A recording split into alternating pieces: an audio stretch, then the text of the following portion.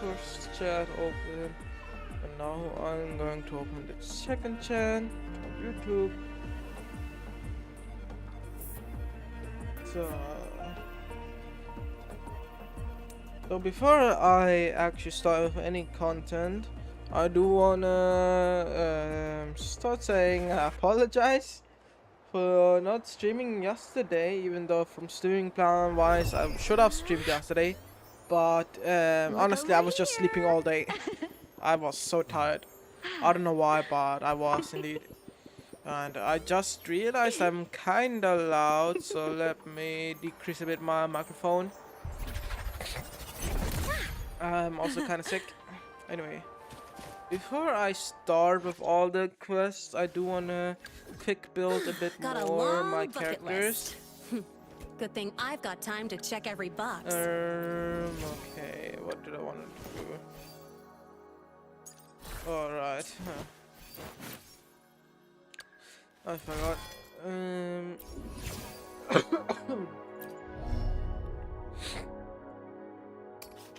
I can already level that up, I see. I need that though from Sigillum. And that is on Ascension rank 5, I see.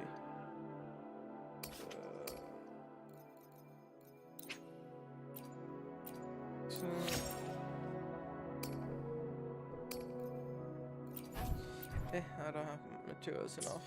I see. Yo, Aurora. Hello, welcome to the stream. Roving among the stars. Okay, what did I first wanted to do today? We do have a lot of wave plates to burn. I think I'm just going to go for a myth. Echoes. Oh, yeah, that's wrong button. I'm still confused of all the UI elements of Wuwa, even though it's not that bad. I just feel stupid.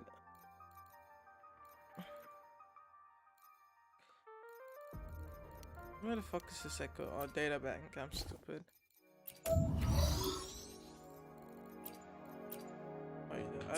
Why am I even going like that? I can just go into this build thing. I haven't for a few months, okay? So the last time I updated Wuwa was during the 3.4 update for the Cyberpunk collab, but obviously I didn't play it. I just wanted the free Rebecca, and then I just logged off.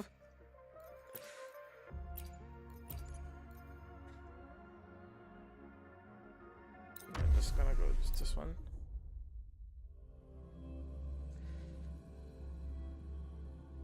Man, I'm so tired for the past few days. Drive safe. Check this out. Heck, Mark, one more. Hey, where's the fire? You at your command. You know, I just learned last stream how to play Lene. I feel so stupid to say that, but Solar flare. Starfall. Enter on cue.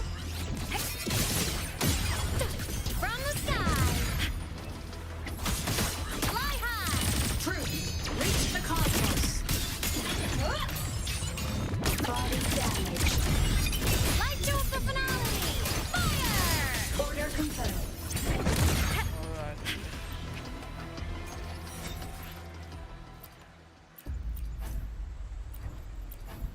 Okay, one cost attack, that is important.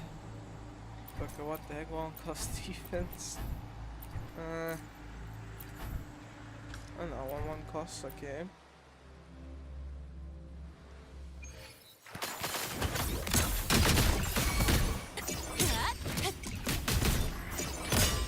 Go over here. Duty call. Straight. Leave it to me. Whirling up. Feather drone, come on. Stars, light up tomorrow. Blade cleaves the night. Peril.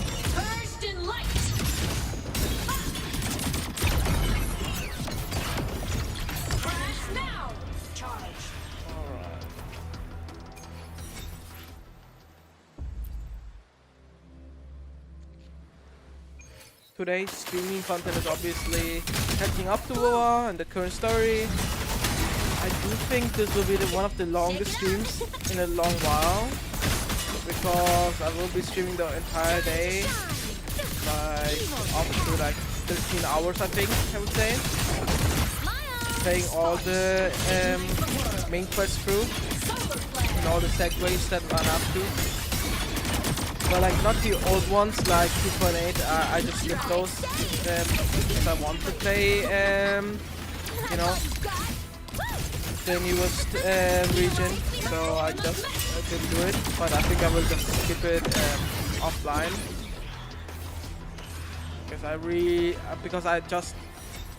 because I already saw the story from Chisa, because I do love to watch other streamers and content creators.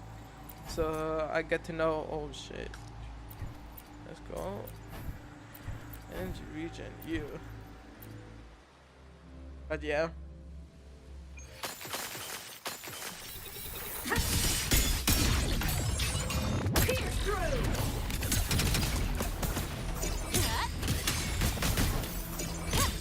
Check this out.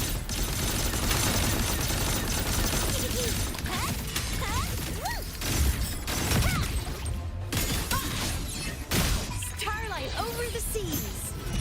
Energy shot, yes. But I don't know how to build the characters properly. I just know that AMF doesn't need energy recharge, so I'm just skipping on that fully.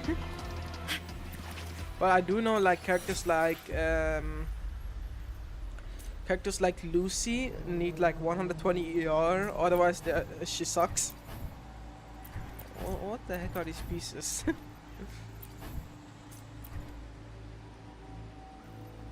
You follow a random guide on YouTube? I would do the same if I was actually invested into Wuwa, like the same as Genshin, but I'm generally not. But I tried to. I do want to get invested more into the game because I do like the combat. And yeah. And also like the new characters seem interesting. And apparently the story is getting better. And I did realize that. With 3.1 story, I cried on that stream. On that story, I mean. I didn't stream it. But I did cry on that story because it was genuinely good. And apparently, the 3.3 story is not that much of an upgrade to that, I heard. But you know, own experience is always a better way to evaluate something. So. I'm just gonna play that story and see.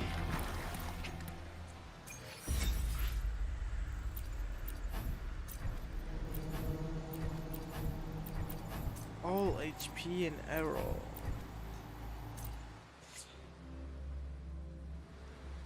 You know, the only thing I hate in terms of building characters in Wuwa is just like you don't have any off piece. Like you have to use an on-piece set. There is only like a full echo set, or like you get sometimes random like those 2-piece set or 3-piece set that, for example, Lucy has. But most of the time it's just like you have to get this new whole echo set for one character. And I'm like, ain't my favorite thing, but you know, this is what it is. Drive safe. That's all you got.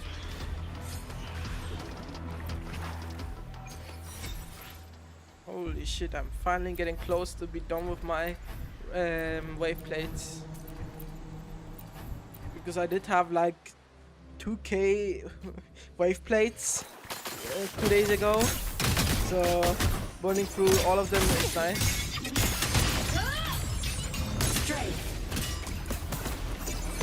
Go over here. Mark. That's all you got. The form of me.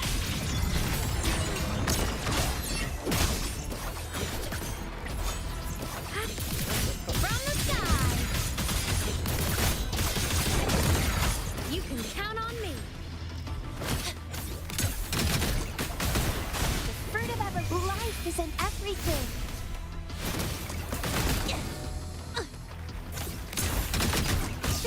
this out. One more. Hey, where's the fire? Come on. Body damaged. Holy shit, I'm just in random ass shit. Objective logged. Okay, finally defeated. Let's go. I'm finally out of wave plates. Well, I do have the reserve wave plates, but I'm just gonna let them max out in cap. Oh, potential. Potential. Okay. We did get some potentials, but nothing too crazy, sadly. It is what it is.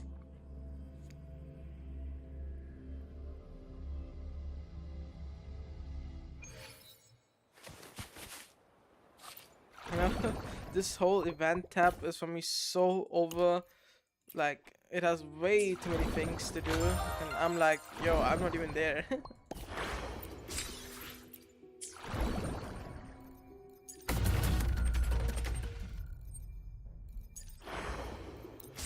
Yo, 2 pools, nice. Oh, I have so many events to do. And so many asteroids to get. Because my map is also not like explored at all. I think I will explore them offline fully through. Like even Huanglong is not even other than wait, there's Mengzhou. But like you see my percentages are like kinda sad. So yeah, I do have a lot of farming to do. Like not farming, exploration I mean. Oh. So what does that even do with those? Okay, oh I see.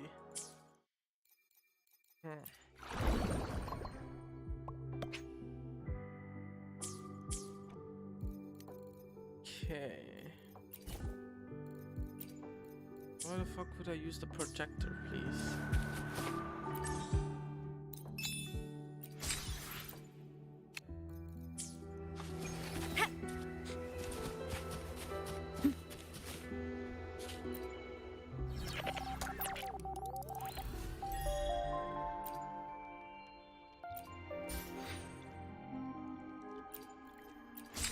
You know, this might be the longest stream and the longest video that I'm putting up on my channel, because I do plan to just put a one whole length video of everything. Like, I don't know how it will go out, but you know, maybe it will be crazy. Alright. Time to do story. But before that, maybe I should level up a character. A laser sword. Pretty cool, right? These are so bad. I really hate them. Like, what the heck is this sigillum piece? What I'm using. Trade. I think it is. That's dog shit. Holy shit. I think I should just, you know, gamble and see what I will get. Oh, crit damage. Okay, wait. Yeah, pause.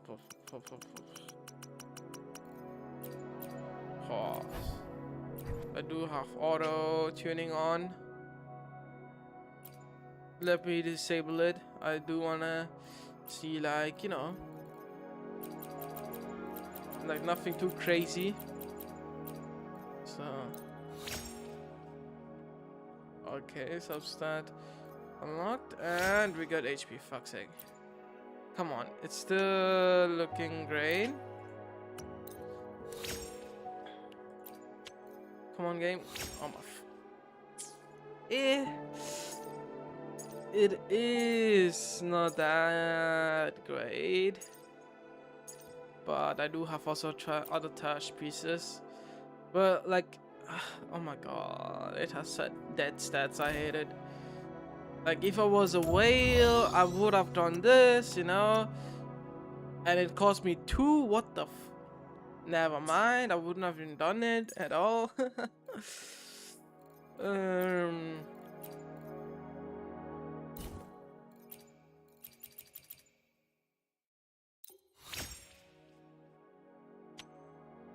So, HP energy region. Okay, never. You know what? Let me see. Maybe, just maybe. Okay, never fucking mind. I was wrong.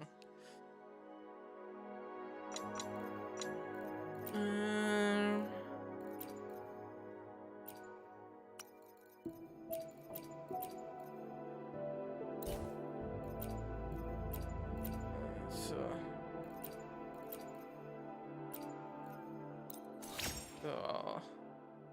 let's see. Oh, crit damage. Okay, it is a low roll. I don't like it.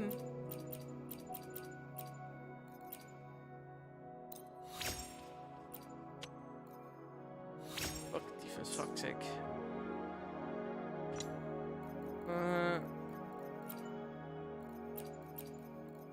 Okay, the rest are all defense. Okay, yep. Wait, there's one more. There's one. Shit. I don't want to equip that. Wait, now I fumbled. Which piece was this one that I used?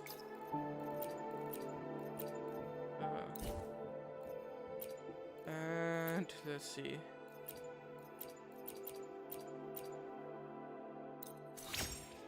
Let's see. Okay, never fucking mind. Alright then, let's just keep the build for now. Alrighty. I am recording, right? Yeah, I am.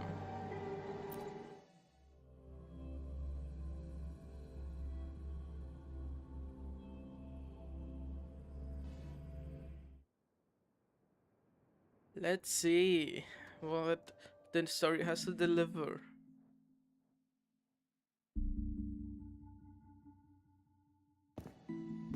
Yo, what's up, Luke Herson? Candy? It's a new flavor. Sigrika and Lene suggested it. Great for lifting spirits.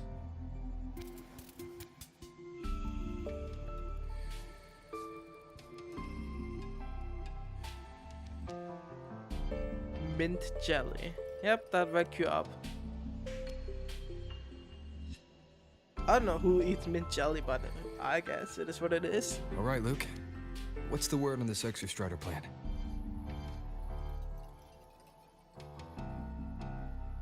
Oh, I don't have to autoplay on. My conversation with Lucilla went well. She's on your side. Your showing during the Dark Side incident also helped speed up the Academy's internal review. That said, you've been a student here for less than a year. You'll need the Space Trek Collective's approval to officially activate the Exostrider.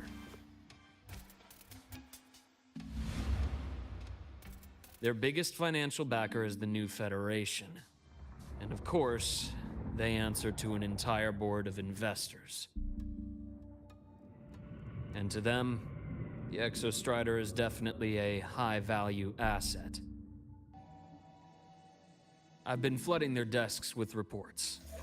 Your Academy investigation record, your latest test scores from Abel College, and a full physical adaptability eval I wrote myself.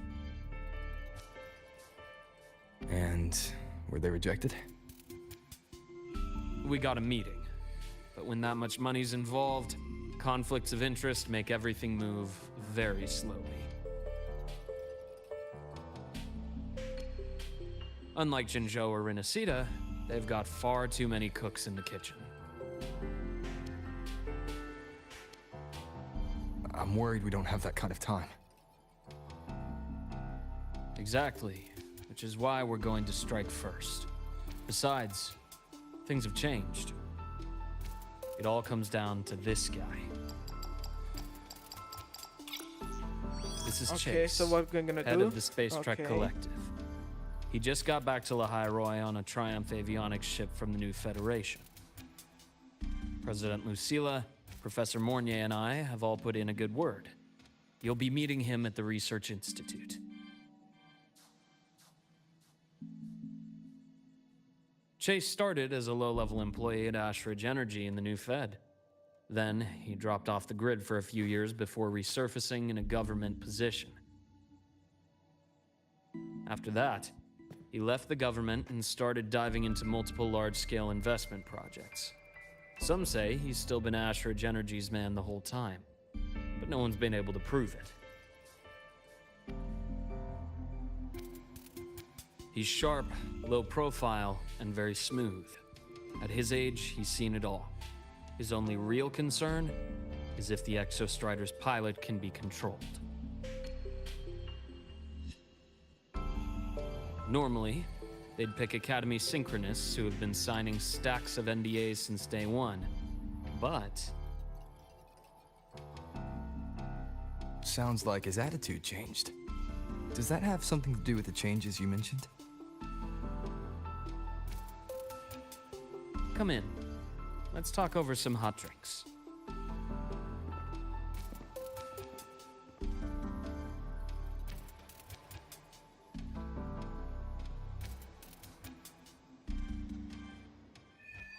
Alrighty, finally. We're starting the act. I heard Lucilla asked for your help after the ceremony. How did it feel working with her? Well, at first she was pretty dominant, steering the conversation the whole time. But now I understand it's because this academy means so much to her.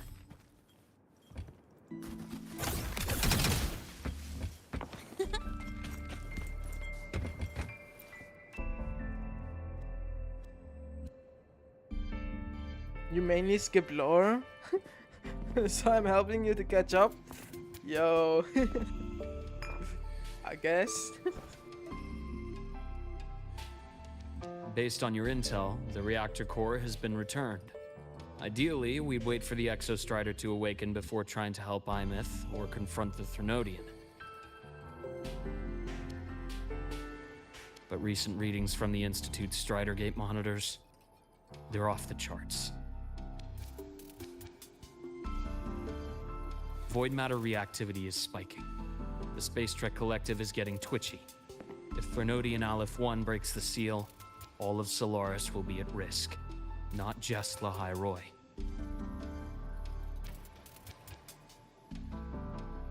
Now, You know, one thing the that collective confuses didn't establish me, itself the here power without scaling binders full of of Wuwa is just contingencies like, for a Threnodian we have all event. these Threnodians who are world level threats, okay? Problem But is, somehow, every one of the those world is plans still would scorch surviving, you decades know? of scientific progress. like, you hear Aleph 1 will be a whole Which, threat to Solaris. in our case, but then you had actually gives us some Renacida leverage. with, Enough to what have a was real the conversation with Thenodian's their name? I head. forgot it, because it's been a Then time. I'll convince him. But I'll show him that you the have lowest them, casualty okay? count is the They're only one that fucking makes strong sense. too. They're also a fucking world He'll level have to threat, approve okay? me as the But synchronist who then pilots again, the fucking Exostrider. scaling between them is also fucking different. Where it's like, what the fuck?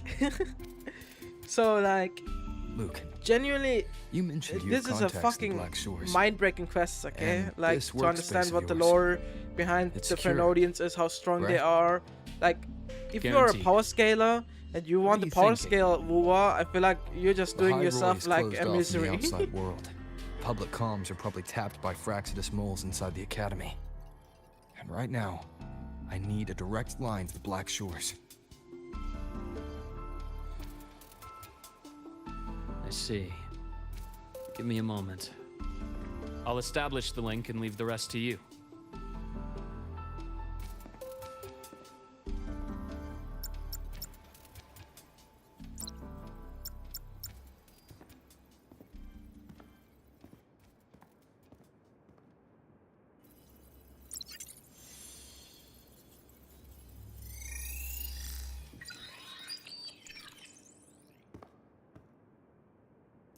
I received your call, Rover. Is the situation in Lahai Roy that dire? You look exhausted. A lot has happened, Shorekeeper. I'm alright. Just a little tired.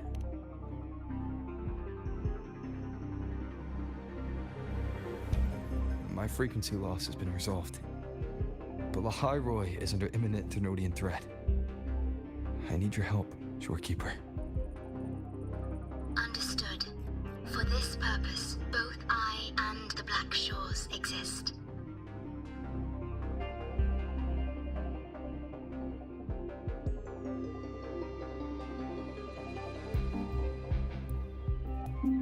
Any additional intel on the Exostrider within the Tethys system? Verified or not, I need everything you have.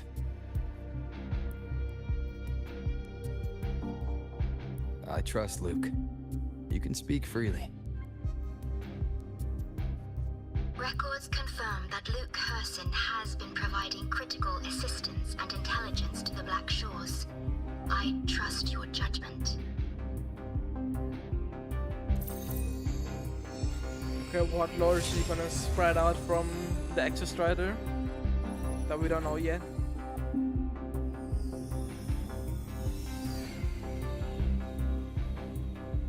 After the founding of Star Torch Academy, most information fell under their seal of secrecy. However, in its early days, you mediated negotiations between the Academy and the Roya. Through that process, the Black Shores gained partial access to certain archived insights. The Space Trek collective fears that due to the Exoswarm's division, the Exostrider, even upon awakening, might not have enough power to face the Thenodian.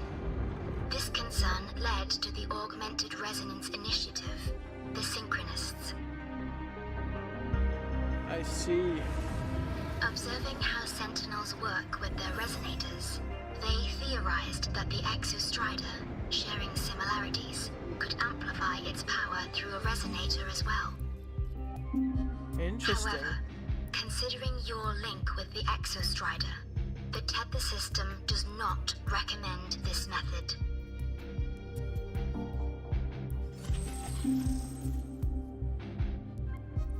We have intel that deep beneath Lahairoi lies the keystone left behind by the Exostrider long ago. It rests directly atop the seal on the Strider Gate. You can think of it as a kind of lock. You do not need a cockpit to pilot the Exostrider.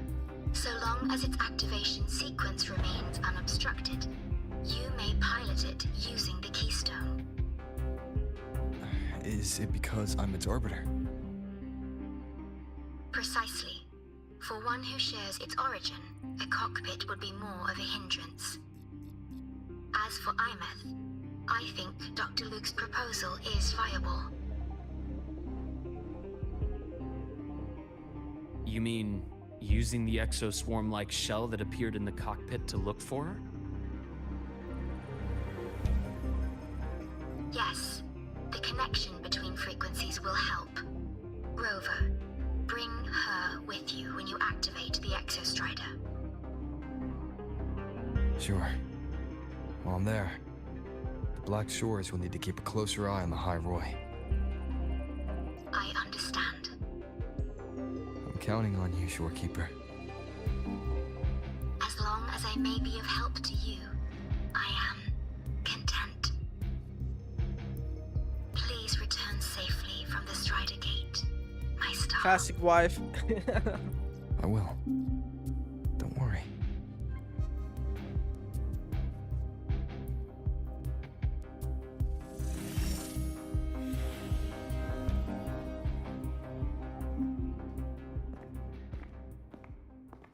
I'll inform Lucilla. Take your time finishing that drink before you head out.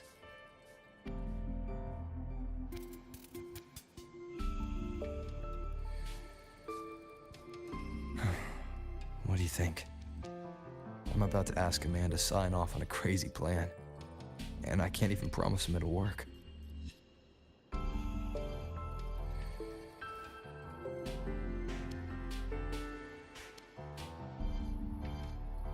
Nobody has a plan they promise will work.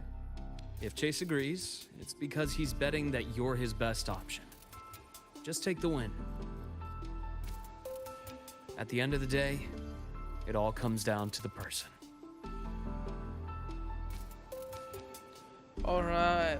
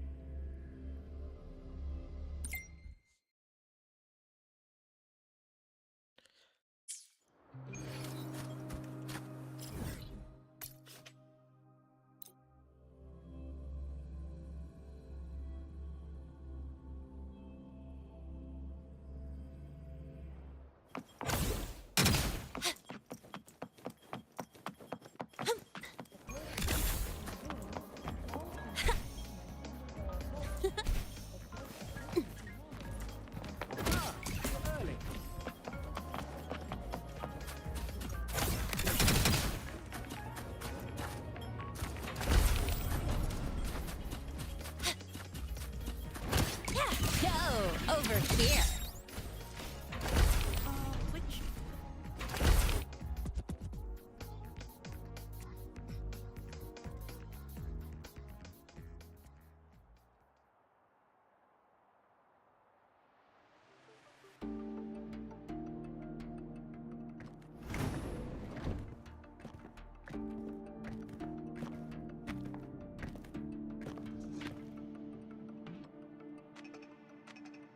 Mr. Chase, this is the student I mentioned, Rover. Our best hope for piloting the Exostrider. Save the intro, President Lucila. We've met before.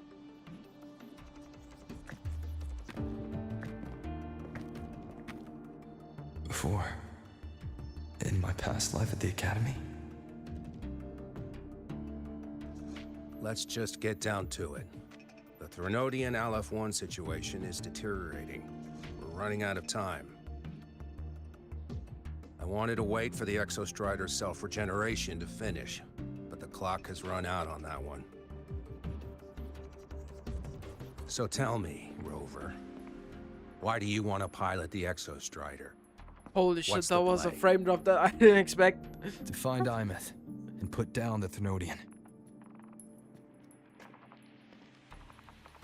Imeth. Name rings a bell. The one with the high sync rate. Her disappearance was a real loss for us.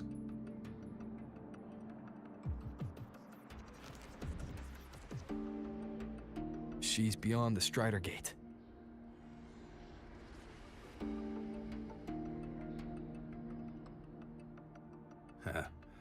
I see how it is. But finding one person in a goddamn interdimensional haystack, not so easy. True. You understand our position. The Threnodian is our priority.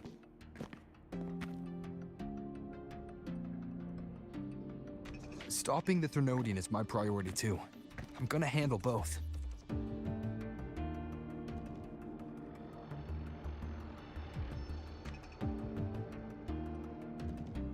Look, we have the same objective. So, like you said, let's just get down to it. If void matter erupts, Lahai Roy is ground zero. Every one of your projects will take a hit.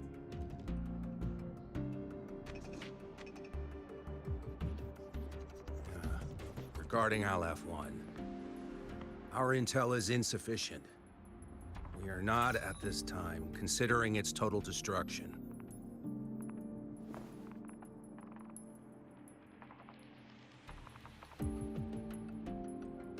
What we need is for the Exostrider to reinforce the seal on the Strider Gate. To do that, we need a qualified synchronist, and we need the Institute's drive replica. When that gets embedded in the Exostrider's chest cavity, then its repair is complete.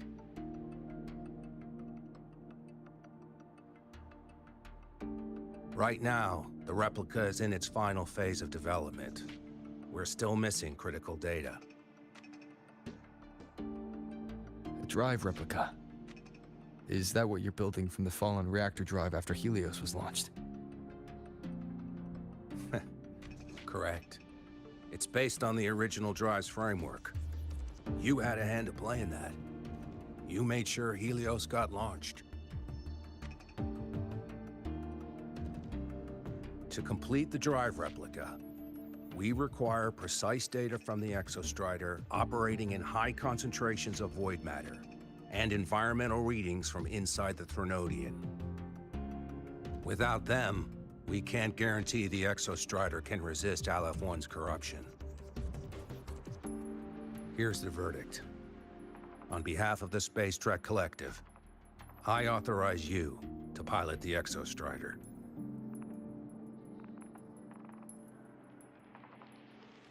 But remember, Our objective is the data. We need readings from the high concentration zone to complete the replica. And your personal mission gets 10 minutes. That's the max duration our void matter barriers can cover the Strider Gate once it's opened.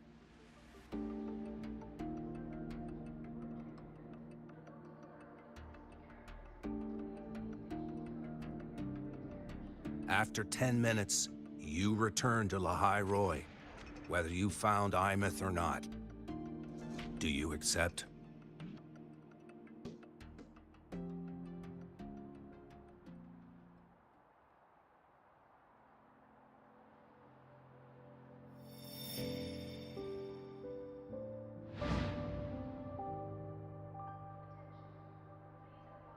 Bro, just accept it, bro. Deal. 10 minutes is 10 minutes. One more thing. Exactly. I won't be using a cockpit. Just show me the way to the Keystone and have the Exostrider ready. That's all I need.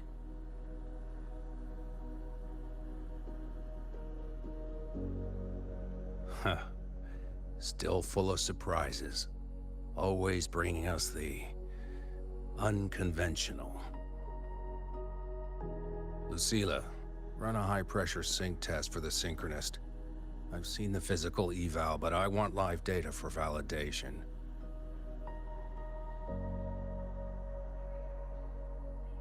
The moment the numbers hit green, we'll begin preparations for activating the Keystone and deploy void matter barriers around the Strider Gate. There's something else. I need a favor. Go on. The Firaxidus is lying low. Even after failing in the dark side, they could move the moment the Strider Gate opens. Ah, that's what's on your mind. Well, I have an update. Remember Sigrika's friend? The somewhat lackadaisical one? What? You mean Denia? That's the one. She's gone missing. Our investigation points to her being the agent the Grand Architect referred to. But don't let it distract you. I have a reliable friend keeping an eye on Firaxidus activity. You just focus on waking the giant. Leave the rest to us, Rover.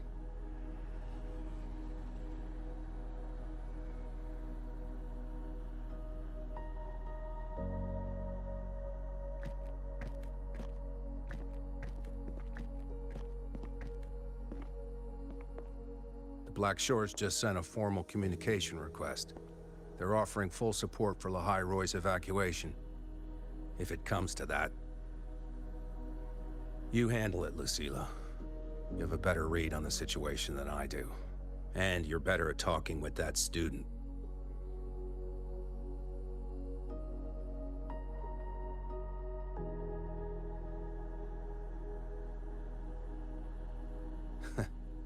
If there's anything else you want to ask me, now's the time.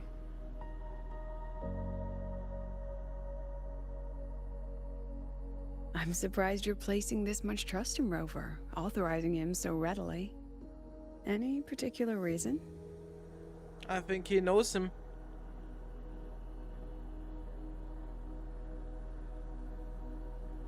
We're different, President.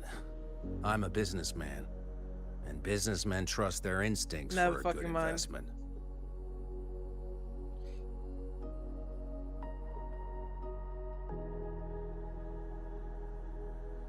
The Threnodian could strike at any time.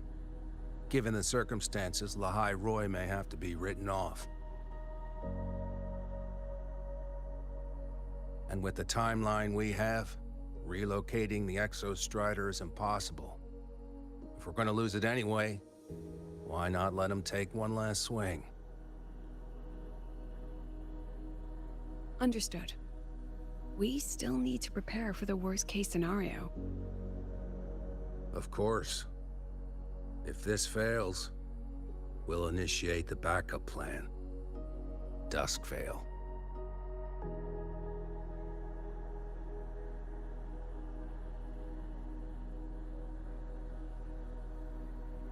Interesting. What's their backup again? That Doc- guy gives Dusk me the Whale. creeps. What kind of place is the new Federation anyway? Shut up, Nah, Abby. Are they all gonna be like that?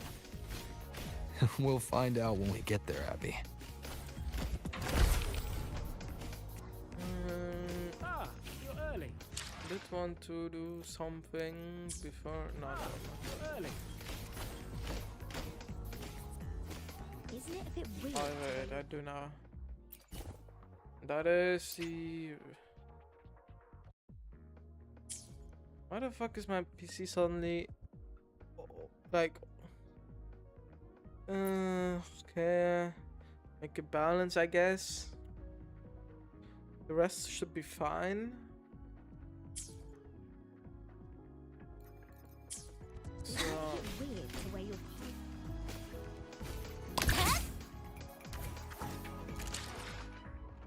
I did want to do something. Not the fucking thing done.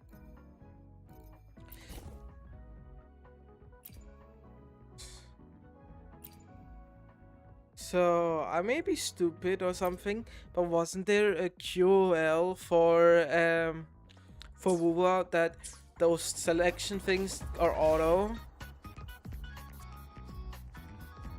So you're that student, huh? I'm Sakia.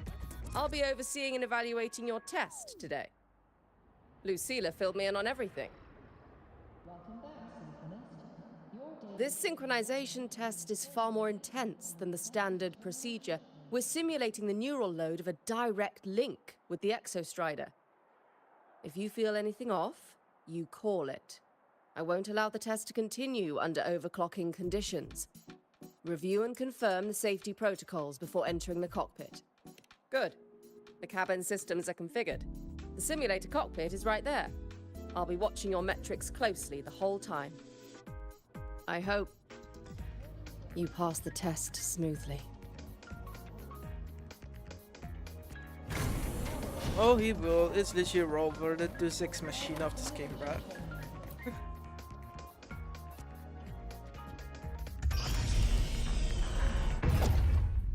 Like, why are they acting like Rover wouldn't pass it if he was the arbiter who controlled it in the first place? Connected. Tactical model constructed. Resonator vital signs synchronized. Okay, what's that?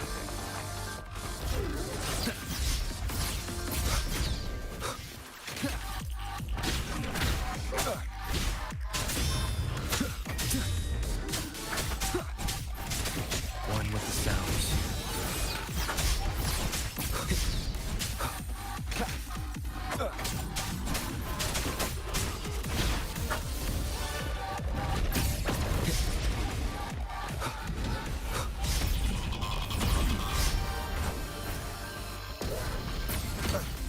What the heck?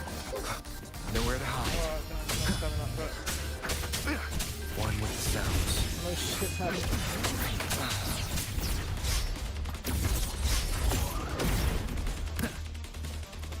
Obviously. None shall whisper. Endure and defy.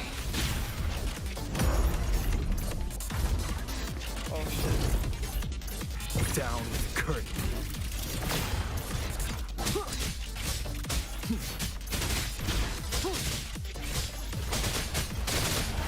Checkmate. Test complete. Recording synchronization rates data. Cockpit opening. Please exit according to the safety protocols. Bruh, that was easy.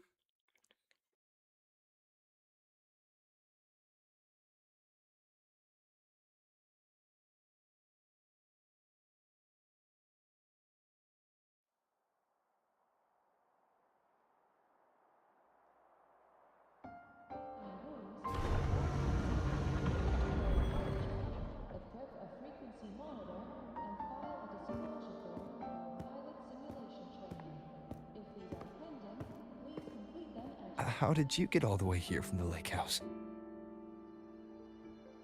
She wanders into the academy sometimes. Usually her caretaker bot escorts her back pretty quick, but today she was being difficult.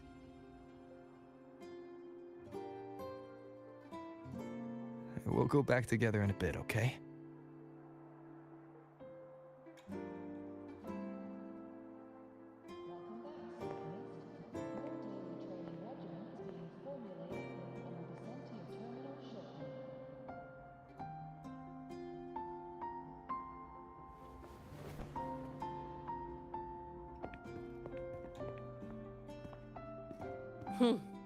So the little terror can be quiet.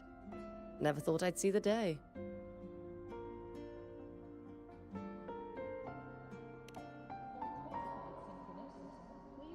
Yes, I was her teacher. Over 10 years ago now. She used to drive me up the wall. Made me lose my composure more than once. She never did seem to mind. The last day I taught her, she wrote saving the world as her career path. I asked her if that was really what a synchronist should be aiming for, then gave her a piece of my mind and told her to rewrite it.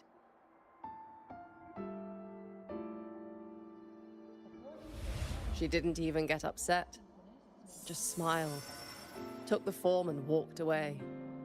She never stepped out of that cockpit again. Now she's back, but not really. What a headache of a student.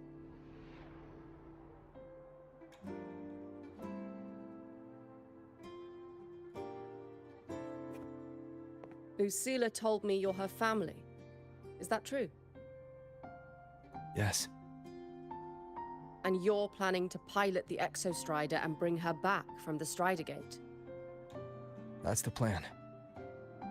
Sounds like an absurd, bold, utterly delusional idea. No one knows what's actually behind that gate.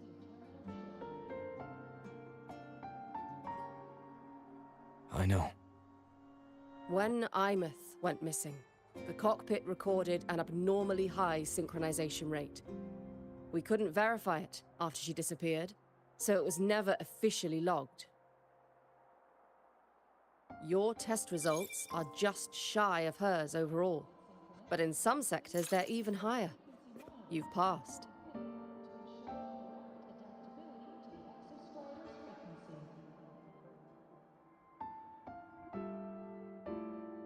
I hope that absurd plan of yours works, and that you bring my student home.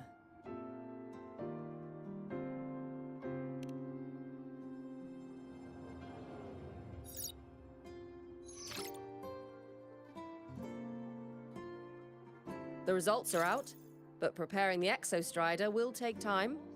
You'll need to wait around 2 days. We'll let you know when it's ready.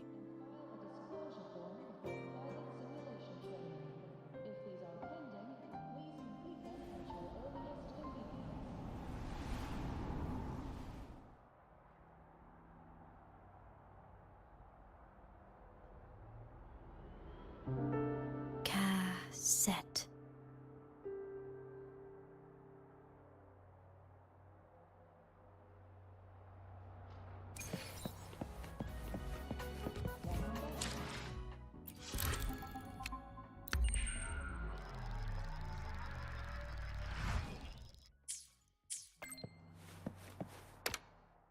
So, we're finally going to where that giant eye is hiding?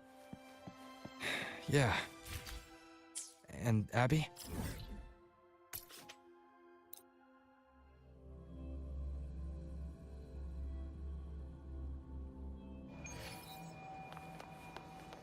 I've got this. But, we don't know how much strength is hiding behind that gate, huh?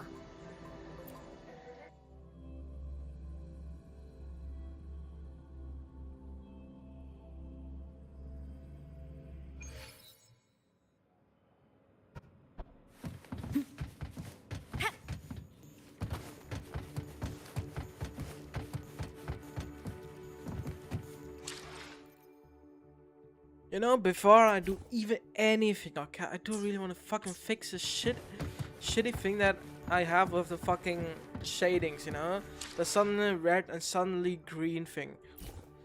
If it's fucking ray tracing, I fucking kill it off. I swear to God.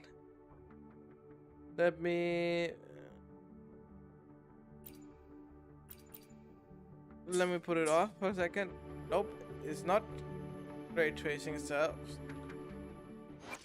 Okay, at least I have a confirmation that it's not ray tracing that is doing this shit to me.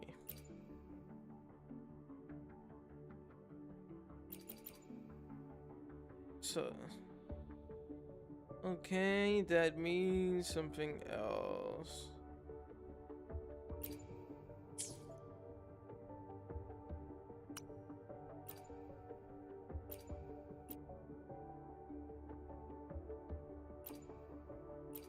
Like, why the fuck do I have this? Like, there's no reason I get these fucking colors at all.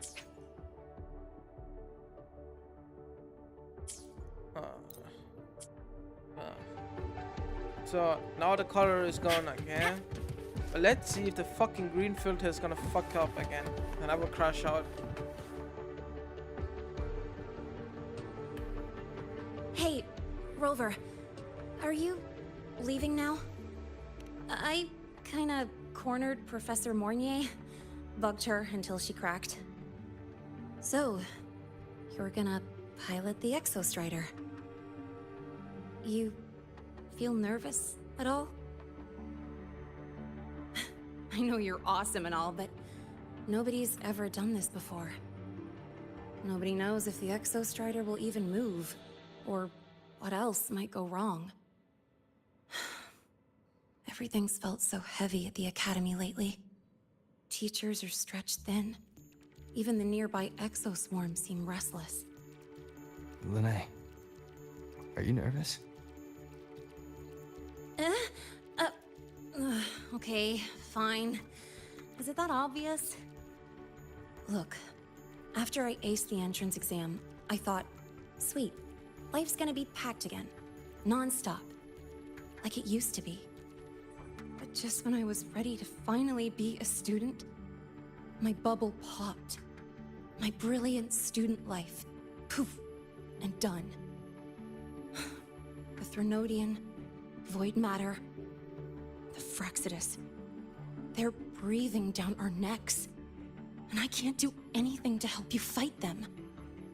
I just have to stand here and watch you walk into danger alone. It makes me feel totally useless. I'd feel worse if I tracked everyone in the High Roy into danger, just to back me up. Of course, if things get really desperate, we'll have to face it together. But for now, when I look at all the students who came here chasing their dreams, I want them to stay students. Because... Whew, dang, that's a heavy title. We're in the same year, you know. But I get what you're saying. Making you waste time on a pep talk when you've got a world to save? I do need to grow up. But I won't just sit around. I'll be on standby. Whatever the Academy needs to support your mission, I'm in. And when this is all over, we're going for a drive. Sounds nice. It's obviously Can't a date. wait for that day to come. Professor Mornier's up ahead. Good luck out there, my friend.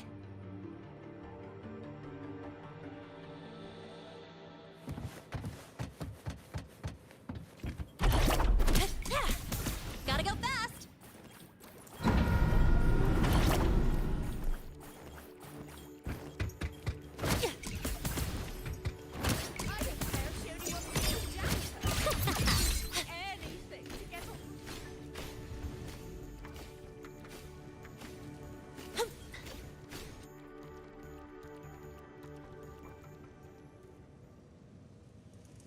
Temporary passage is complete.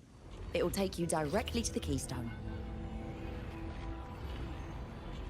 The Black Shores will keep a team on standby here at the Institute. If you need our support, just say the word. Thank you. We couldn't have built the data framework this quickly without your team's expertise.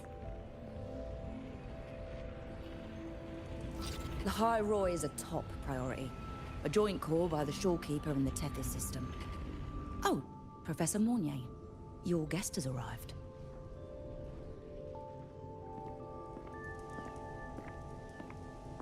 Ah, you're here. Is that the way to the Strider Gate? Yes. This temporary passage will take you to the Dima Plains, deep within Beata Woods. Both the Strider Gate and the Keystone are located in the Solvane Heartwood at its center. President Lucilla has already departed with the advance team. They'll be waiting on the other side. And also...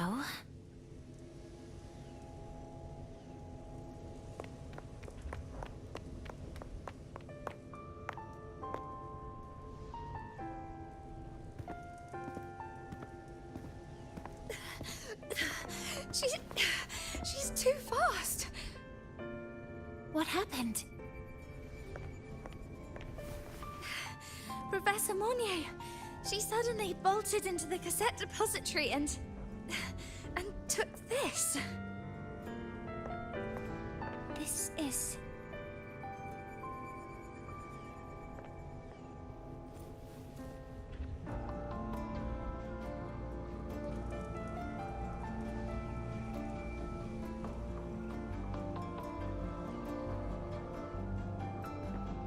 Can I see it?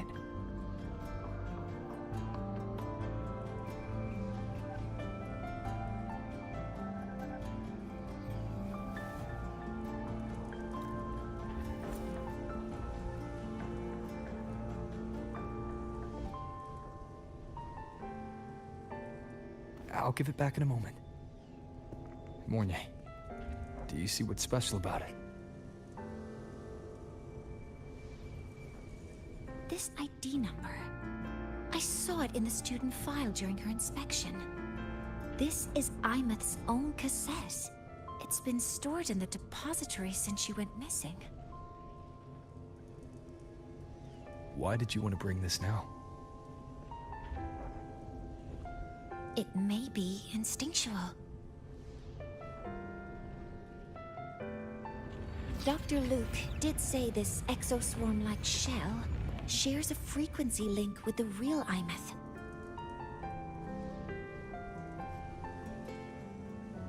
Or it could be the shell's residual instinct. Cassettes are proof of a student's identity. Or it could be a weak signal sent from the Imeth beyond the gate. We can't determine which theory is correct yet.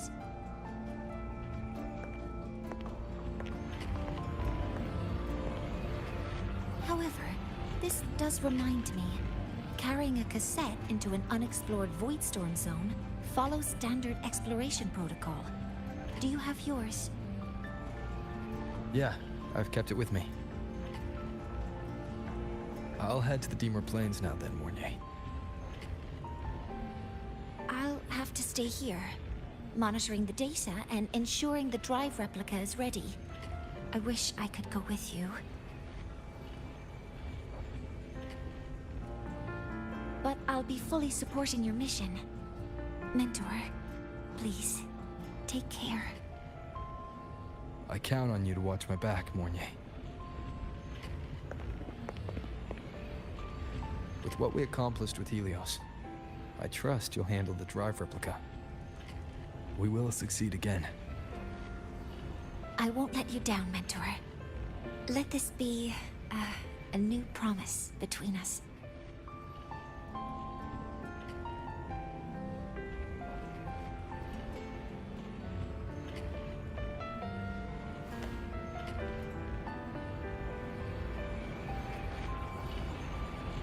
Let's go.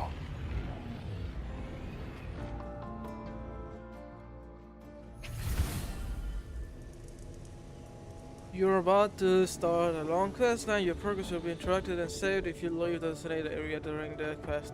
When you return, you can. Okay, it's a long ass part, I see.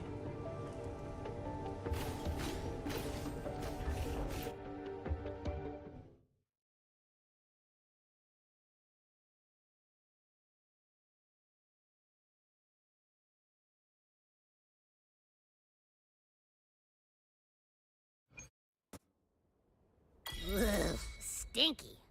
This place reeks. The smell of that giant eyeball's getting stronger.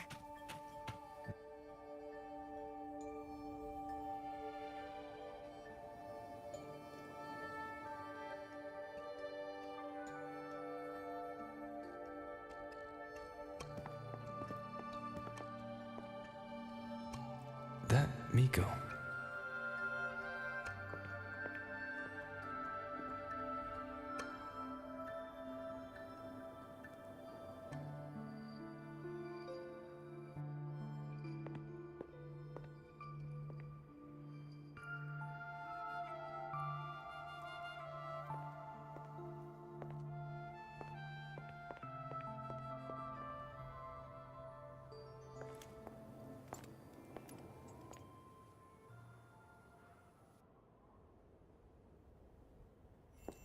Wait, before you go, you should say hello to him.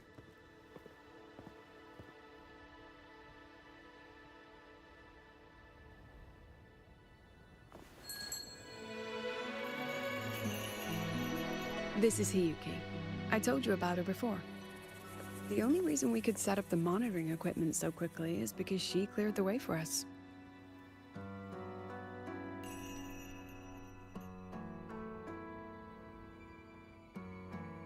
See that lingering frost? 10 years ago, a void matter rift opened in the Deemer Plains. Hiyuki went there alone and sealed it.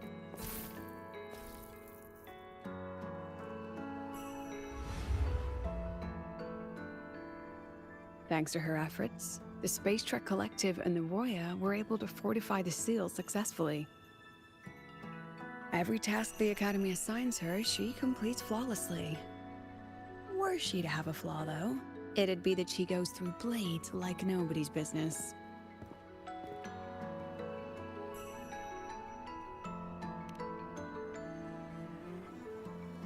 Yes. Lucilla spoke of what that child did. She is a good one. Strong. But her strength does not change the fact that she is a student.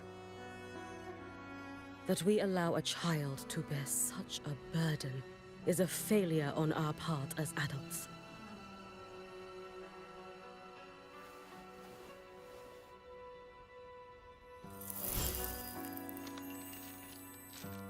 I sent this white bird to search the void matter's concentrated depths, and I am certain I felt her frequency. Somewhere in void space, she waits. The collective pursues what is right, but your quest to save the one you hold dear, that I understand. Very good. But I'm afraid we can't say more than that, okay? Right now, both sides want the same thing. That's the best we could ask for.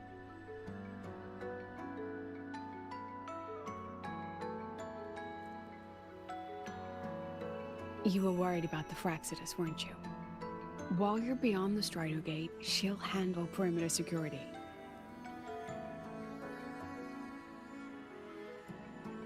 She's hunted both the Threnodian and the Fraxidus for a long time.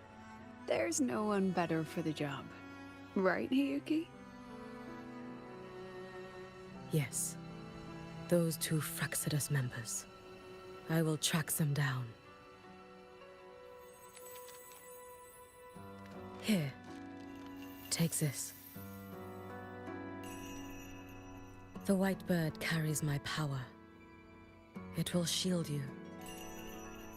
Should you lose yourself in the void matter, it will also guide you back.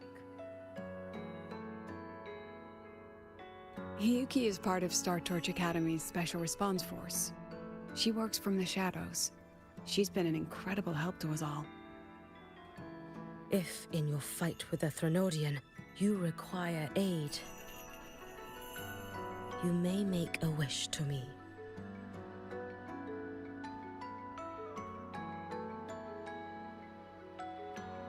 How about I go first? I wish for peace and safety across the Deemer Plains.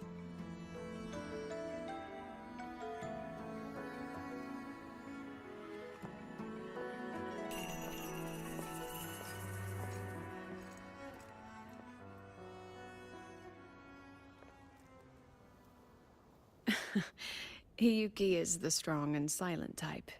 Spend enough time with her, though, and you'll find she's rather fascinating. Why didn't you introduce us before? Why the reveal now? No point in hiding what's already in plain sight. Besides, you're both strong, and it's safer if you work together. What did she mean, make a wish? Just what it sounds like. But don't make one unless it's life or death.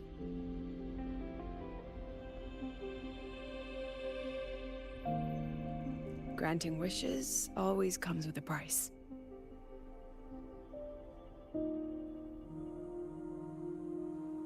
I've sent you intel on high concentration void matter zones. Review them when you can. I couldn't say this with Chase present, but I think you understand. For him, this is a calculated investment. For you, it's a suicide mission. You've been in void space. You've faced it. If Aleph 1 truly lies beyond that gate, it'll sense you the moment you cross over. This won't be easy.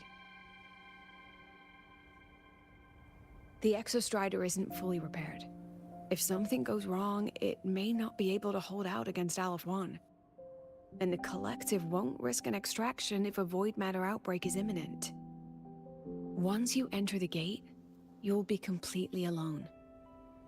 Are you ready, Rover?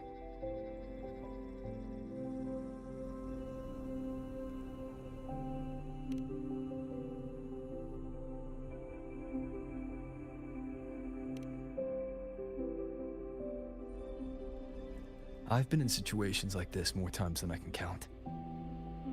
If I only cared about walking away clean, I wouldn't have gotten this far. Or be standing here now. So, thanks for the concern, President. But I've been ready. Very good. I'm relieved you've thought it through. I'll be here with the others, monitoring the void matter barriers. If something happens, I have to respond immediately as the Academy's head. We'll probably be able to maintain a data feed. But based on past intel, the void matter's disintegration effect will destabilize the signal. It'll likely cut out once you reach the keystone. From that point on, every call is yours. I understand. President Lucilla, we've checked her condition. No signs of void matter contamination. She's stable.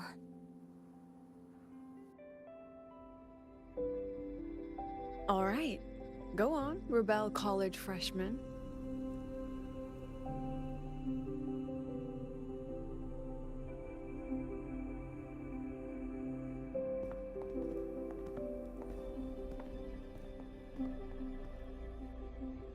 The students and faculty of Star Torch Academy have been waiting for the day the Exostrider awakens.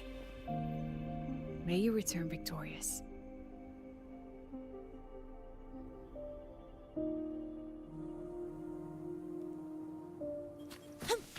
Void matter gauge readings are stable. No abnormal fluctuations at the keystone. The synchronous vitals are within the expected range. The signal's cut out. It's so quiet. Are these? Solaskin. The Solaskin merged into the roots.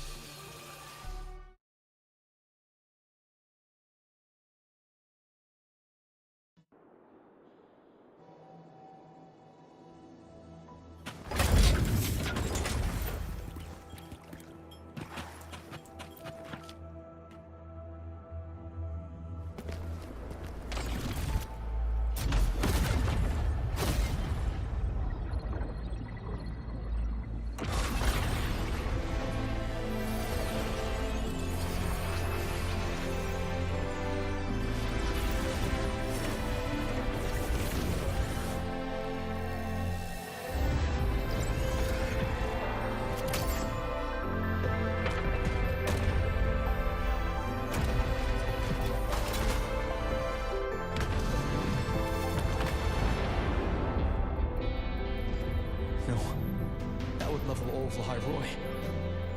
Then there's only...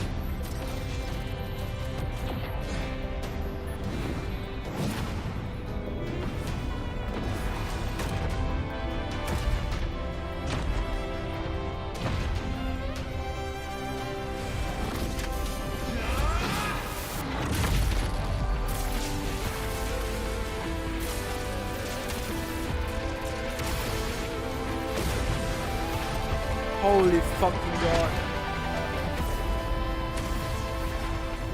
Shit, crazy. Starting to feel dizzy.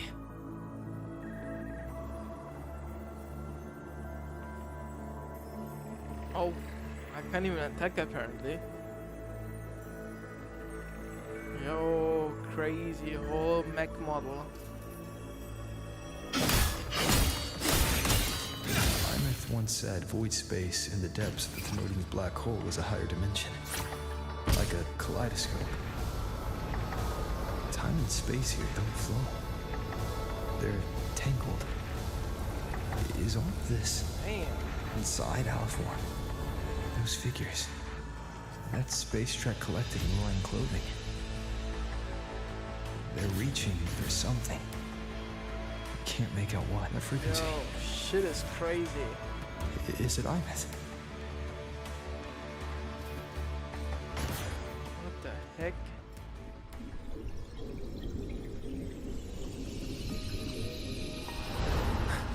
Imeth?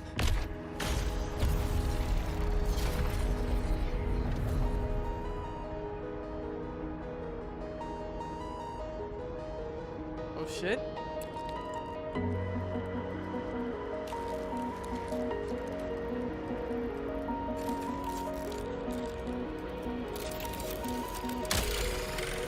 Yo.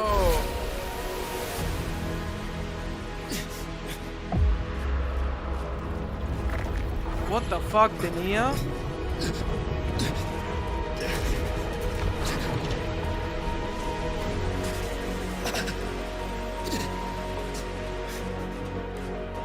Yo.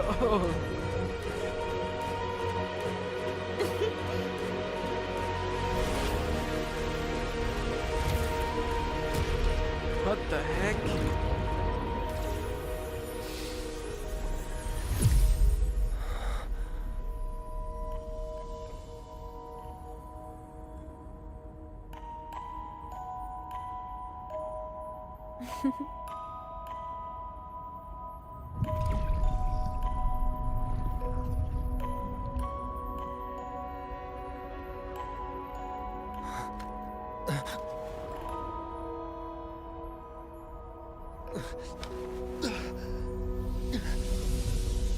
The light of Shit. the origin point. We will bear it.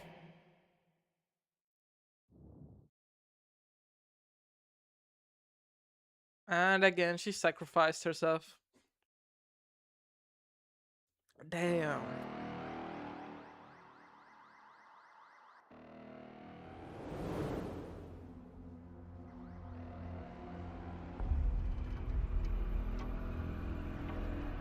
What the heck is happening? Am I back at the academy?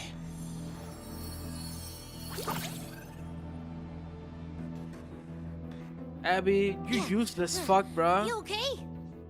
Ugh, I feel terrible too. Something just yeeted us out of the Thenodian's gut. Oof. Rapid interdimensional whiplashes. No stroll through the park, I tell ya.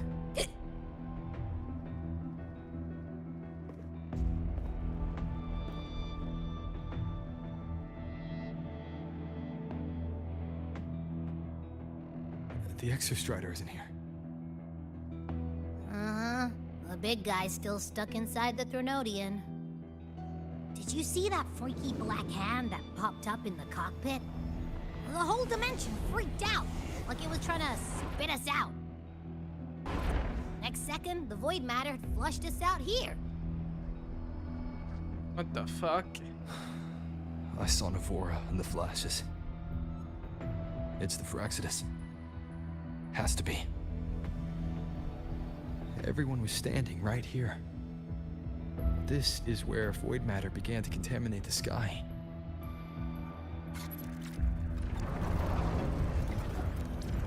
And Aleph 1 was watching me and the Exostrider beyond the gate.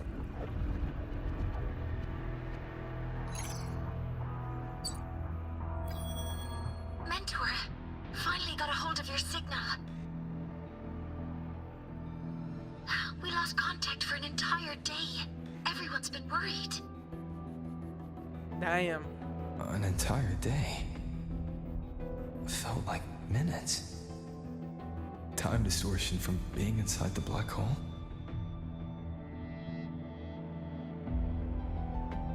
Mornier, I'm fine. We had an incident. The Exostrider is still inside void space beyond the gate. And now, even the Academy inside the void matter barriers is getting hit by void storms.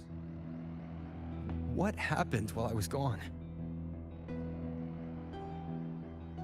After you went in, the data transmission was perfect. We were celebrating.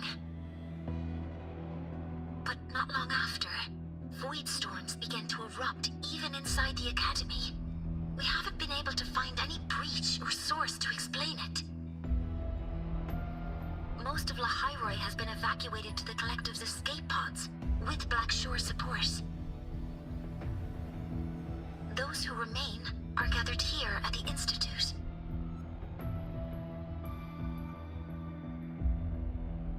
Whose eyes was I seeing through in those flashes?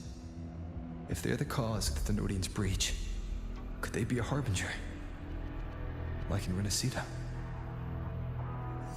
In that moment, that Shell, she had the same look in her eyes as the real Imeth. Why was she so set on giving me this cassette? What was she trying to say? Looks like I'll have to open it up to find out. I'm coming to you. I brought Sneem back from the other side, and I want you to see it first. The Thenodian struck like a bolt out of the blue. We may not know why yet, but we need to figure out our next move together. Understood. We'll be waiting for you at the Institute. That's a lot of waves line messages.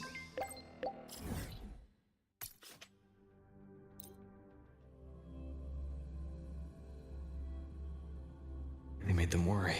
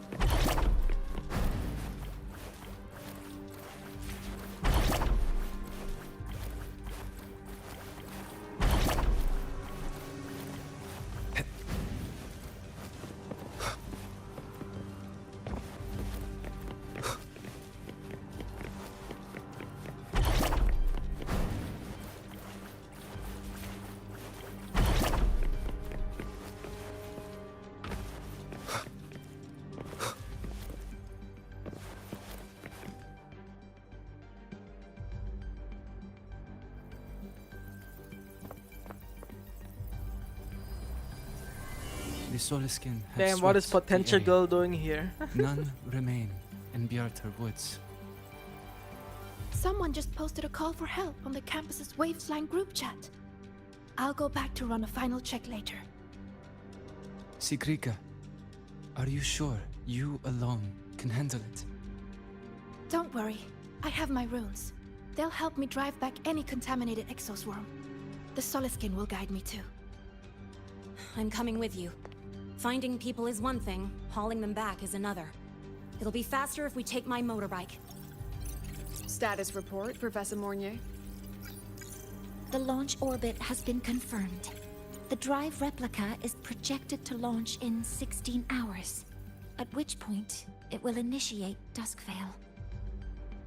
Then we evacuate every remaining soul in Lahairoi before that window closes. Check the ships at the Royal Frostlands port, in addition to the escape pods. We don't know how long Duskvale will hold. No one stays a second longer than necessary.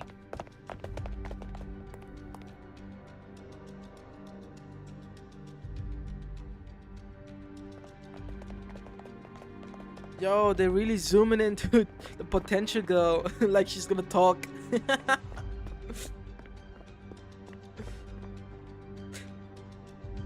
I'm sorry, I just have to do the whole Chisa meme the whole damn time.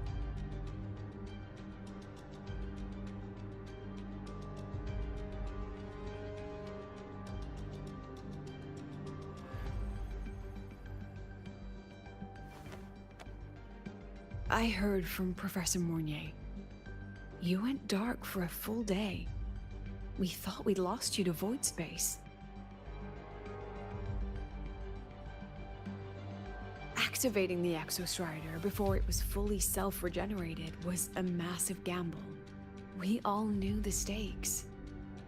We hoped for the best, and of course we prepared for the worst. You're alive. That alone is good news for all of us. No time to kick yourself now. I've got a mountain of work waiting for you, Rover.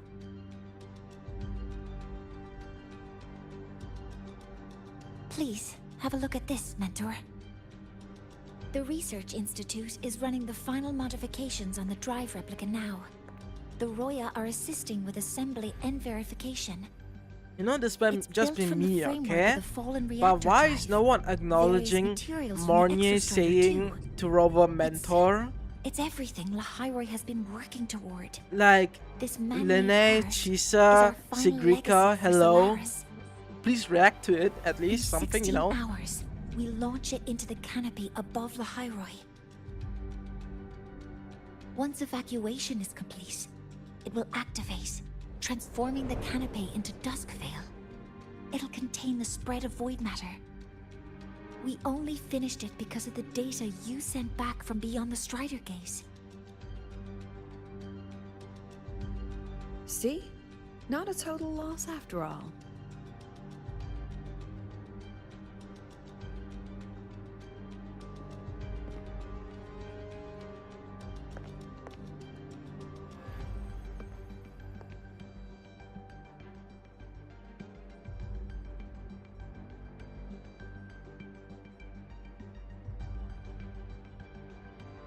Thank you. All of you. About what I experienced beyond the gate. There's something I want to show you.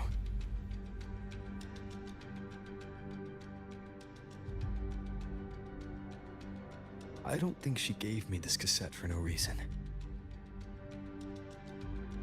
Whether it's her shell, or Imeth herself, she was trying to tell us something. A cassette retrieved from within the Threnodian. Now that is intriguing. Professor Mornier, is the analyzer in the cassette depository still operational? We can head there now.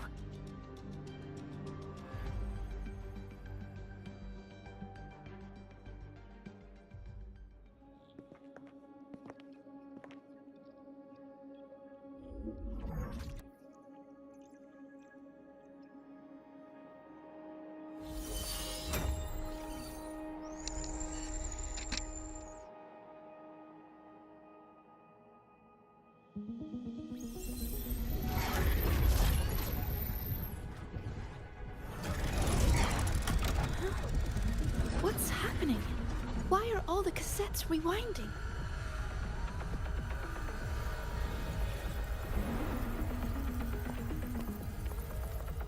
The whole server bank's going nuts. Every screen is flickering. Oh, the data volume is far beyond the cassette's capacity. It's as if thousands of people left their records in it.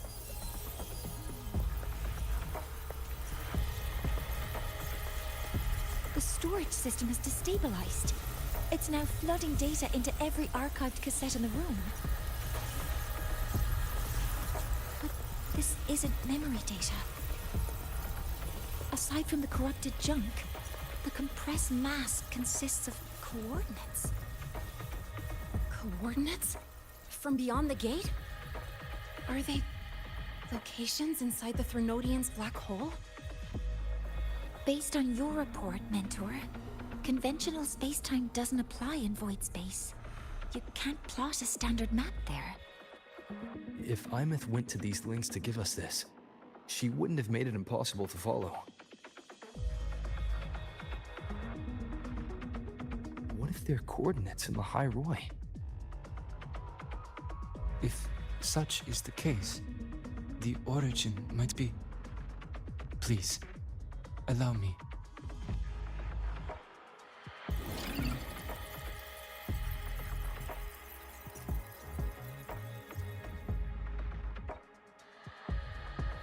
A uniform format these coordinates share.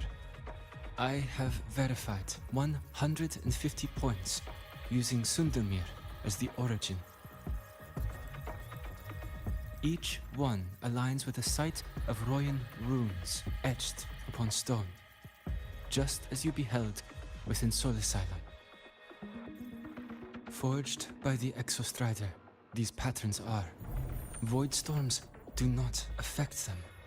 We have only glimpsed fragments of their meaning through the lens of Soul Asylum.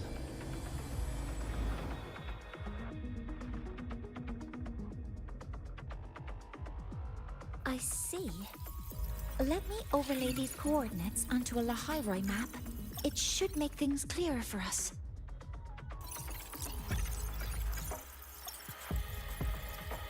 Done.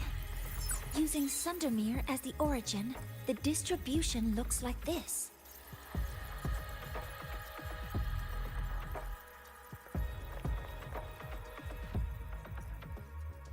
Everything matches. I'm spotting every Royan rune site in Bjortewoods on this map. But what about the other coordinates? Wait, I know that spot. That's where the Void Storm hit at the start of all this.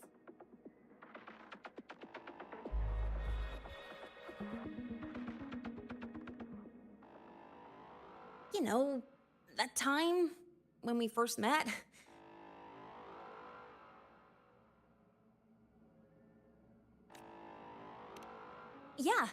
Yeah, that one. Void storms. If we reverse match the coordinates by transcription order, then Royan runes could be marking every spot a Void Storm has ever hit.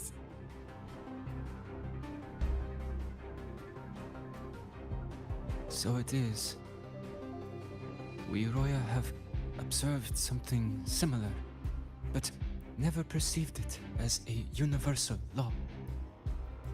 Well, the runes aren't exactly neon signs on the stone boulders saying, "Look here." There are too many locations. With the personnel we have left and the autonomous bots.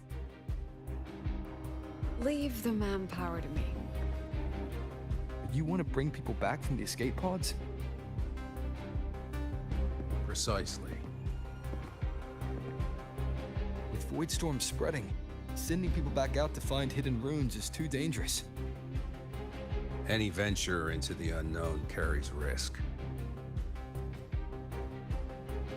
Studying the Threnodian was a risk.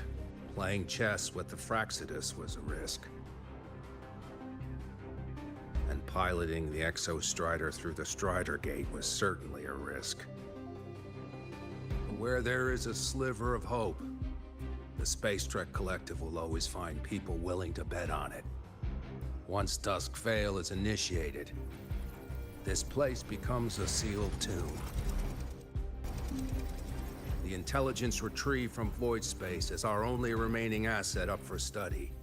It's our only leverage against Aleph-1 before Dusk Vale fails. We have the capability, the responsibility, and the will to secure this void space data. Face the unknown and we may lose much. flee from it, and we lose everything.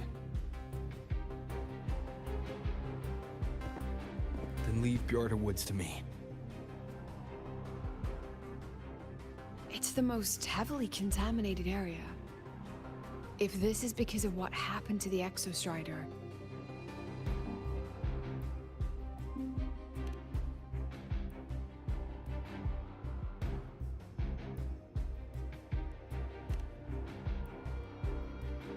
holy ego.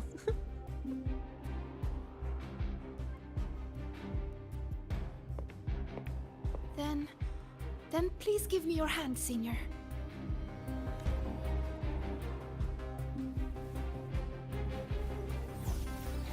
Use this. It will guide you to other Royan runes.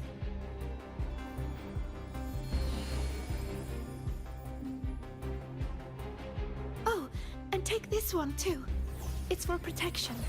With it, you'll definitely come back safely.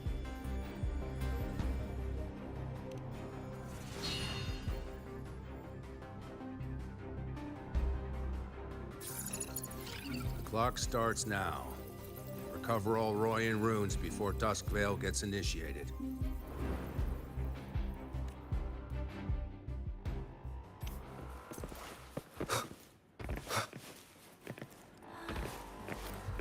I'm splitting everyone into teams.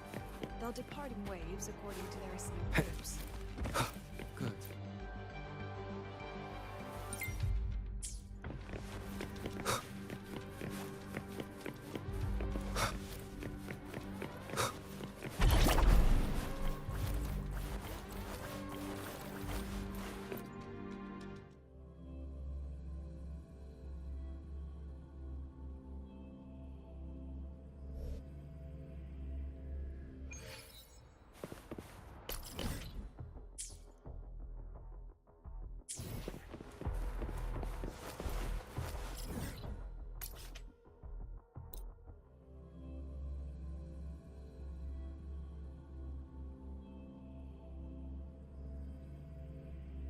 According to the map, the first one should be around here. Didn't notice before, but, there are some shredded frequencies hanging around this spot. Abby, you awake? Didn't seem like the right time for a chat before. But hey, you got a real knack for rallying the troops, huh?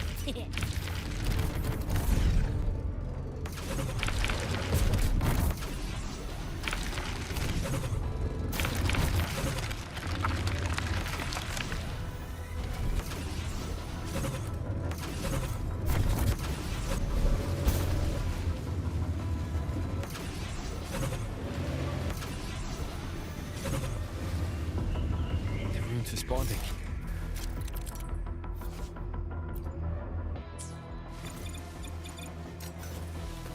Whoa, something's glowing over there. Those outer rune fragments. Line them up just right, and they might connect with the runes and the boulders. Let's try.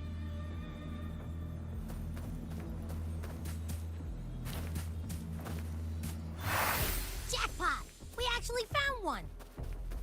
Good. I'll send it to the Shaper and the others for a look.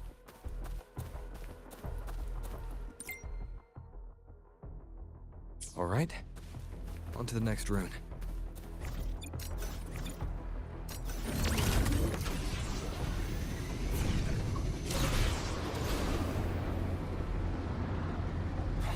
Same as before.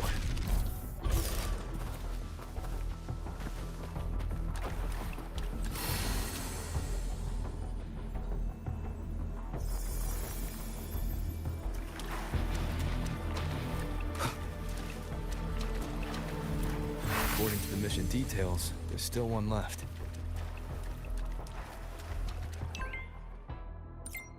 We're blazing through these runes. Yeah. Teamwork makes the dream work, huh? Right. I hope Sigrika's having the same luck. This is the last one, right? Yeah. All done. I'll send it to Lucilla and head back.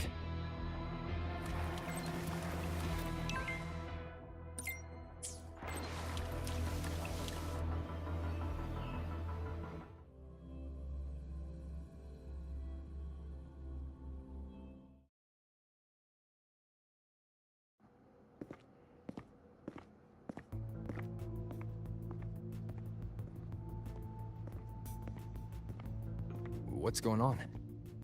Ah, Mentor, you're back.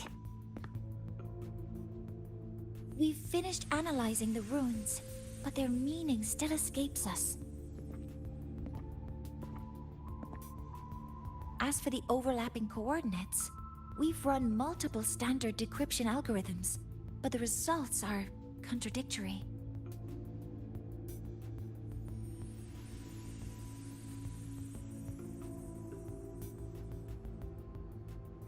I'm no rune expert. But we have one here, don't we? She resonates with them. Who? Wait. Me?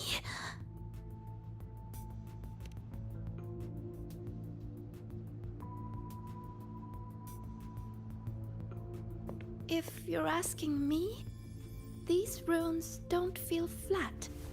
They feel spherical. About this big. And these 2 points are relative. Like this. Three-dimensional coordinates. Orthographic projection. If we take the reactor drive's light data from the database as a depth layer and reconstruct it...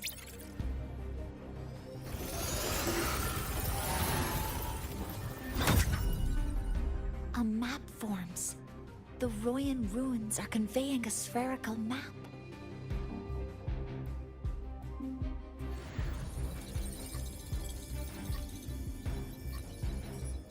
What are these two places?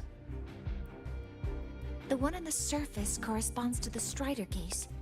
As for the one at the center, there's too little data to confirm.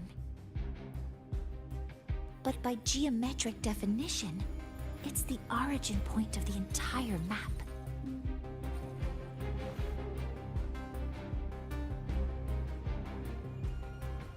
The Exostrider. That must be where it is in void space.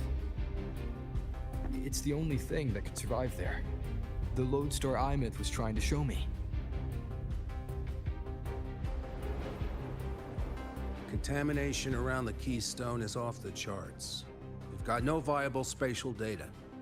In other words, using the Strider Gate to get you to void space isn't an option. I remember Lucilla mentioning a sealed rift in the Dimor Plains. Yeah, right. Once Hiyuki from the Special Response Force breaks the seal, that could serve as a new entry point. But without the Exostrider, are you suggesting crossing the Strider Gate and searching for it yourself?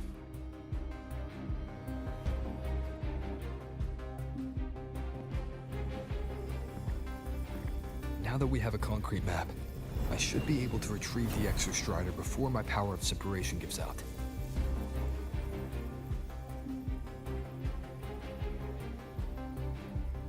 A compelling proposal. Hard to refuse. But don't forget the Exostrider is currently out of power. Finding it is one thing. Extracting it is another.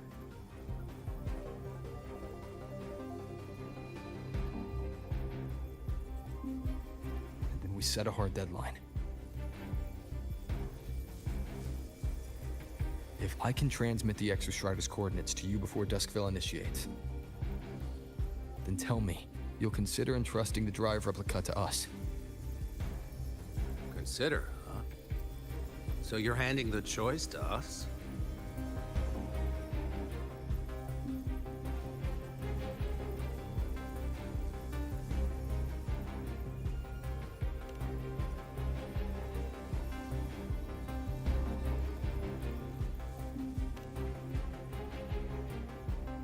I'm not asking for a guarantee.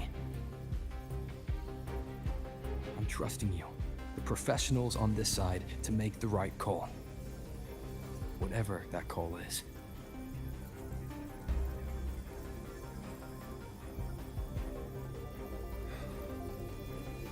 The Exostrider's value justifies the risk. I agree to your proposal.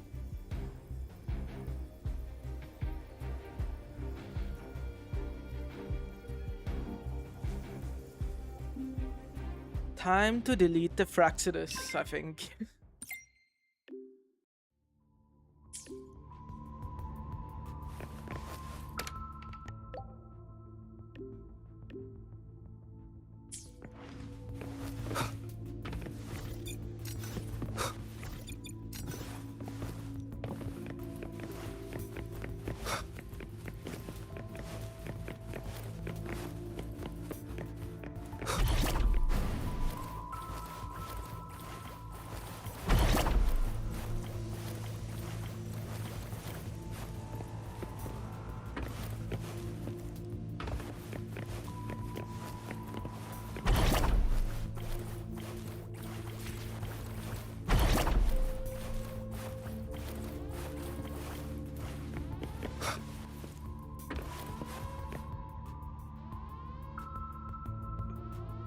Here, this is the Deemer Plains map, updated with the latest intel.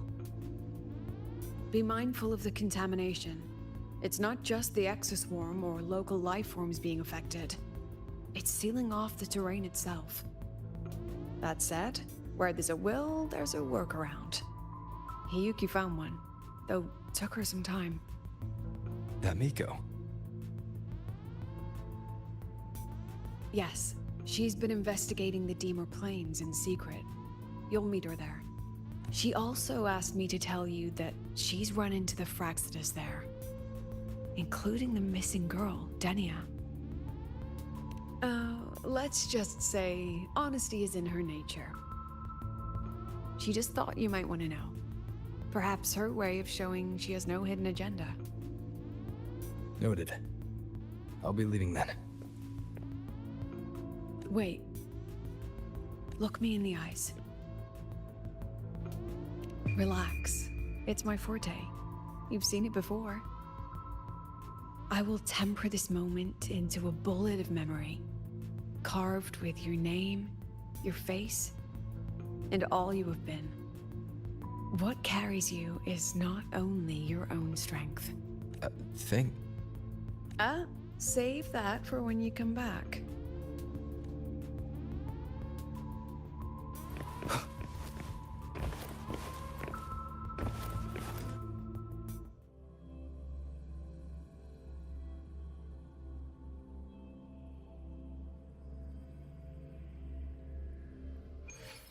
An entry point hidden in the Deemer Plains.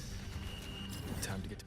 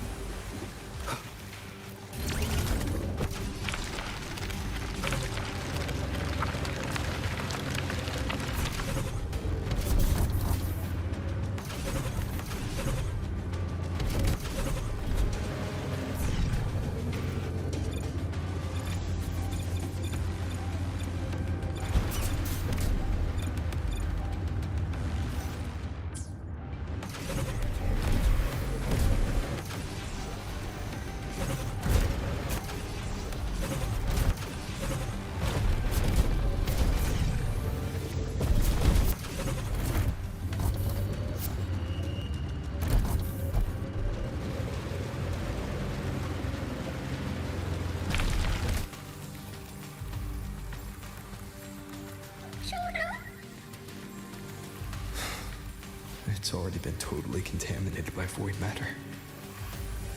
Might be worse than I thought the lower I go.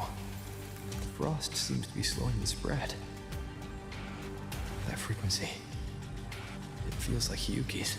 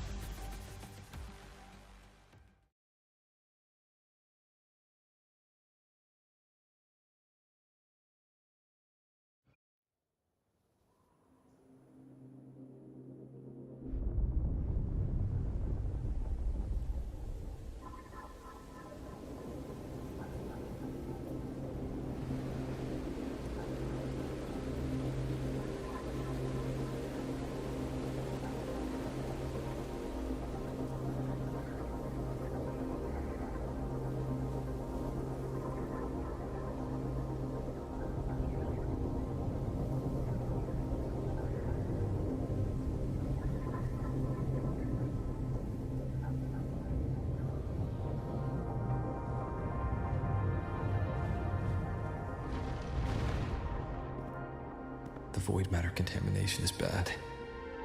It's not looking good for the Soliskin. And this white bird. Did Hiyuki leave it here?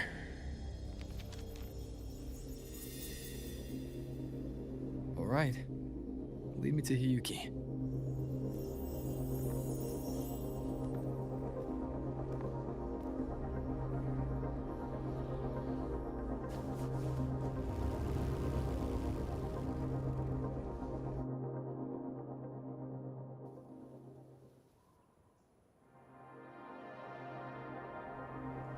Where is it leading me?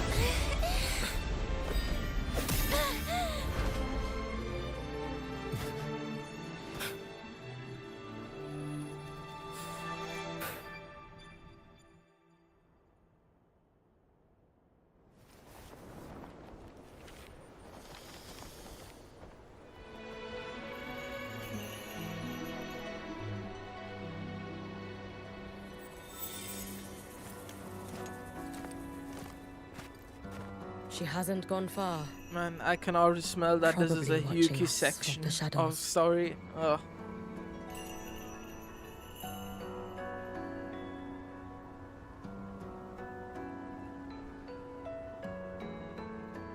She seemed like her grip is slipping. She was already like this when I last encountered her, shortly before the void matter surge.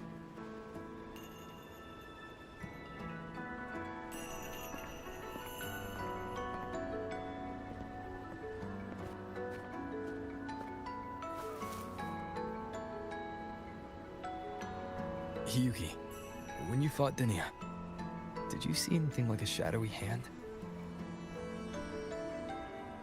Yes. Then Denia was behind the incident beyond the Strider Gate. Could she also be responsible for the Academy's void matter surge? Lucilla contacted me. She said you intend to return beyond Strider Gate. The roads here have been swallowed by void matter. There is no direct passage. Lucilla must have told you of the rift that appeared over a decade ago. Thinking back now, that was likely the Fraxidus' doing. Luke said the Grand Architect caused that rift. That was what led to Imeth's death in the simulator cockpit.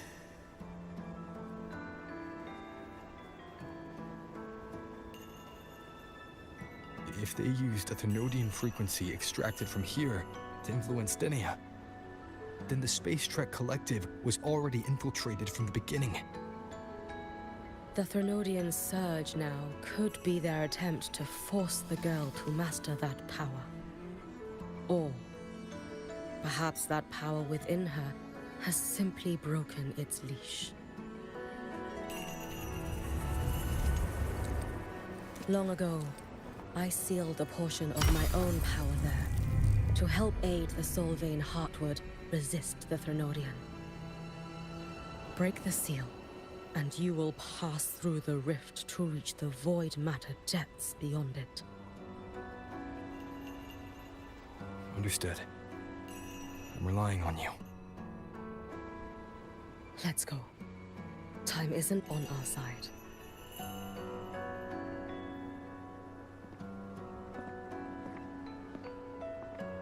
Savior.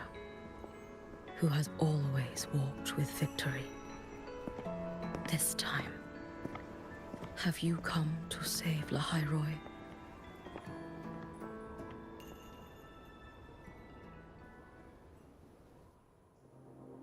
This is...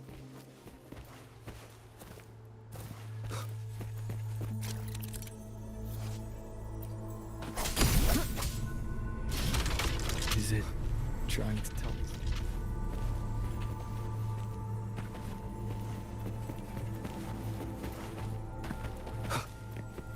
Aleph One seems to hold little interest in anything besides humans. Most of the structures it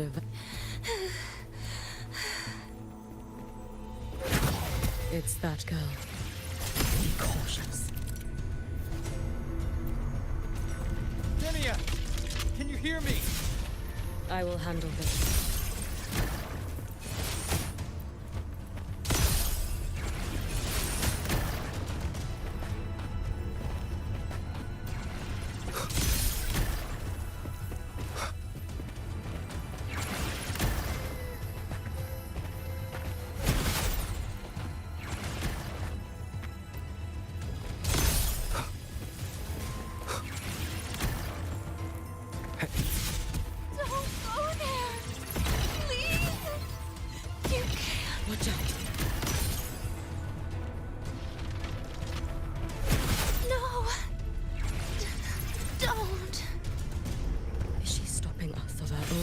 Let me handle this.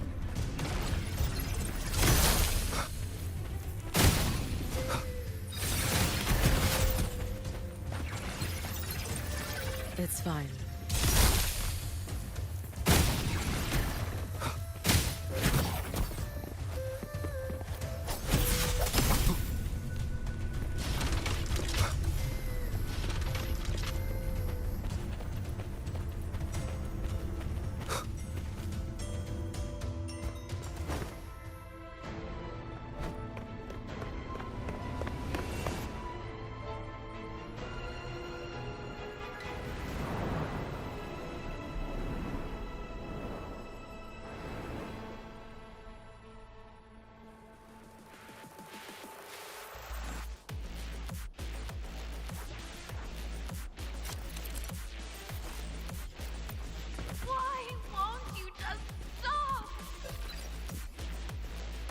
We need to use these blocks to make a climb.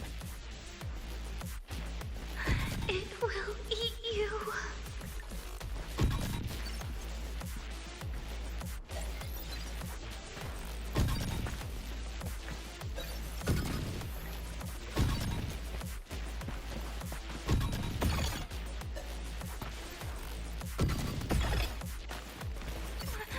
Sorry. You really shouldn't go. I sent you away. So why? So it was you, Denia. The one who pushed me out of void space.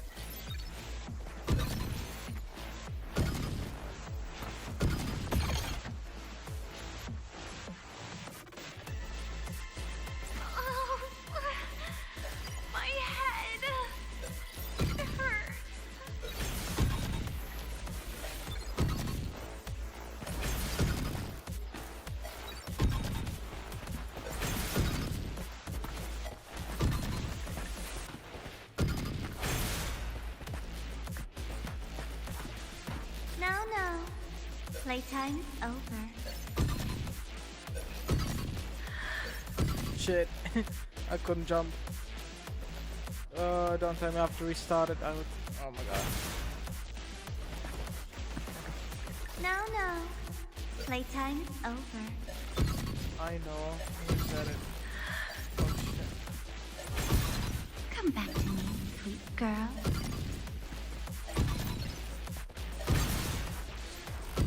Shit.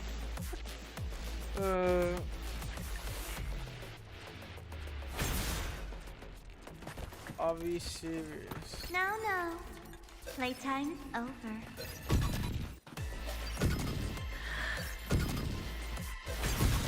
Come back to me, sweet girl.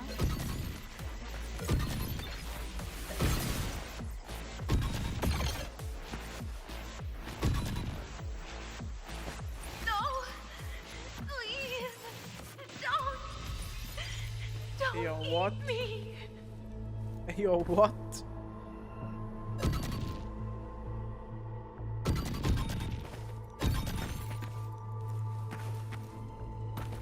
That child's state. She did not appear to be under complete control. It was Denia herself who stopped us. Let's go. We need to get up there first. Have you been watching over Denia here? Yep. Poor Denia.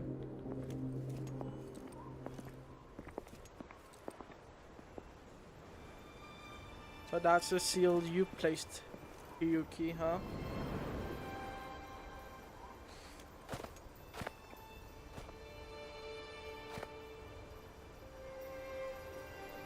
Wait here. This seal is wrought from the future's tithe. To put it simply, I drew upon countless versions of my future self and anchored them here to suppress the void matter. To break the seal is to reclaim those futures. That task is mine alone. I understand. I'll leave it to you. There is one thing.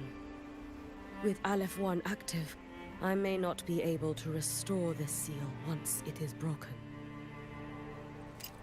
You choose the most perilous path at the most perilous time.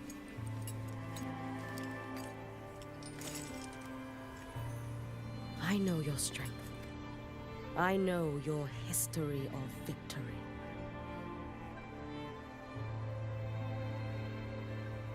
To take such a risk?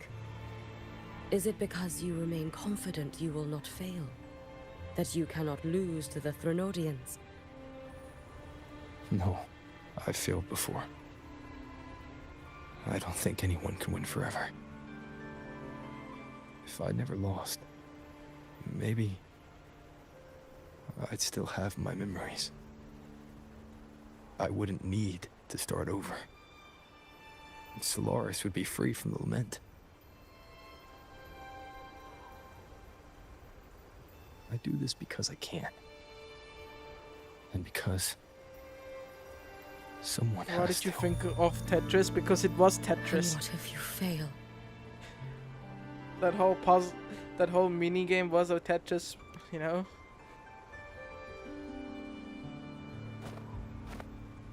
I meant, what becomes of you? Maybe I'll be lost to void space. Maybe I'll find a way to turn the tide. I can't know right now. But if I don't try, there's no way I'll ever know.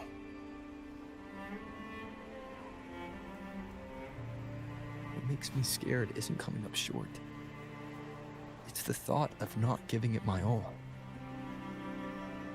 The cost of this attempt is steep, and you bear the weight of many. I expected more caution. To fail even once against a Threnodian is to invite apocalypse.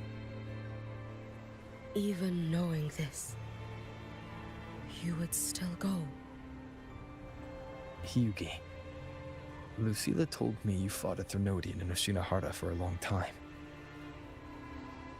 I don't know how you did it, but I can only imagine what it took to hold the line in a place already so destroyed. So, I'll ask you. Did you fight in Oshinahara because you were certain you would win? No, I was not. I never was. Then you understand why I'm doing this. You would make the same choice in my place. I see.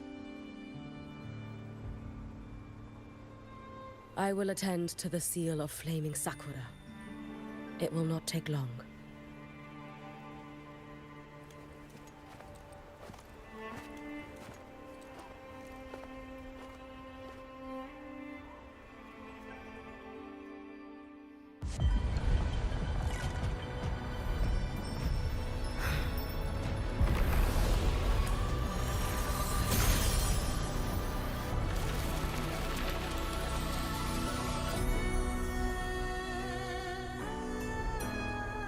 Damn.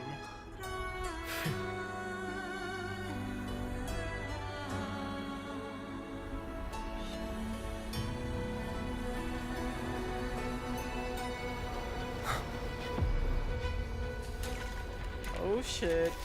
The Fracturus.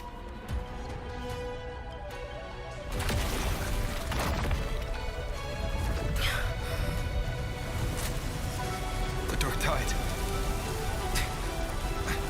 Yuki, let me help! No need. I must do this myself.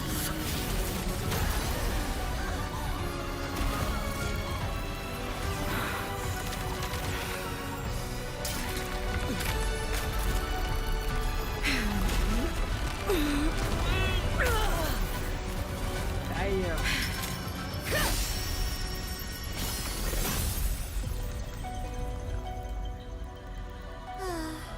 Why not choose the easier future? Shut up, Nivora, aka Grand Architect. Man, I don't really like the Grand Architect.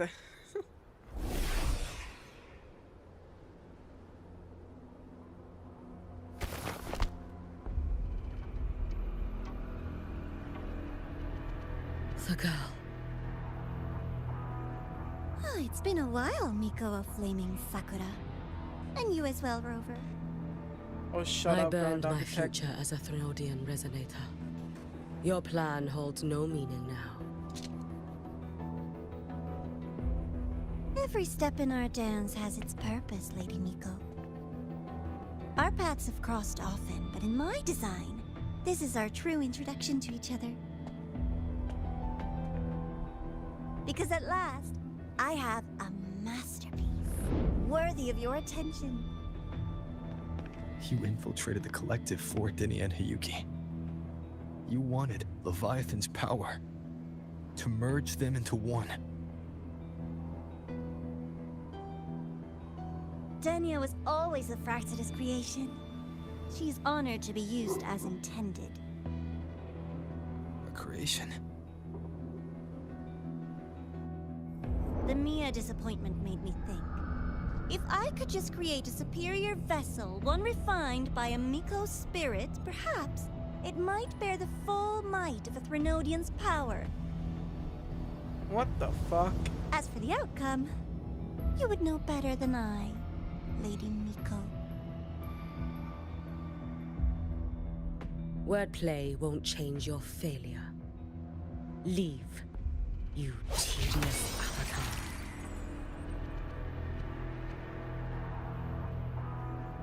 Failure? No. Listen, you two. I'm just showing Solaris another possibility. If we made one Denia, we can make another. And another. Until we hold a complete obedient Threnodian resonator in our hands. Your own borrowed future showed you that. A true Threnodian resonator will exist.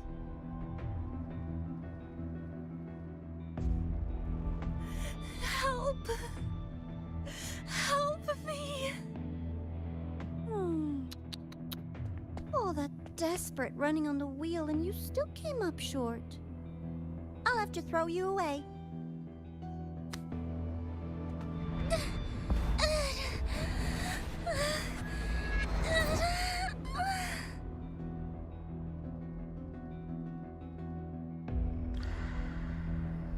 She can deny it all she likes, but the void in her heart is the same as Aleph One's. That emptiness, it will always pull her towards the Threnodian's power.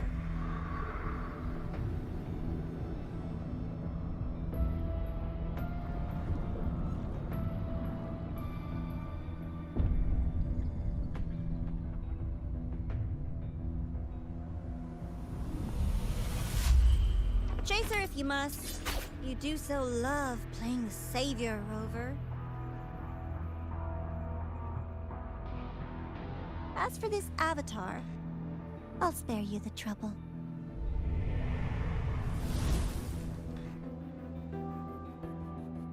Wasting time on one of their avatars is pointless. Come on, Hiyuki. The seal is open. We have a job to do. Denia needs us.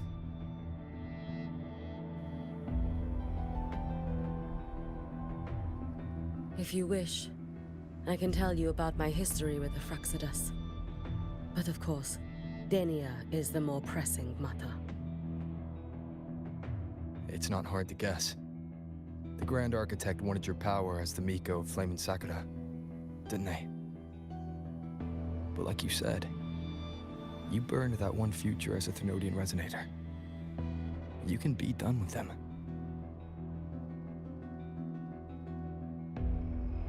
Right now, Denia's state is what worries me. I fear that child may already be.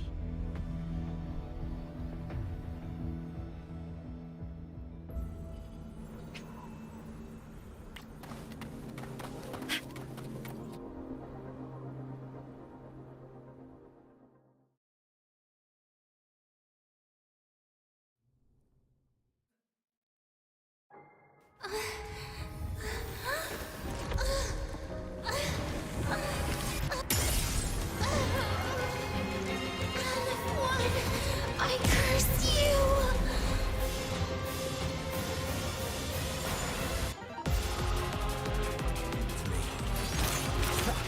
What the heck? Already straight up into a fight? Are we serious? You, the Space Track Collective, open your Let there be snow.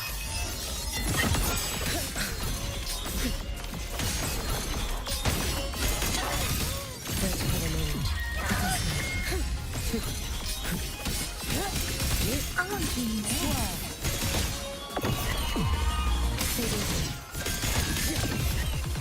for the moment. You prepared for this, have you not? Be cautious.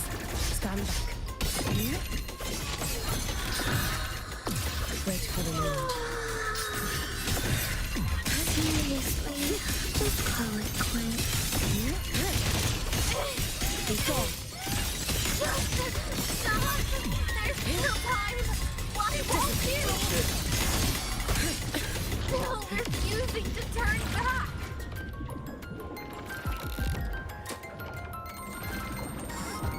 Okay.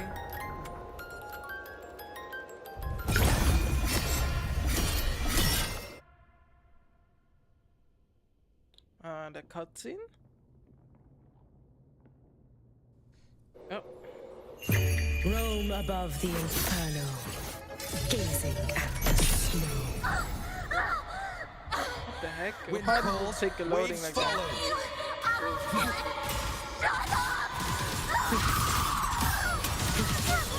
Yo, is it good? Take your final dive into Naraka.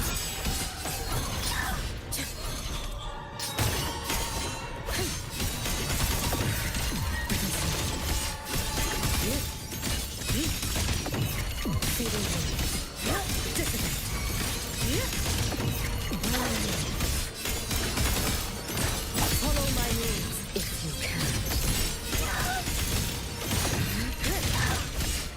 Be gone.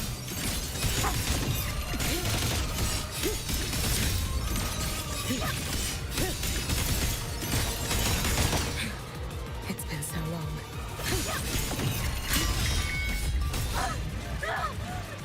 What the heck?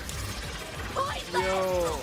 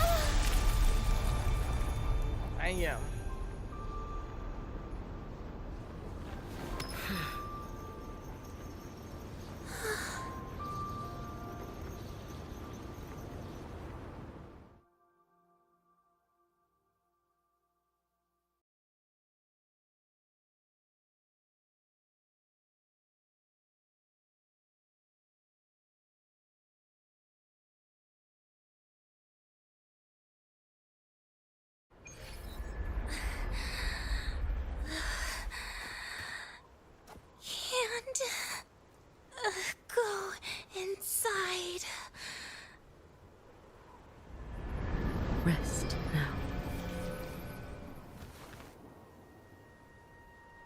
Do not worry. The void matter frequency within her has weakened. She will recover.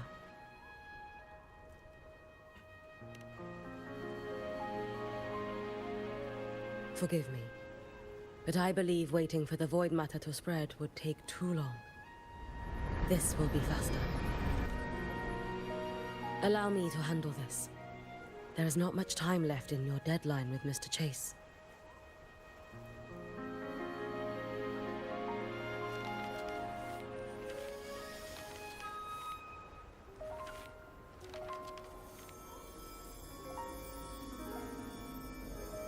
My Shiratori can guide you through void matter, but the concentrations here go beyond its strength.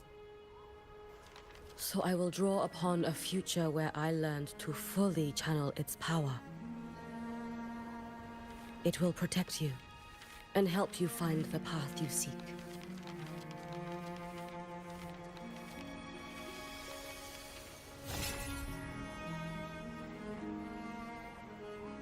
The rest is yours to face.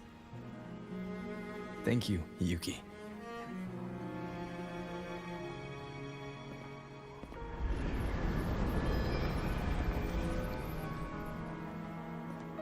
I've read the Space Track Collector's report on Imeth.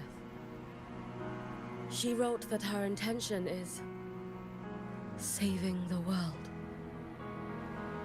Lucilla said you are her family. I suppose you must be the reason she held that vision.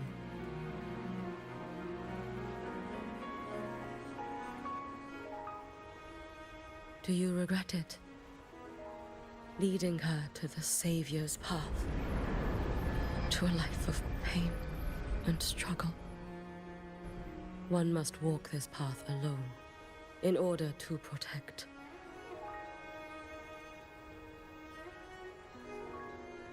And those who walk it out of admiration will lose themselves in the mire.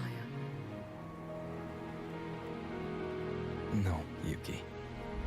I don't seek Imeth to confess my regrets. I want to find her, so I can tell her. I hope to make you proud. I hope I haven't let you down. I've always been proud of her. She chose to walk this path with me. So, I know I'm not alone. Should I ever fail, I know there will be someone who'll continue to protect Solaris. With your extraordinary strength, that is indeed possible.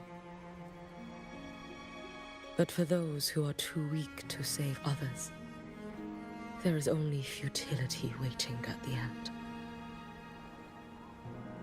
As I learned when I failed to save Ashinohara.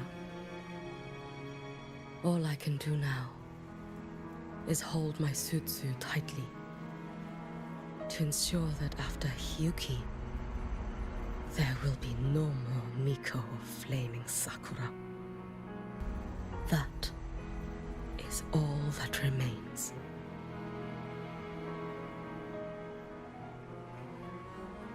From Lahai Roy to the distant lands of Jinzhou and Renacida, people rise up to fight the Thermodians. I've been a part of that fight. But to pretend I'm the only reason they're standing, that everything fails if I do, that's arrogance. It's an insult to everyone else choosing to stand their ground.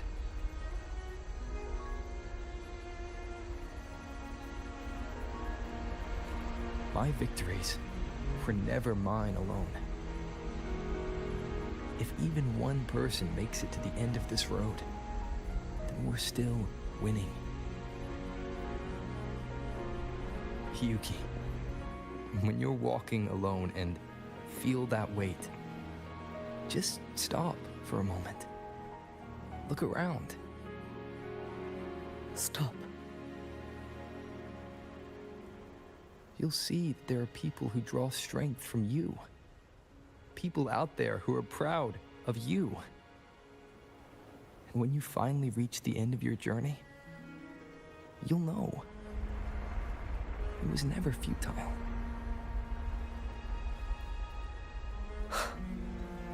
How enviably brilliant.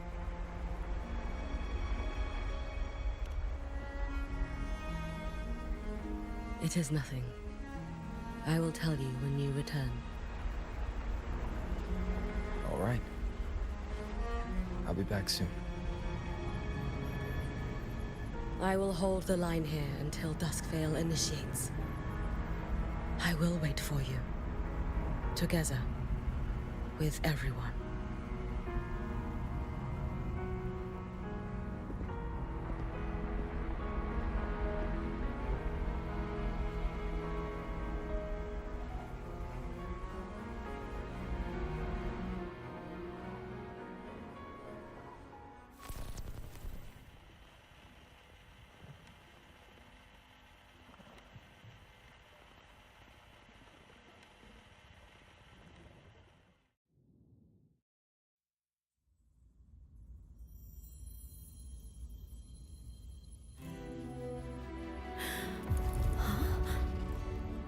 Damn.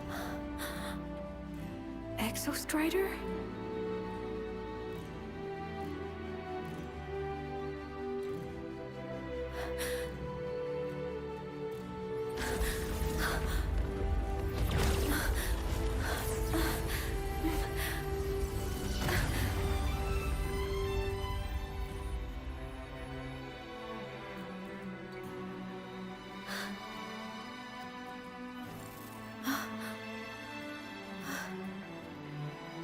Someone consumed by void matter. Come here. The Exostrider's power is nearly spent, but I'll do my best to protect you.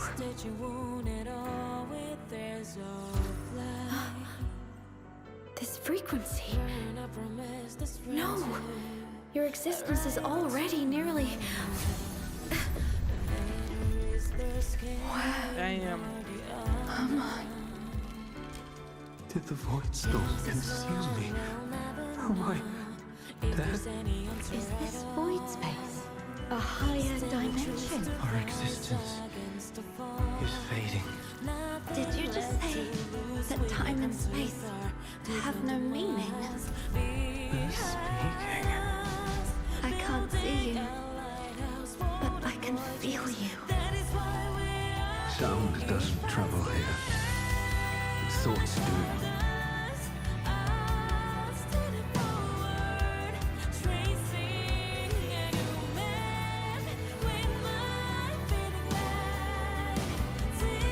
The Exostrider? Why is the Exostrider here? What happened?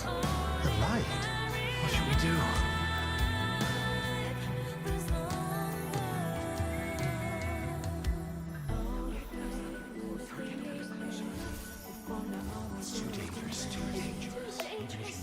What are you doing? This is meaningless. That's enough. It's futile. Our lives already ended in the void. I heard the Exostrider's cry for help. I want to find it. I'm getting chills. Space don't mean a thing. You'll never reach it. I know what the Exostrider means to the High Boy, but This is meaningless. You want to save it? How? It's futile. But we made it to the stars to reach for the unknown, didn't we?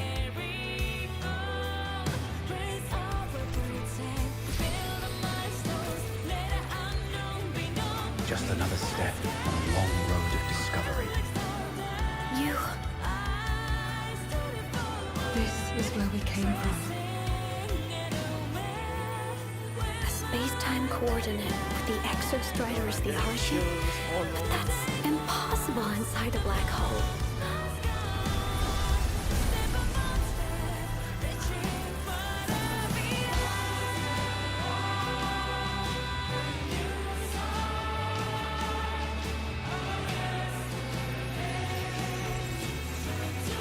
Now, we will mark the path with the future.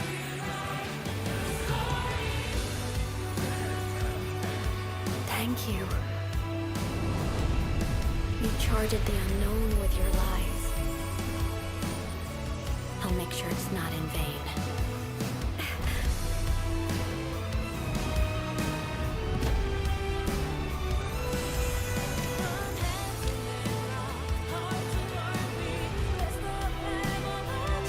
The light of the origin point. We will bear it.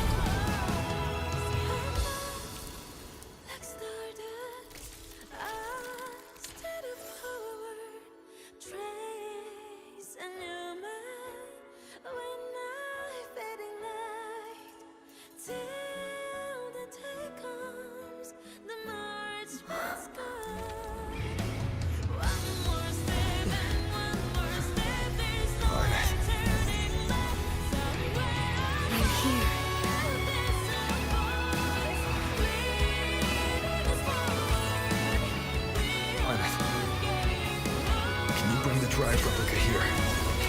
It's the heart they built for the Exostrider. Don't worry.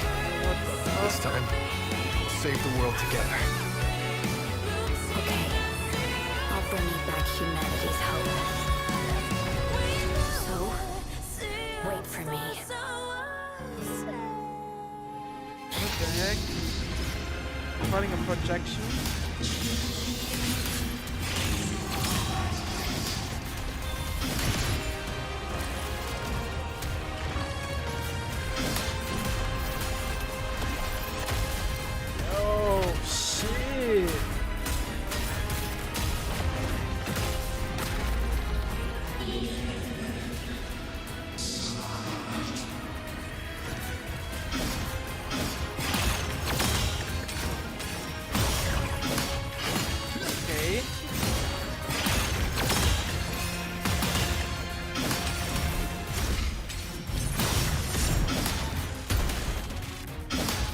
I dodged that.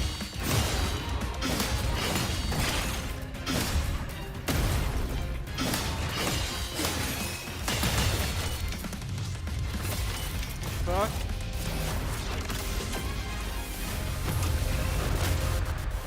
Yo.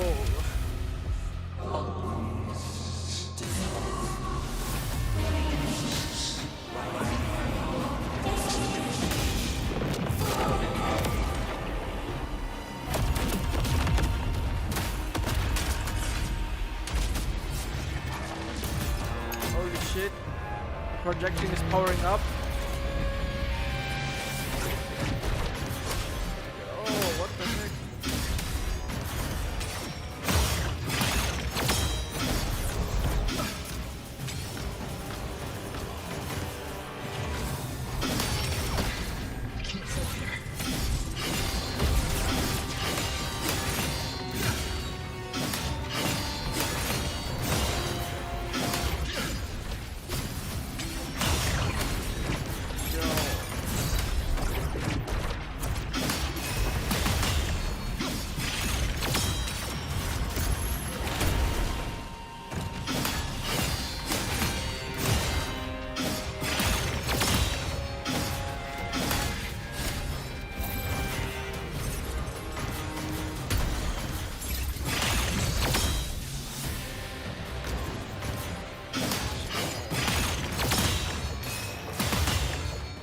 Come on, all at once. Fucking die in Minecraft.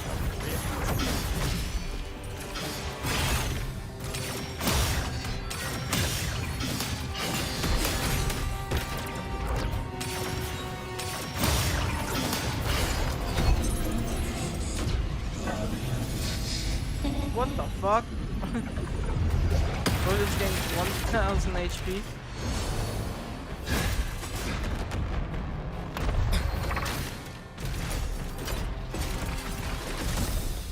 The Exostrider's frequency is decaying.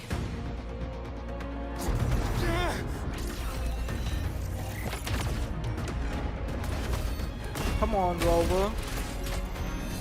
It's reading Ain't as no fast as you that line. losing. Status on the drive replica. Almost ready. We just need the calibration data now.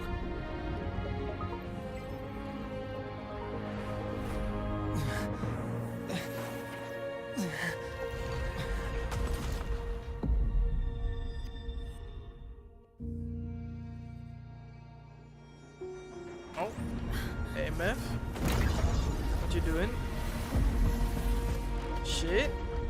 Powering it up.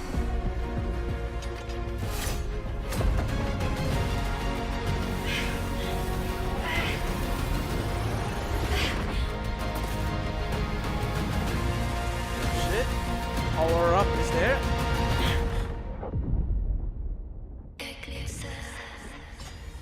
Shit. Fuck, I got chills again. How many times do I get chills from this?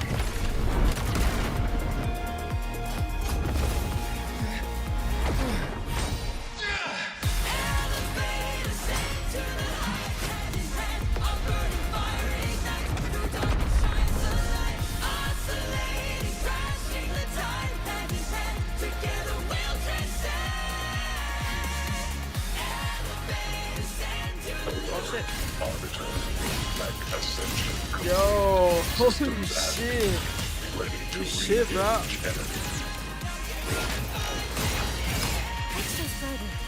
You're awake. Assessment. A human heart is now operational within me. I can now speak with their voice. Exostratus fucking should not have taken root. A collective was born. A will to explore what lies beyond. They have chosen me. Am I reading it right? Bro has 22 million HP. What the fuck?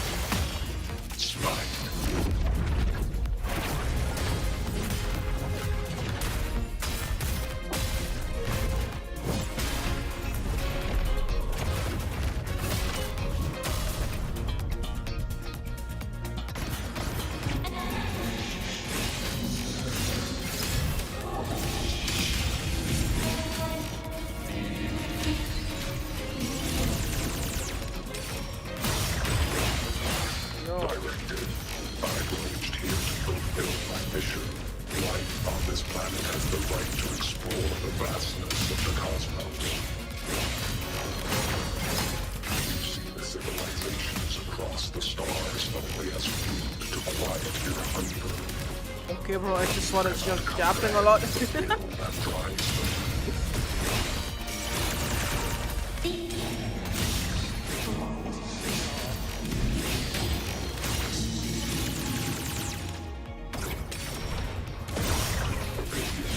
Even if humanity's final frontier is an endless void, it is not proof of a meaningless Yo, my Exostratus 1 HP.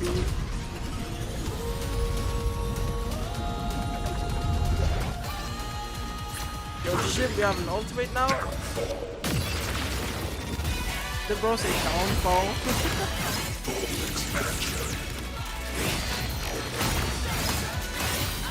Execute. Engage.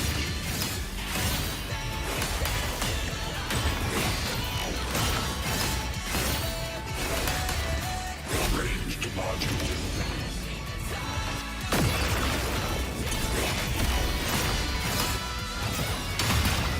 Oh, shit, it's up 100. Oh, cutscene.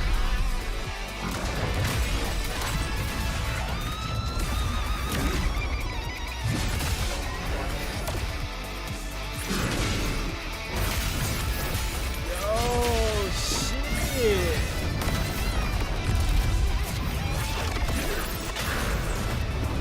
Damn, look at this.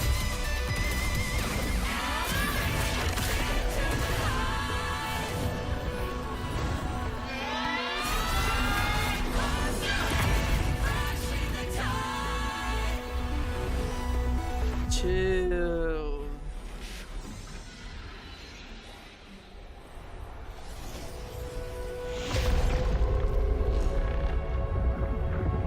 Yo.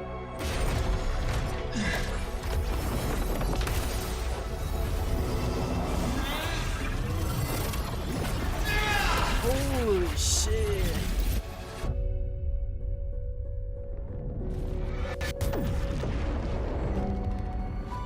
Holy fucking god.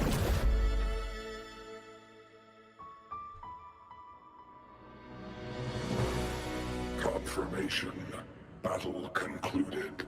Void matter responses within this sector have dissipated. But Threnodian LF-1 wasn't destroyed. Wait, what? Analysis. Resonator Imuth. Under current parameters, the permanent termination of Aleph-1 is impossible. I see. Therefore, I exercised autonomous judgment and exiled it to the furthest reaches of this universe. Request. Of this universe. Arbiter, Ooh, permission to remain. Before your final judgment, allow me to submit a log of my experience in the High Roy. Go ahead. Log retrieval. On multiple return transits, I was detected by Aleph-1. It pursued me, its objective to enter Solaris through the Strider Gate. It attacked. I fell.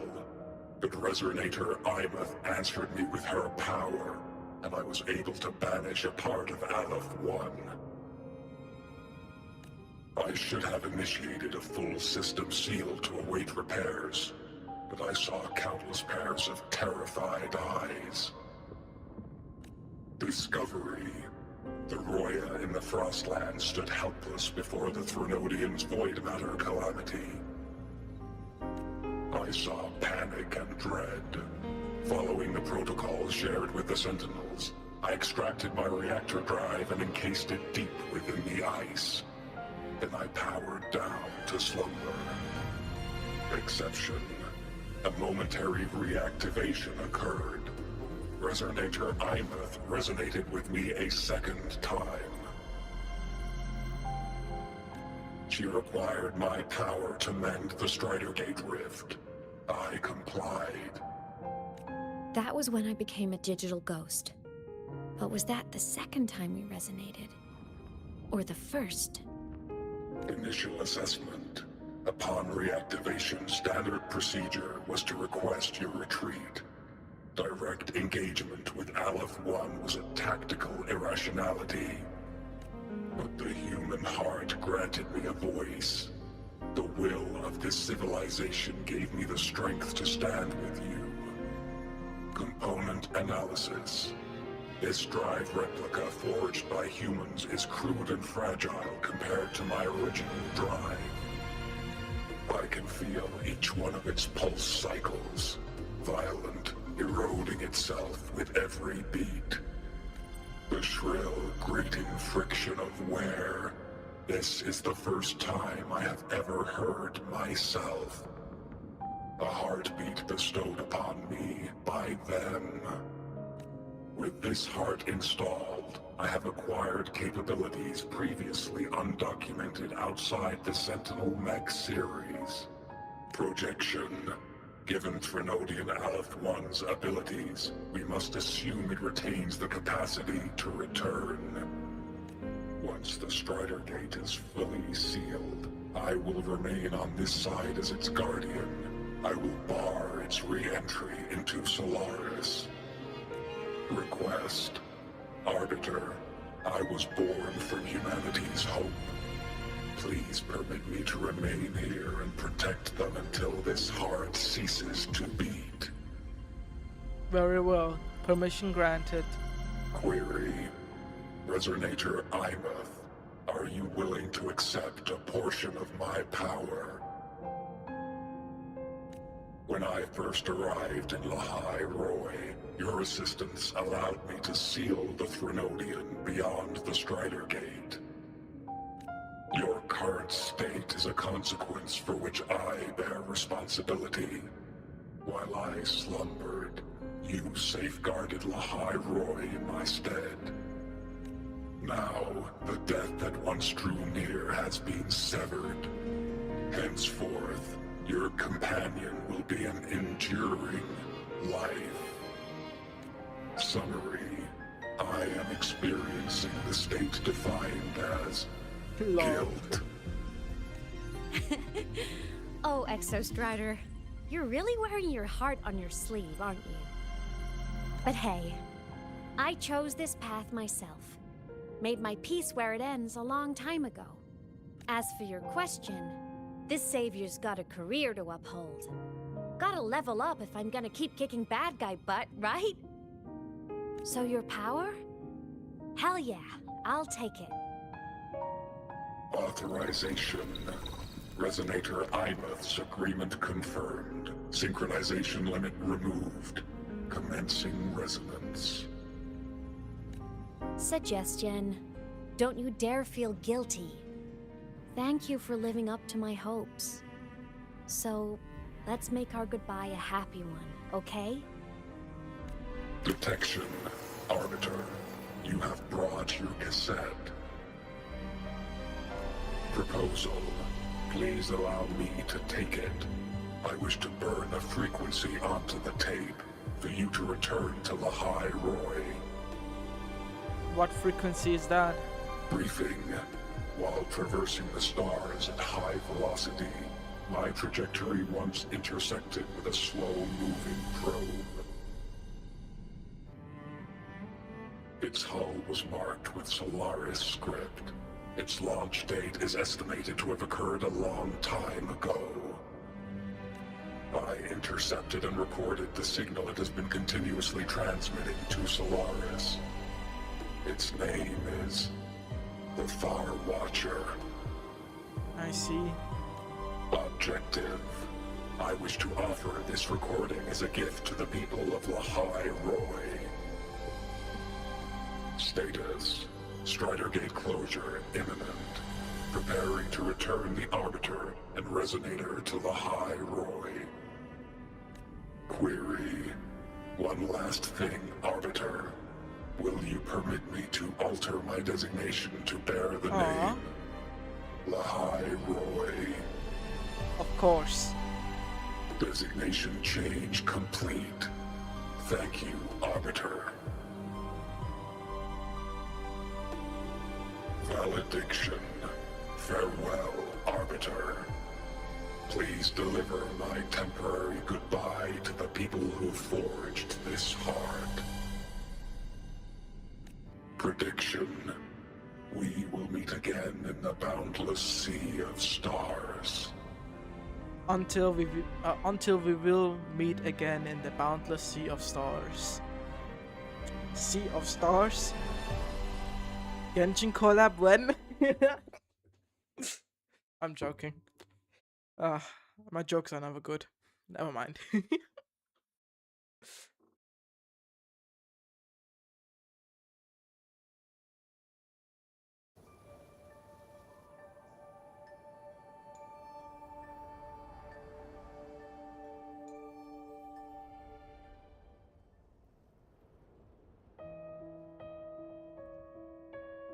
It's been so long since I last saw Solaris. Feels weirdly nostalgic. Now that Aleph 1's been kicked to the cosmic curb, Lahai Roy can finally breathe easy. I was gonna say we saved the world this time, but honestly... Or no need to say... It was the explorers say who that. fell into the void matter. You make They're me the even ones more who guilty mapped of out data on saying me and the unfunny jokes. Exostrider inside the Threnodian's black hole. All I did was burn their findings onto a cassette for you. And it was the people of Lahai Roy who decoded the cassette and forged the drive replica. That's what let the Exostrider finally cast the Threnodian out. So, this wasn't a story about heroes saving the world. It was the world saving its heroes, right? Yes. Alright, alright. And now, we're home.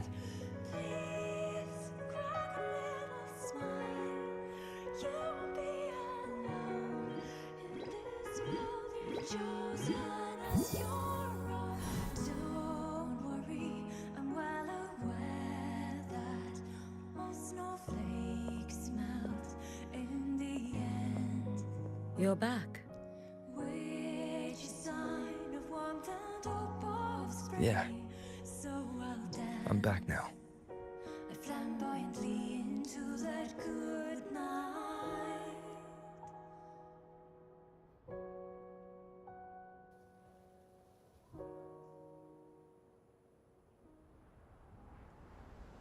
Damn. Oh, another cutscene.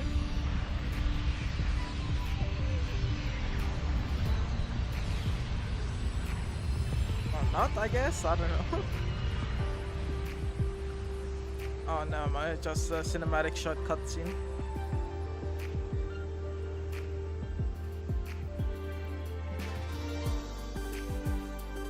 During Alan 1's recent activity, impact was successfully contained to the Dema planes. Within the planes themselves, void matter concentrations have dropped significantly across most sectors. Monitoring data from the space track collectors, now we only have Denia to work with. region of the High Roy have now fallen to near zero levels. Exostrider activity has fully ceased. However, related research into its technology will continue. Deployed by Star Torch Academy, Love the penguins. successfully neutralized all Yo, anomalous potential girl. by Grenadians across the High Roy. The experience gained through this mission will carry forward. In the Outer Woods, the area closest to the Grenadians' attempted breach, partial structural damage has been confirmed.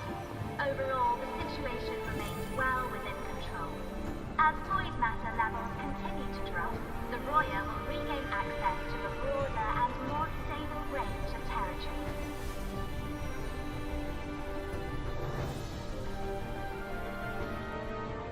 Once shrouded in void matter, the High Roy now stands restored. This is made possible Yippee! by the Everything is choice of safe. every star explorer. The road ahead is vast. We will reach the stars. And then we'll keep going.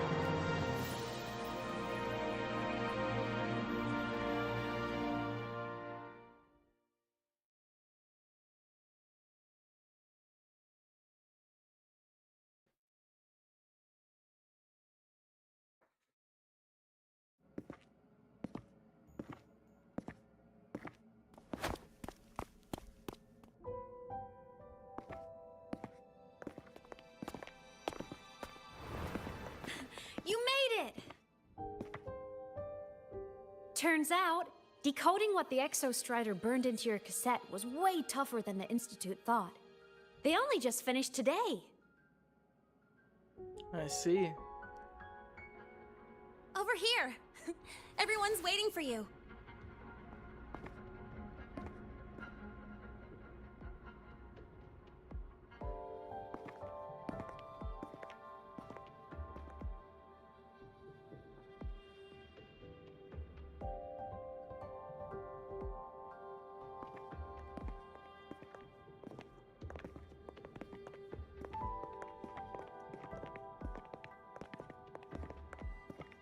What could it possibly be?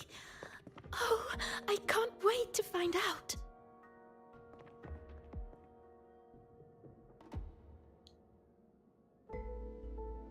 Let's see, I guess. The Far Watcher.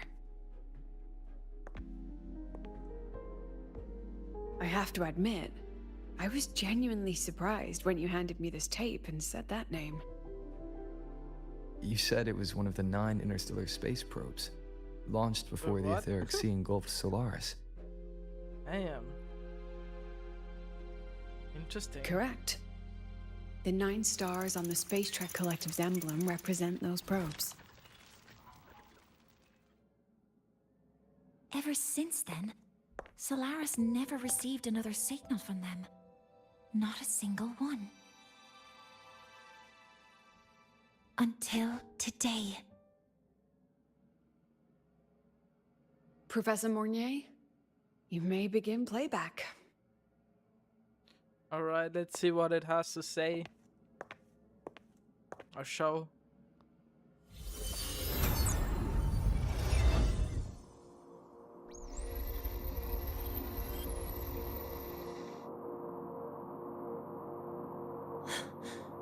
This sounds like white noise.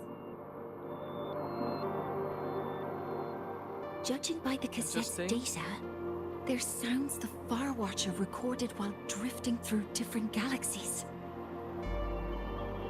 Damn, it did indeed go far. Sounds that have been lost Unlike to us for our centuries. actual human reality. Silenced by the etheric sea. So that's why the Exostrider wanted to give these recordings to the explorers of Lahai Roy today. Because this is a gift from light years away, sent by the explorers of Lahai Roy's past. See? Echoes from a sea of stars.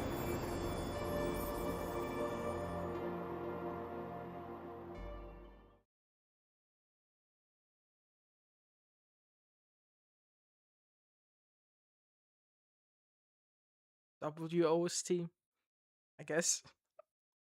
I kinda expected more, but you know, lore, but I guess it is what it is. The Space Trek Collective has Oh, taken fuck's in sake. that Denia girl, just as you wished, Grand Architect. Good. Just let them care for the little doll for now. Such an extraordinary performance. I'm sure I can find another role for Oh, her shut later. up, Grand Architect, bruh. All retrieved data has been processed, awaiting review at your leisure. May I ask what you plan to do next?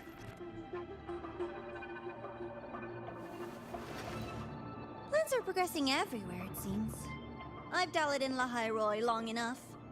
Time to stretch my legs. Cristoforo, be a dear and run a message to Eris and the new Federation for me. What the fuck? Oh my god, I hate this blue Understood. fuck.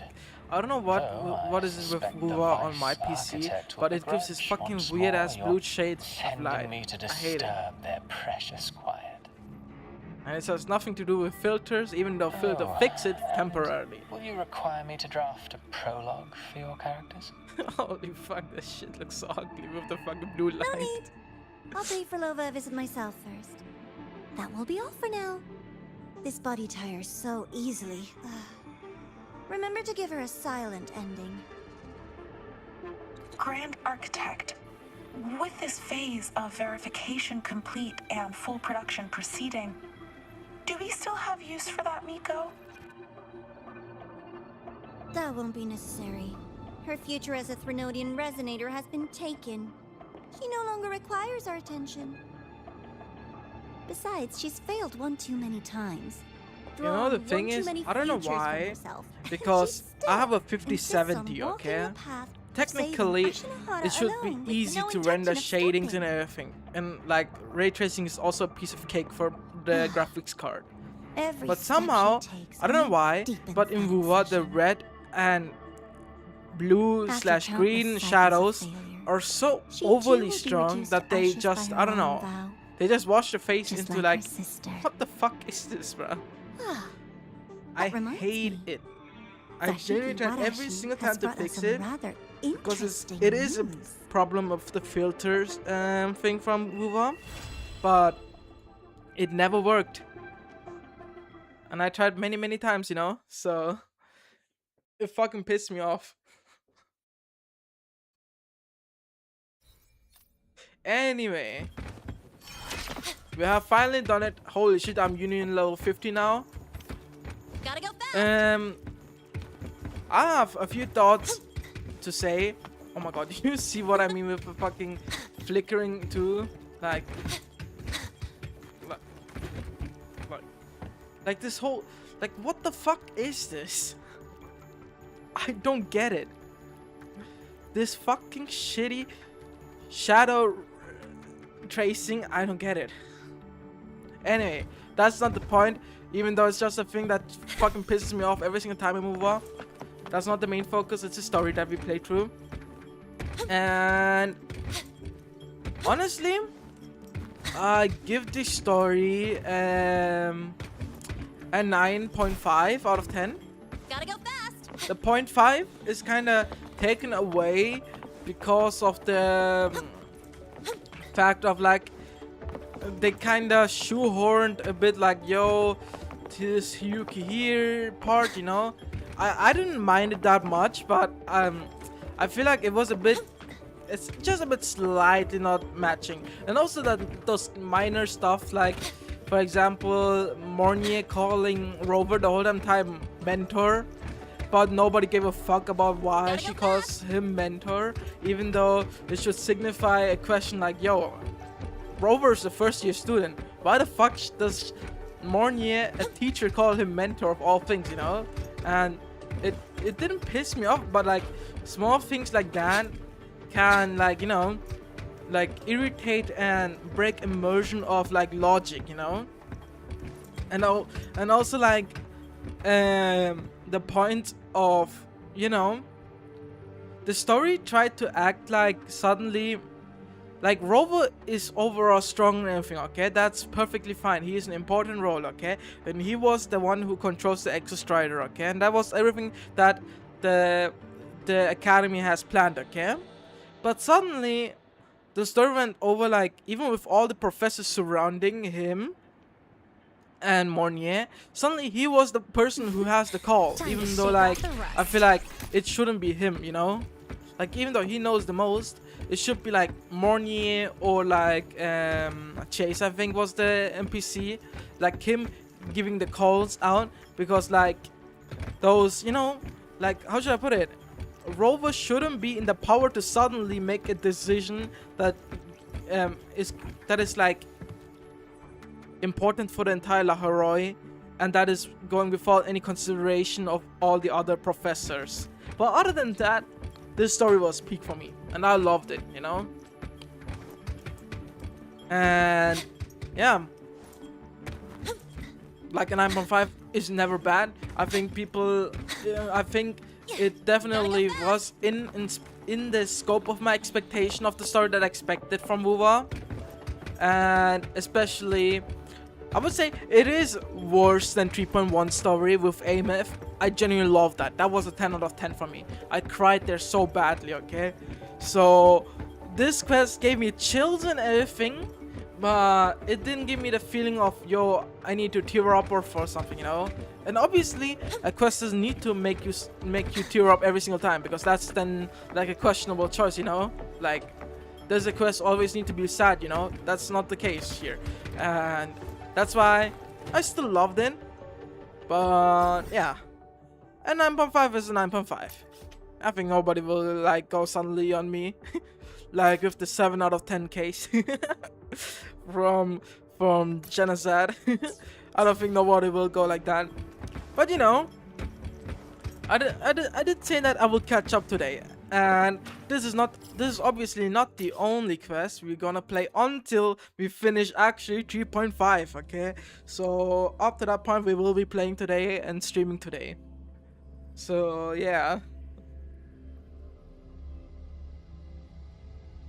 So let's see what this epilogue has to say now.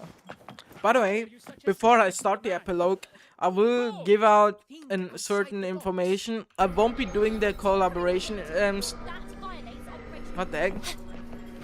I won't do the collab story because it is not a main story if I remember correctly. If it is a main story, then I will play, but if it's not, I won't, because I need to catch up to the game and I don't want to sidetrack with a collab story, you know? So yeah. Anyway, let's see the epilogue.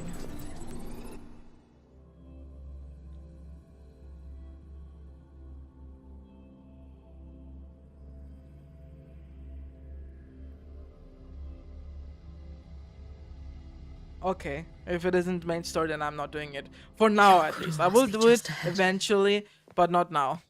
This was Honami's last rite of purging. All is settled. Only one final thing remains. I have truly kept you waiting for too long, Kyokuro. Oh, by the way, I didn't say anything of opinions of the Segway story that I did. That short 50-minute stream. Honestly, I didn't vibe with it. It's like a 7 out of 10 for me, if I'm honest. That Segway story from Yuki. That was like genuinely nothing burger for me. Finally came to see me. Yes, I have come. But I feel like this is like the continuation to that. I have. Ready to kill me then? Wait, what? Pause. I wasn't. Huh? Yes. Oh, has my little Hiyuki grown so confident that she can best me without even drawing her blade? Now, don't forget who taught the Miko of Eternal Flaming Sakura. Can't show a little respect to your elder? You call what you did to me teaching? What the heck? What happened?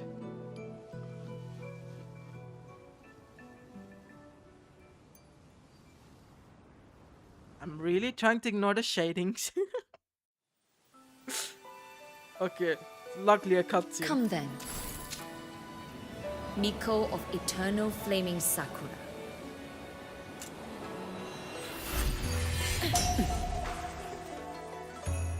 Damn.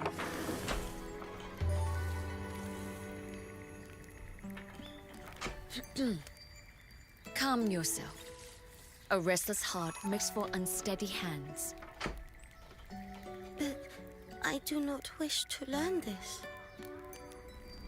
Then what do you wish to learn?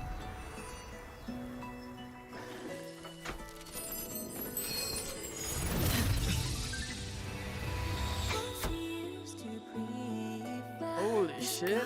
Will become a great archer. No, look at her hands. There are swordsman's hands. Not Am I in this crazy? Isn't life. she holding the bow wrong way? Her hands aren't ones to hold a blade. Isn't that right? Well now. Same, I love them You too. have refined your technique.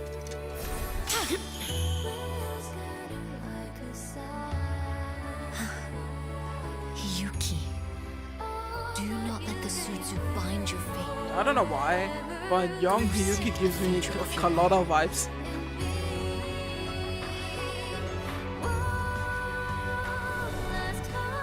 From the design, like, of the hair and everything, looks extremely similar. Focus, Hiyuki.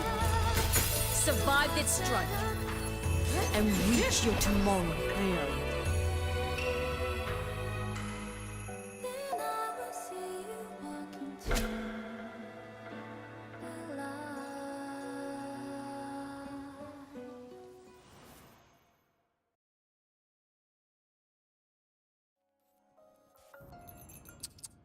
You have mastered many skills from others, but have yet to master the blade work of your own flaming Sakura clan. The last Miko withheld too much. She refused to teach me a single technique. Do you resent her?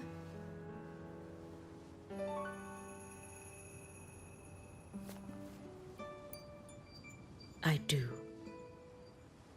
Even now? Every moment.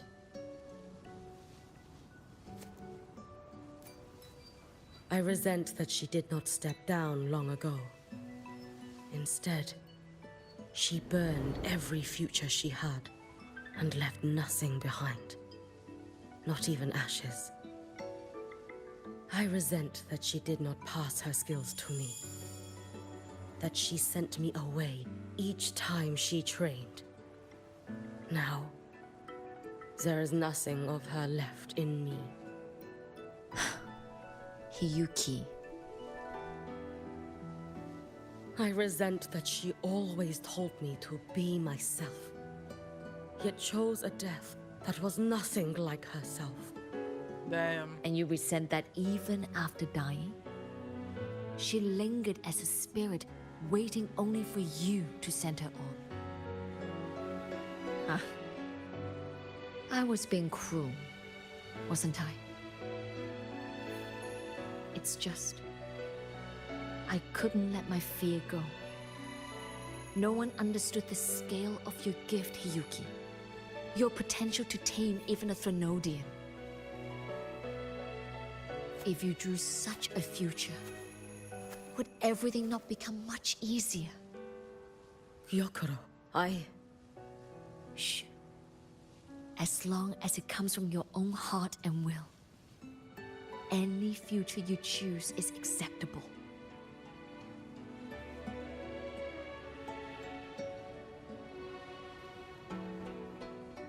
What if our little Hiyuki truly became a Threnodian resonator?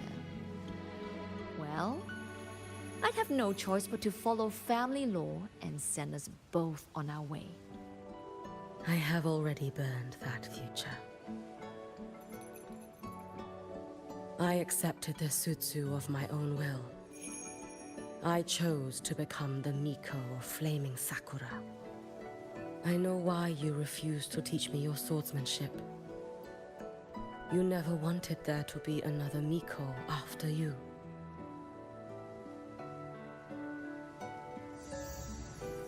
I will fulfill that wish, sister.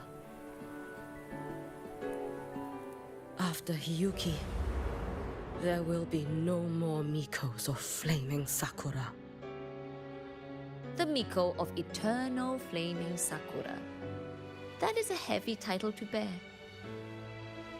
It is. The future ahead is long. Very, very long. I know. Through the Sutsu, we draw strength from countless possible futures. But each time you do, you see yourself draw closer to Miko's destined end. A future burned to cinders, leaving nothing behind.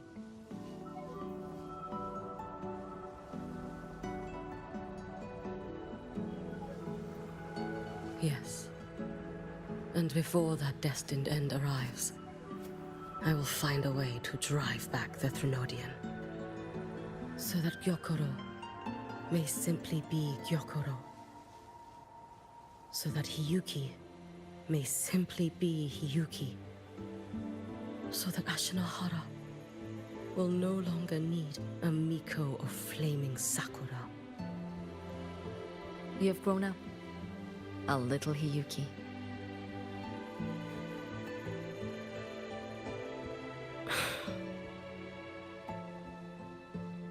I met someone, sister. Unlike me, who failed Ashinohara.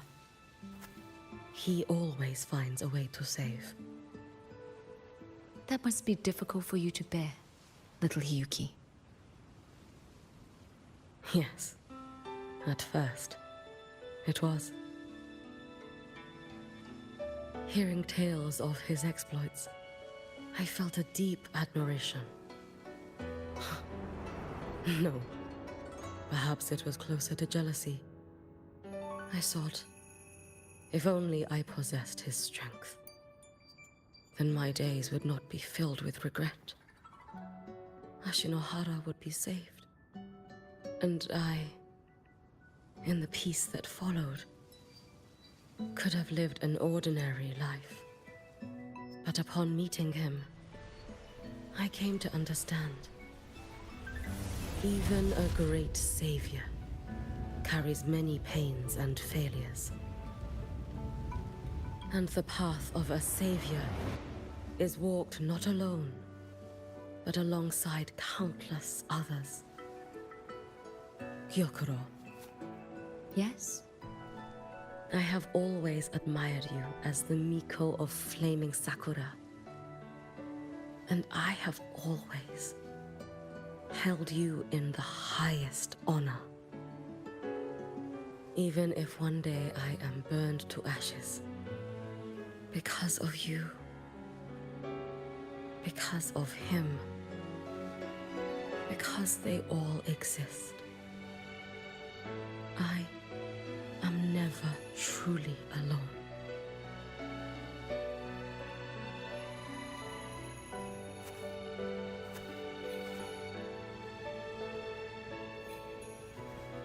I take great pride in you too.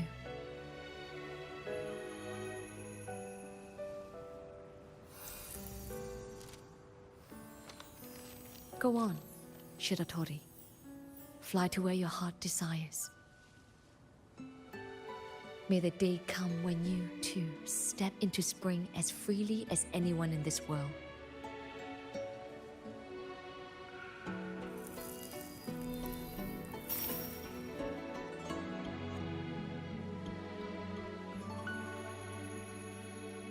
Damn.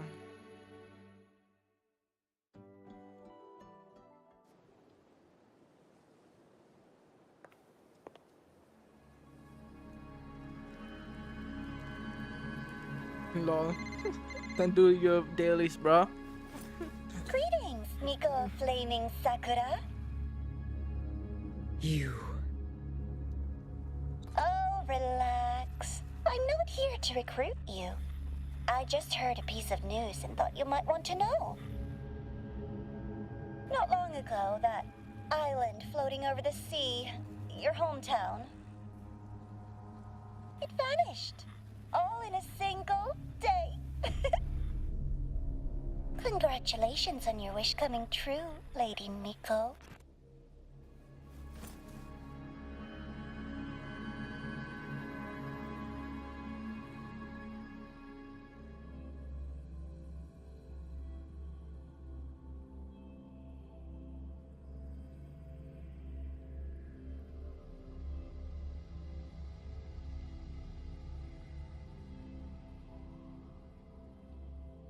So, about your paper. Well, how do I put this gently? It's not exactly going to set the academic world on fire, which is a good thing.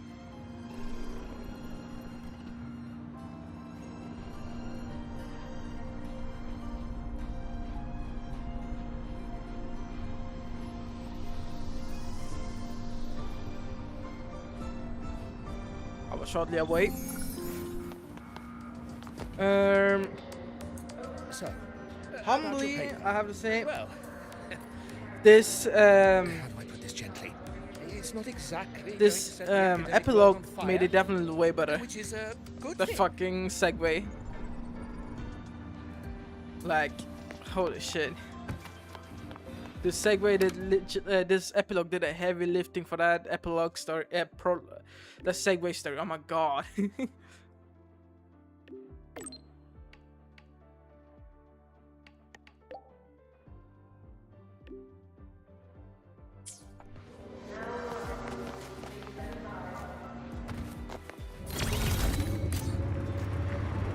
lenses convert the You're right.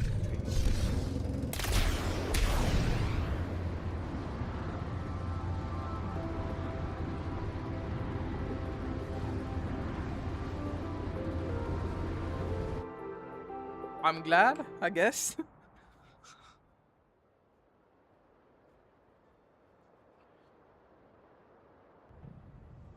She's Okay, right, fat little ass one. bird. You might still have a way out. Was that meant to be Because your Denia? suffering is nothing like hers.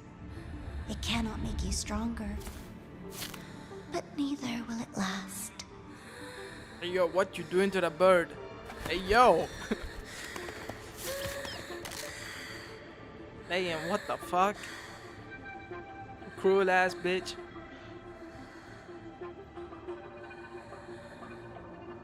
Enough staring at the dead bird, Denia. Why did you kill it? What the fuck? What's worthless doesn't deserve to continue. See? That was mercy. Then you're even more worthless, fucking Grand Architect. Just hours ago, you accepted Aleph One's gift. The first in this world to do so.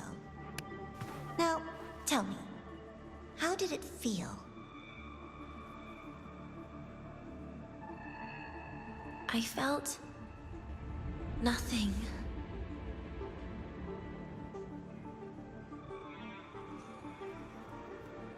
So, nothingness, the void, the dark, our good old friends.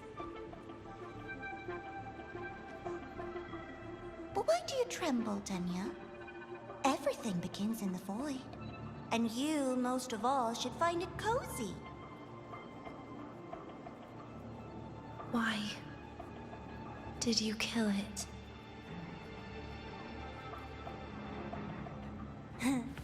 Self-awareness. A lamentable flaw in the course of evolution. What the fuck? Now, look up, Denia. What do you see? The void. And the dark. Good. Remember what you've seen. You will accept them, Danya. Become one with them. This is the world's first gift to you. At last.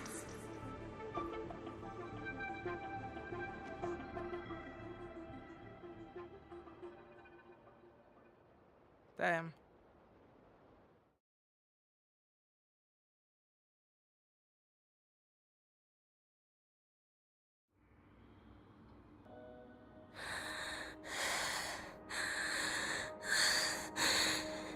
No. Vital signs indicate sustained recovery. Void matter activity remains within normal parameters. Target frequency has not yet returned to the syntony level. Initiating secondary protocol. Can you hear my voice, Denia?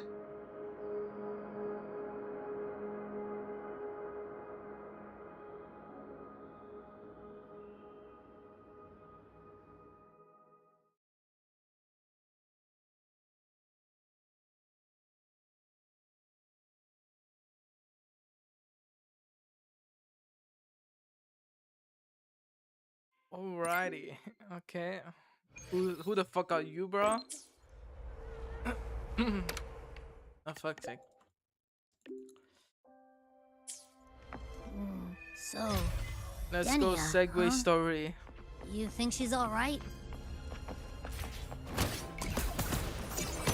Denia. The Fraxidus made no move while she was unconscious. Have they really abandoned what they worked so hard to achieve? Or are they biding their time for something else? Let's go see for ourselves.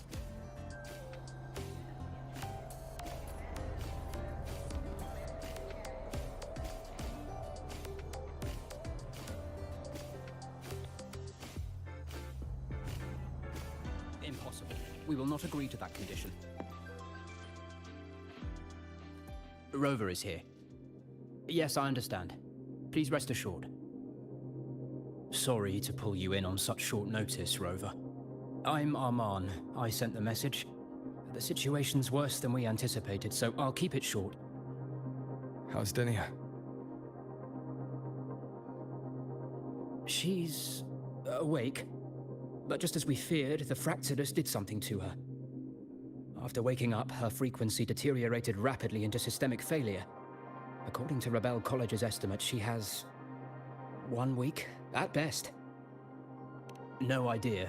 There's not enough time to even determine whether it's physiological or caused by the Threnodian. The new Federation is pressing charges over the Stridergate incident and the residual frequency on the dimmer planes. They want Denia handed over immediately. We didn't comply, of course. Denia was a Star Torch Academy student. Sending her there would turn her into a mere research subject, and cost us our only chance to reach the truth or contest the charges. I see the picture. When you say contest the charges, are you suggesting Denia is the key to breaking this stalemate? Exactly. First, her connection to the Voidborn Threnodian has enormous research value. Even with the Stridergate sealed, she could open new directions for void matter science. And based on Iris's review of our prior interactions, Denia likely knows the source of the Threnodian frequency on the dimmer planes. The reason why her condition is worsening, too. If she is willing to cooperate, we can resolve this before the new Fed forces our hand. We treat her, she helps with the report. It'll be a win-win, ideally. Sounds like that didn't go very smoothly. No, she's been resistant to any form of contact. This is where we need you, Rover. I'm sure you understand mental stability is a prerequisite for frequency control.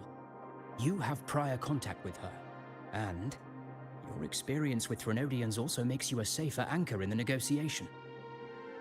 Denia might be a viable opening, but until I figure out what the Fraxidus is planning and where they are now, I shouldn't commit to anything reckless. I'll speak to her and make my judgment from there. Also, I want this meeting kept off the record. No files. Not even in Iris's archive. Understood. Then I'll leave this in your hands. Her identity is only known to very few now, I can assure you.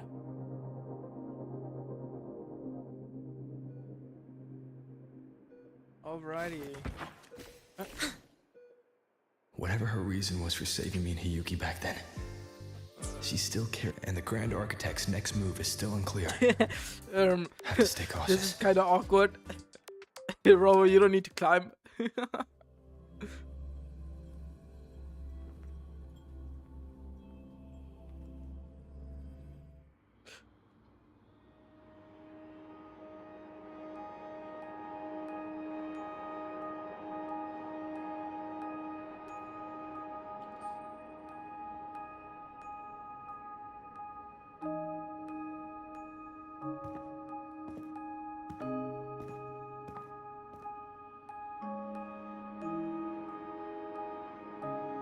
Denia,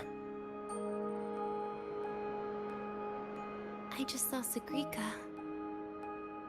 That was crazy, Rover. I didn't think you'd actually, drive that thing off.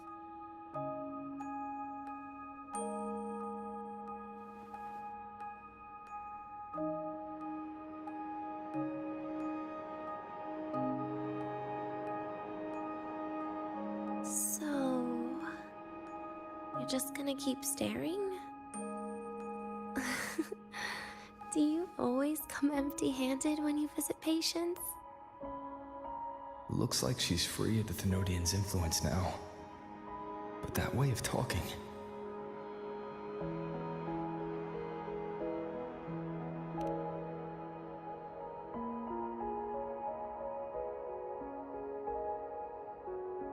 Yeah, I'm dying, right?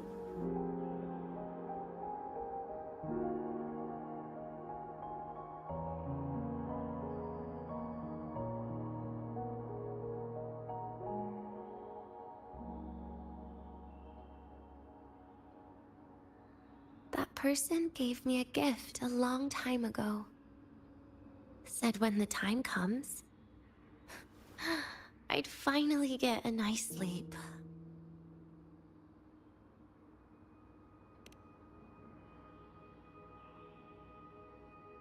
Who knows?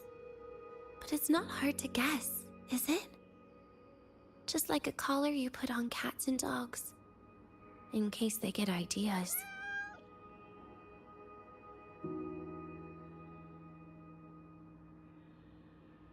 No. Cats and dogs might be too generous. At least they can still bite. I'm probably closer to a lab mouse now.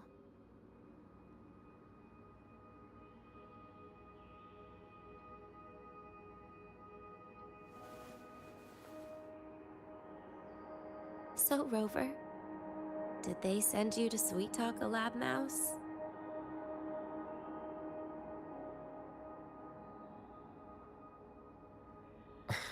Denia, I'm here because I chose to be.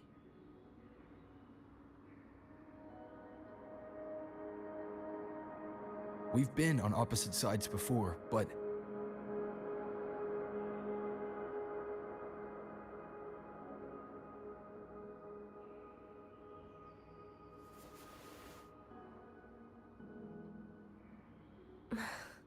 There you go. Still all serious. But I want to try trusting you. Right. In that case, am I supposed to look more excited? Too bad, Rover. I can't trust you in the same way.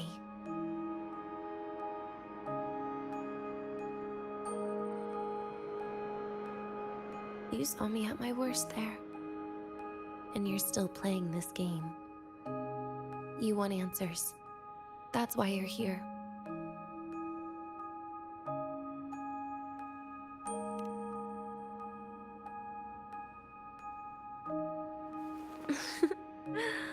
Don't get the wrong idea. If you'd died back there, it would have been game over.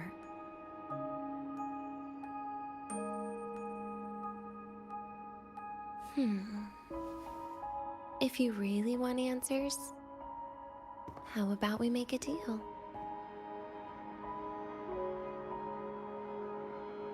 A deal? Yes, a fair exchange. The collective can't get what they want from me. But you just might get what you want.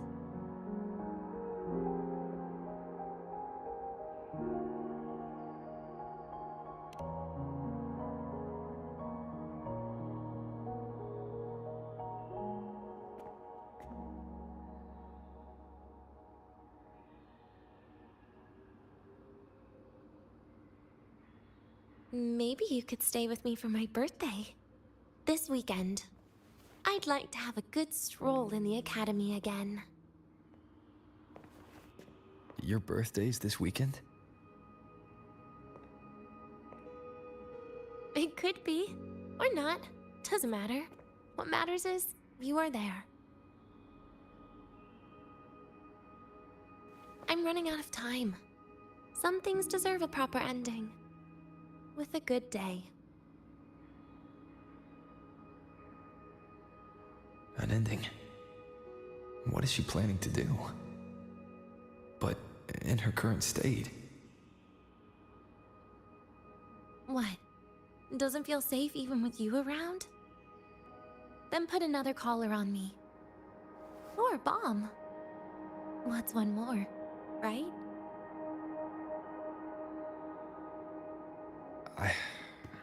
I'll see what I can do. You mean that? But people at the academy, do they know?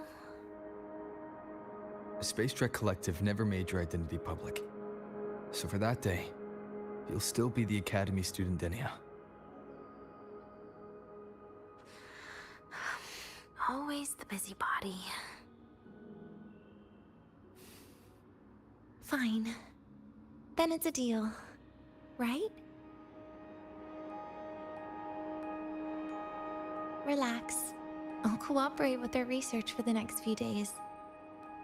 Just don't get your hopes up. The Grant Architect wouldn't be sloppy enough to leave me unhandled.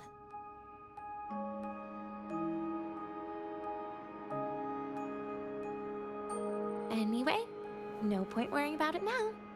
I'll see you this weekend, Rover.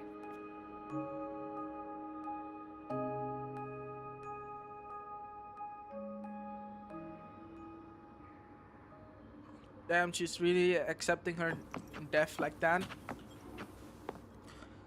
Guys, wait a moment. I will come back. I just ate.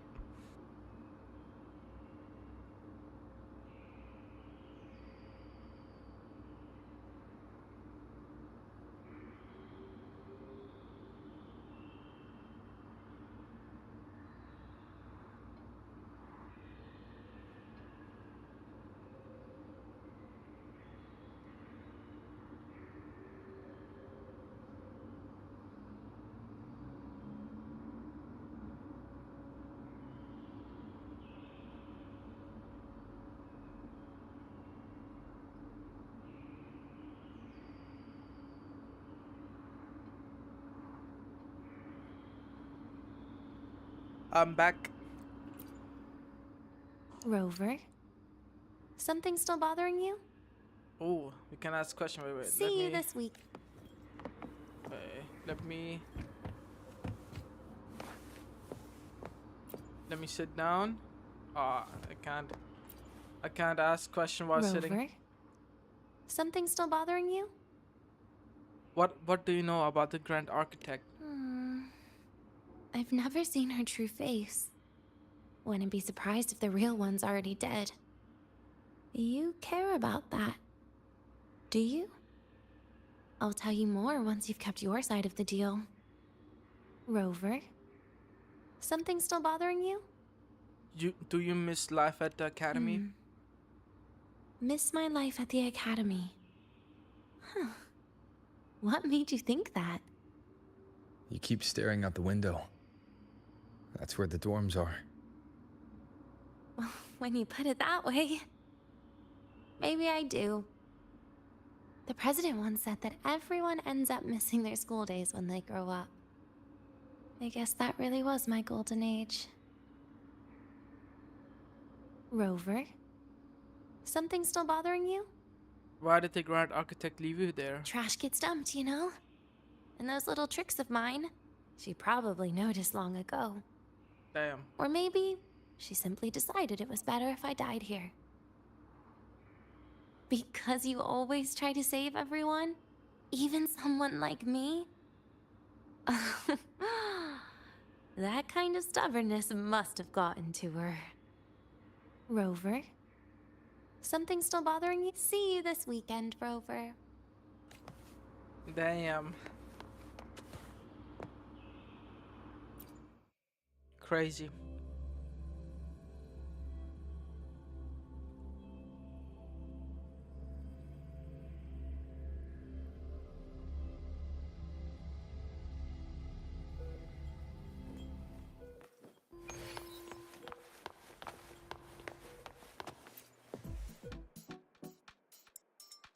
Rover, how did it go? Is she willing to cooperate? You pass along Dania's request to Armand. A birthday? At the academy? I see. That is an unexpected request. But if that's the key to cooperation, the collective will treat it as a special case. She said she wants a proper ending for some things. But I don't know her true intent yet. We'd better be careful. Noted. We'll initiate a full risk assessment immediately and draft a comprehensive operational and contingency plan. Thank you. Would you be available in the afternoons of this weekend? She asked for you specifically. No problem. I'll do my best. We really appreciate your support. I know this is a very personal request, but we'll keep everything under control. You can think of it as a special escort mission. I'll send you the finalized plan before then. Let's stay in touch on Waves Line.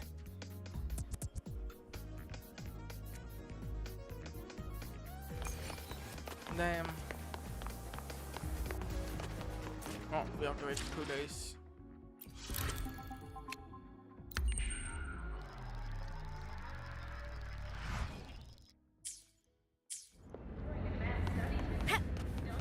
So, obviously.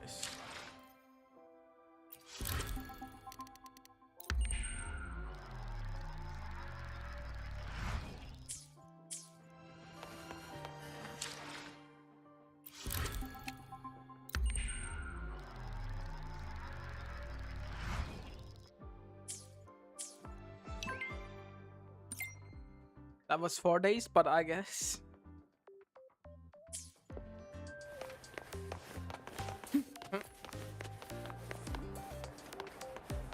I'm a transform. Warning. Insufficient power supply.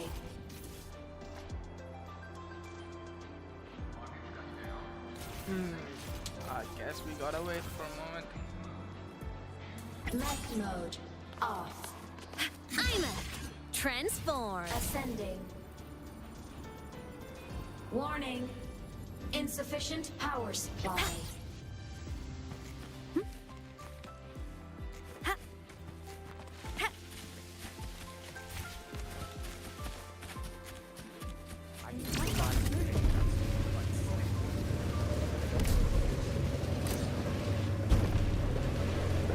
Rough assignment. I hope you've had time to recuperate. The train for Star Torch Academy and the Frostlands will be departing soon. All passengers, please take your seats and fasten your seatbelts.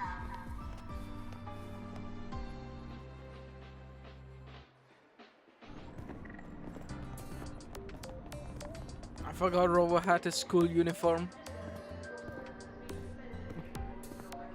You're here, Rover.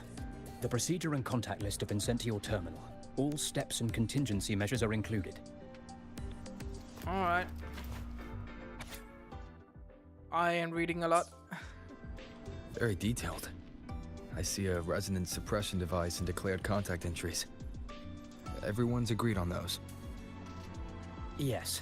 At Denia's request, we used her terminal to schedule the meetings under a recovery discharge notice. She'll be approaching them today as a student. The suppression device was her idea, a guarantee of cooperation. She said it would make things fair, even though she doesn't really need it in her current state. Here, take this. If she starts feeling unwell, have her use it. It should make her feel better. So you found a way to relieve her frequency failure? No, these are only tranquilizers. We've adjusted the dosage for this operation. As for a treatment plan, we'll try and work out a revised version as soon as possible. No wonder Denia behaved that way last time. She'd already seen this coming. What's the bottleneck? The diagnosis from Rebel College shows that the problem doesn't lie with her resonance ability, but a failure in her self-regulation mechanism. We're still validating several hypotheses regarding the symptoms. Hopefully, we'll have answers soon. This is looking grimmer than I thought. Still, if it's related to Thernoidian frequencies, the Black Shores might have better solutions. Yo, Denia joining the Black Shores. Don't concern yourself with the research. For now, we'll need you to focus on today's operation. Please contact us if anything arises. What's up, Timmy?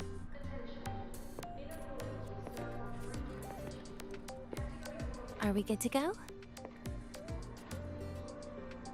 Yes. Hope you both have a pleasant day.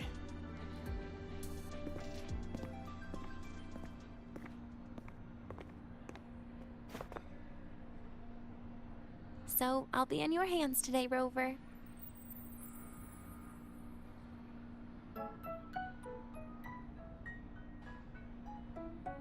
You promised me a birthday, remember? Why the serious face? You didn't sound like last time. Like this last time. Because today, I'm Denia, a proud student of Star Torch Academy.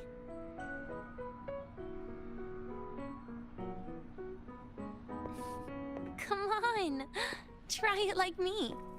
Loosen your mouth, relax your eyes.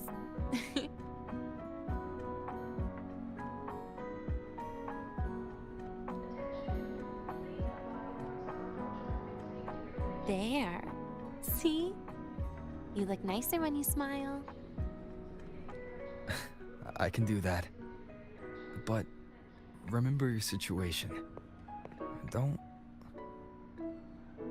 Yeah, I know.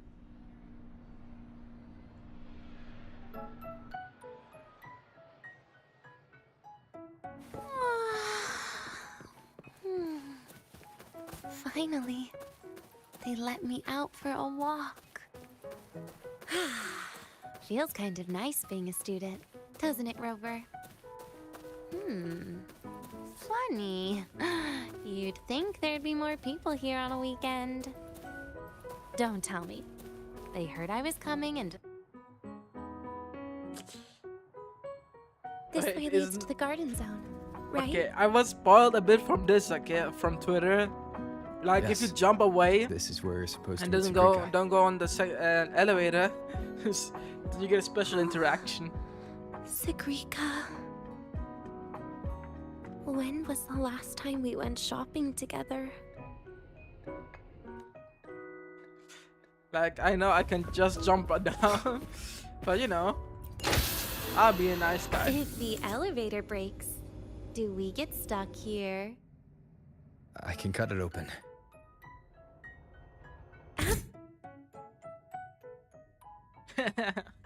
Wow, the elevator was fast. Let's go, Denia. This feels like walking into an exam. You'll have my back when she starts asking questions, right?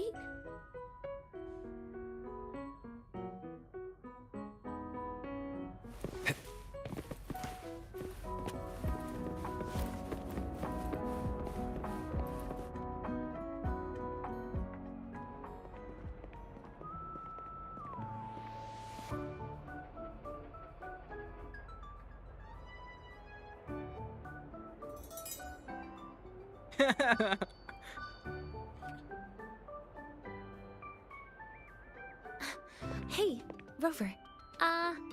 Wanna swing by the arcade first?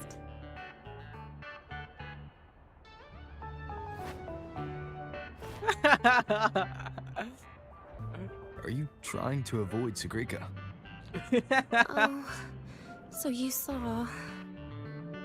This is your own request. Give me a reason to cancel it. The reason is, I'm not feeling so great. Maybe we should just... Senior! Danya! Oh, that's funny. Wow. Hi, Siki. Did I keep you waiting? No, I just got here too. Oh, why are you with Danya today, Senior? The doctor asked me to keep her company. Oh, I see. I heard Danya's been in the ward for quite a few days. Every time I went to the infirmary, Dr. Luke said you still needed some rest. So, are you feeling better now? Oh, I was better a while ago. Guess it's just bad sleep. I mean, a ward's never as comfy as your own room. You know, I feel bad for Sigrika. Bad sleep? Nivora is a fucking traitor. Having nightmares again. She doesn't know that the actual heard what Nivora is happened last dead, time and really that the affected a Nivora lot that of she people. interacted with was the Grand Architect. You don't Now think her, it's because of another the best matter friend, contamination, right?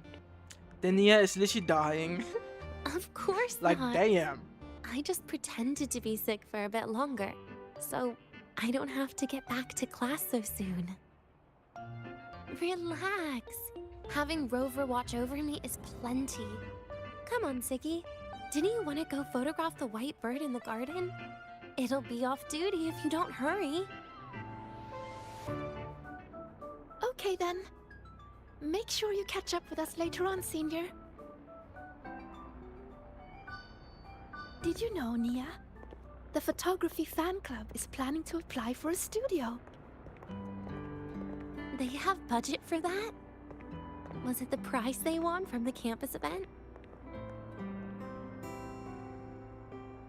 Yeah. They won't stop talking about how much they owe you. Oh shit.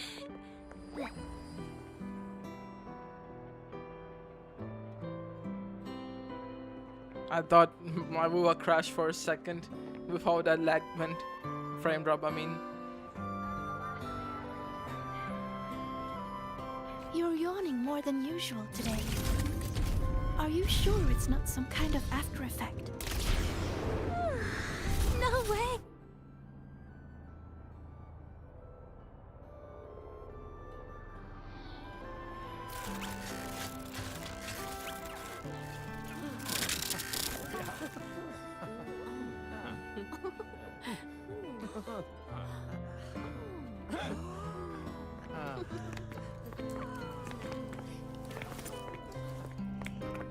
Look! The photography fan club's here. Wanna go say hi? I'll pass. A bunch of camera-obsessed weirdos. Their prize money has nothing to do with me anyway. What are you talking about? Without you, they would have shut down by now. Prize money? It was for an Academy promo thing. The theme was Star Torch, Moments of Happiness. Why?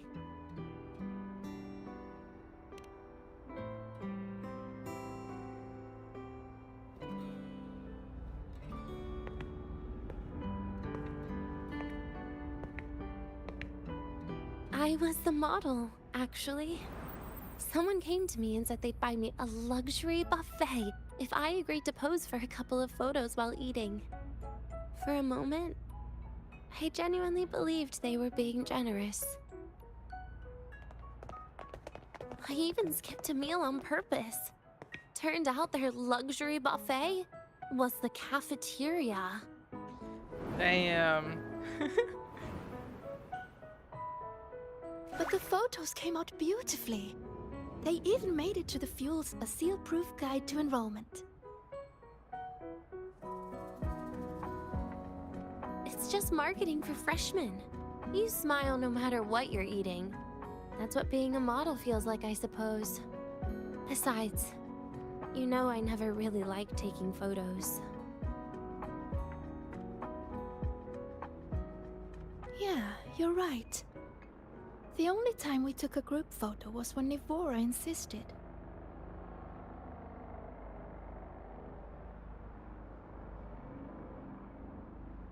Huh. Speaking of Nivora, I wonder how she's doing now. Well, that's awkward.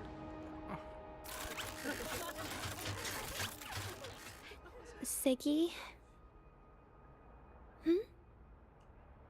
Let's take another photo together. Really? That's a first for you. Come on, Rover. You too. And can I borrow your camera? So what's this about?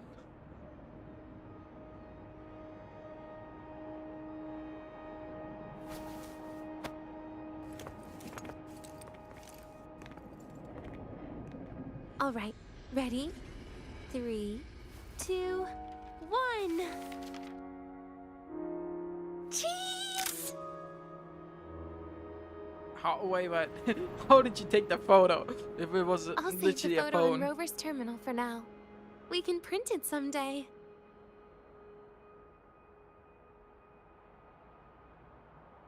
Look! In the photo! It's the white bird! It flew that way! Oh, Yuki.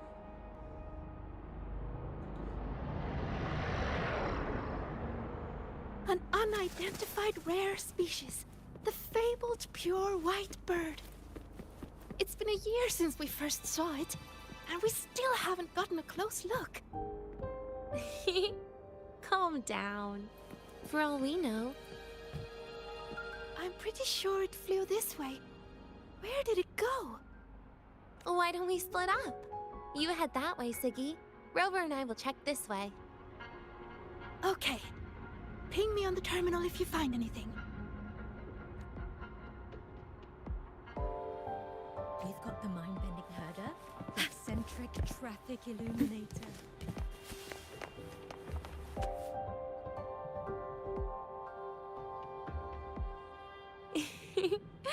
Hey, can you imagine her face if we told her the white bird is just Hiyuki's ability?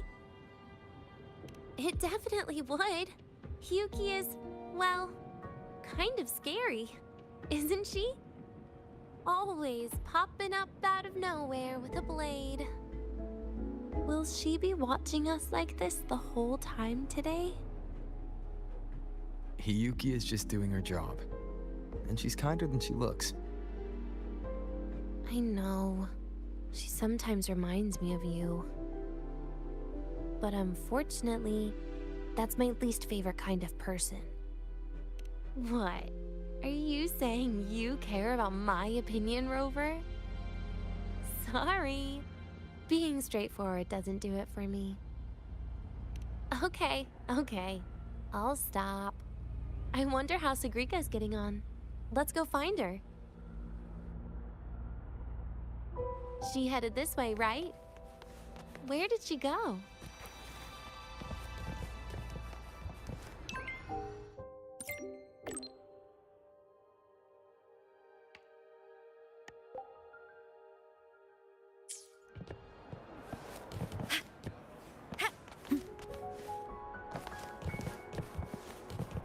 I'm a transform.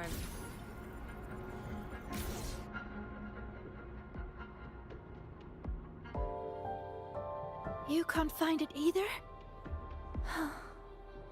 Maybe not today then. Seriously, Siggy. If you went into biology, you'd be a legend by now.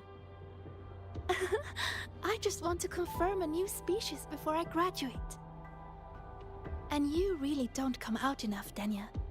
A little more activity would be good for you. Please, give me a break. I'm not exactly built for running or fighting like you are. Since when are you bad at fighting? Oh, right. Didn't you say you wanted to call home? The booth looks empty right now. Oh, it is. That's rare. There's usually a line here. Go on, before they start worrying. I've got some family matters to handle too, using Rover's terminal. Okay then. See you in a bit.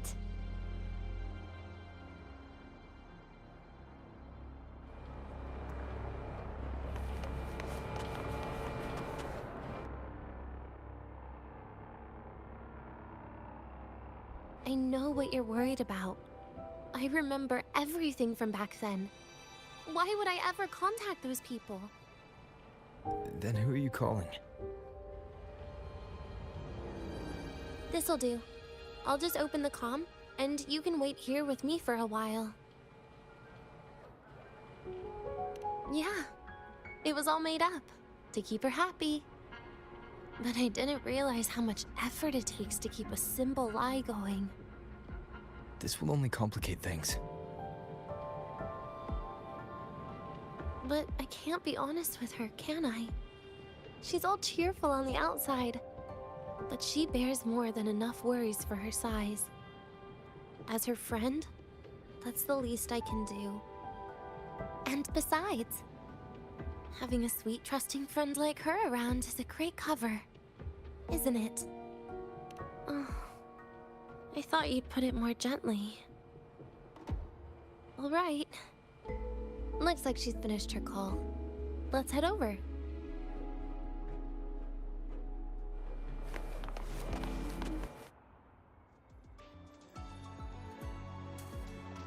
Perfect timing. We should go check out the new desserts. Oh, this part. Finally. What made you want to buy cake today, Denya? You'll find out soon enough.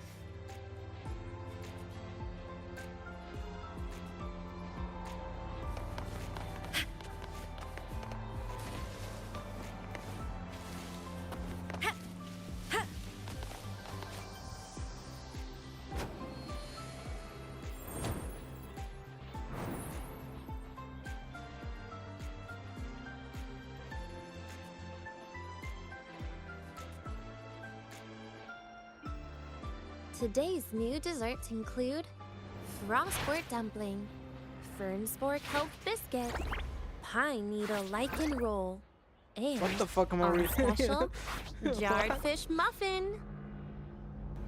Oh, what the fuck? Those names sound intense. They sure are. Do you think you could assemble them into a cake?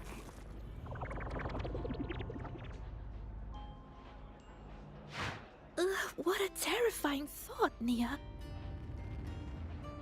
Taste aside, the operational procedure was very clear about food intake. I should check with Armand.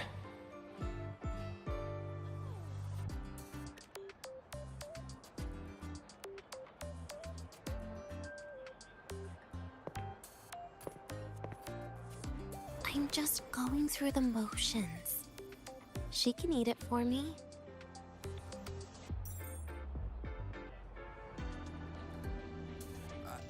I happen to know a team that specializes in desserts. We could order a cake from them if you want. What kind of style are you thinking of?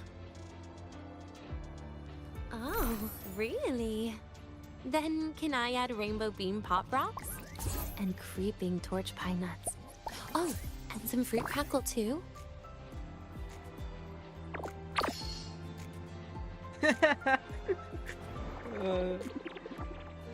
The poor Sigrika. Denya, you can't put pop rocks on a cake. You need to start with a base flavor.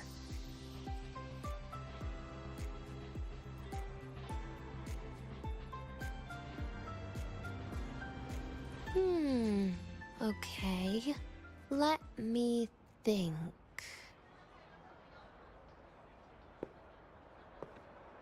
Let's get an orange cake. I promised Sigrika we'd celebrate together. She likes oranges.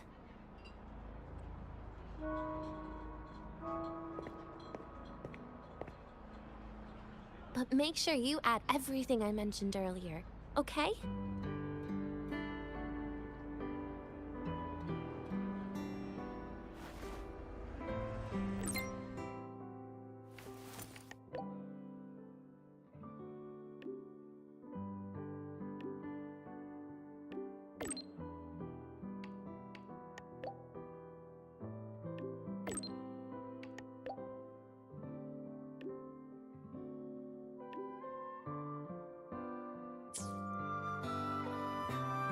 Have you decided yet?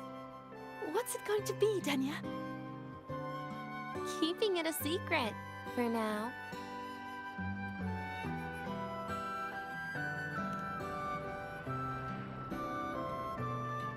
Tonight.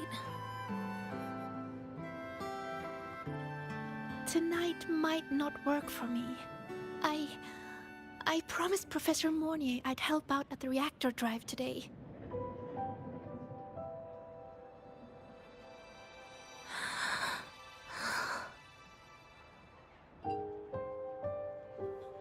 Well, that's a shame, Siggy. I was hoping to share the birthday cake with you, but I guess you'll just have to make do with the leftovers. Birthday cake? Wait, today's your birthday? So that's why Rover is...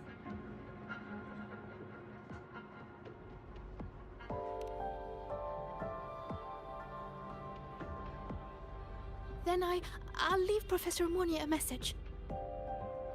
It's all right, Siggy. I'm sure you've got something really important to do with Professor Mornier. Well, asking for a day off once in a while wouldn't. Nope. No running away from it. How can you become the kind of person you look up to if you run away from something like this? But aren't you the one who's been telling me it's okay to run away this whole time, Denya?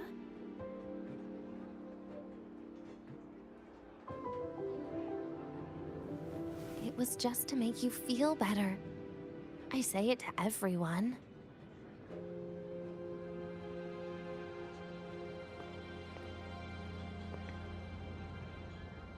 No, you're acting super weird today. All of a sudden you asked me to come out, had me take pictures with you, revealed it's your birthday, and told me not to run away. It's not like you at all. Siggy, Are you hiding something from me? Damn.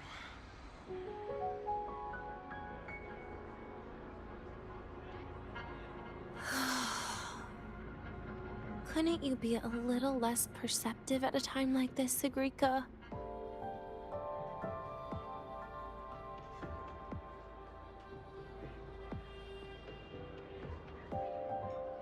If you want me to keep playing dumb, I can do that, and I'll leave it there, as usual. But there's only one thing I want to make sure. Will you still be celebrating your birthday this time next year? Damn.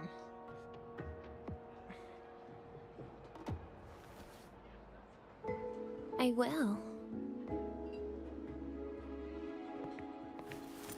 Then next year, we'll celebrate your birthday together. Promise?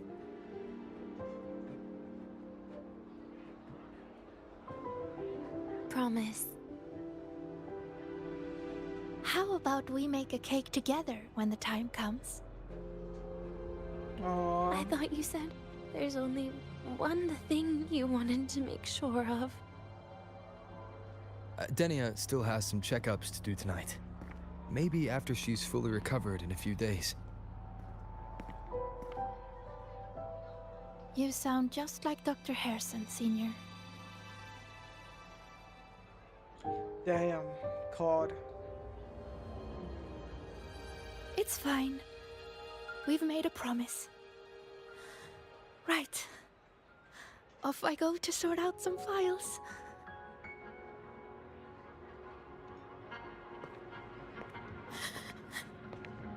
Damn.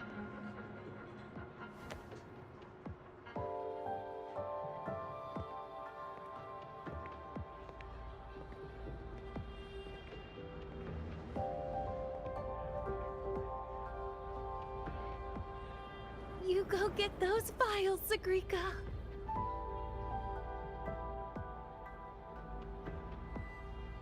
Happy birthday, Denya.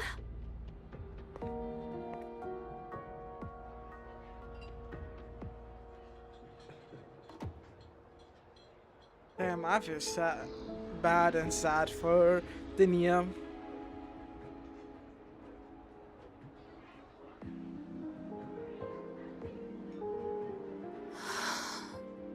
That was tough. I'm never good at this with her around.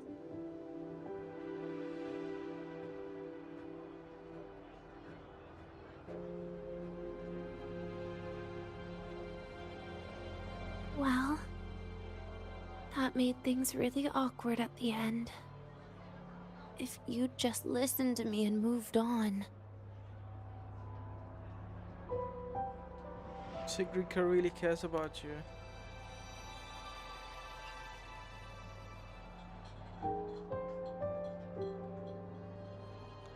Oh, sneaky you. Being so nice and kind all of a sudden.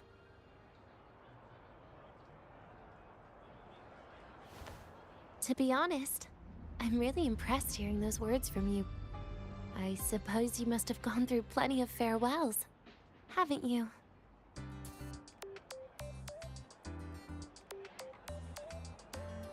Strong, caring. Keep it up and I might actually fall for you. Hey, yo, what?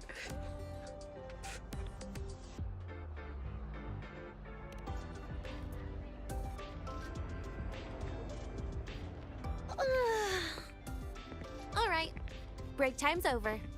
I almost died of boredom being stuck in the sickbed these past few days.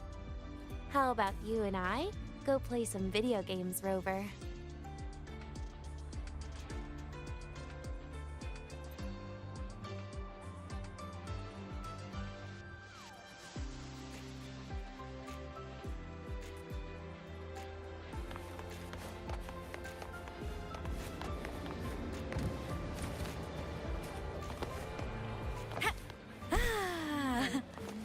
Do you know the girl who always shows?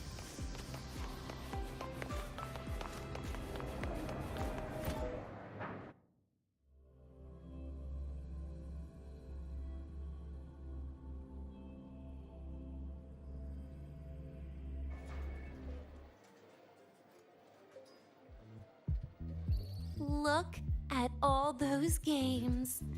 What do you have in mind? I was thinking Lahairoi blocks. Wait, Ka-chow. really? I even gave you the hint. Don't tell me. You're the type who during a date wants to watch separate movies and just meet up afterward.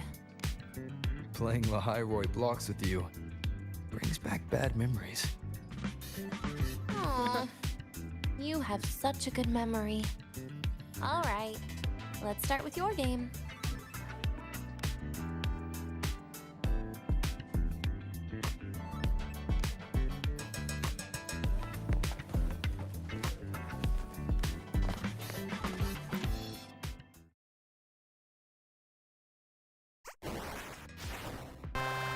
Oh, what the heck? Wait, that character you're using, is that me? That feels a bit odd. And is that Sagrika next to you? Oh, there's a cake coming down. Keep the joystick steady.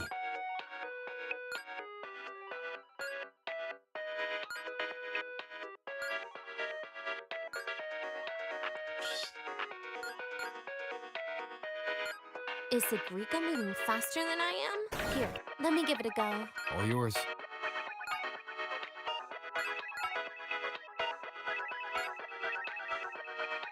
Yo, I can't even move. What the fuck?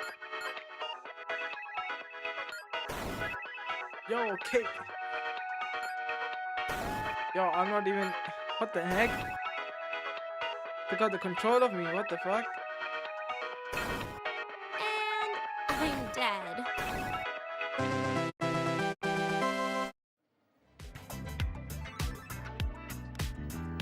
I guess Agrika and I don't make much of a tag team.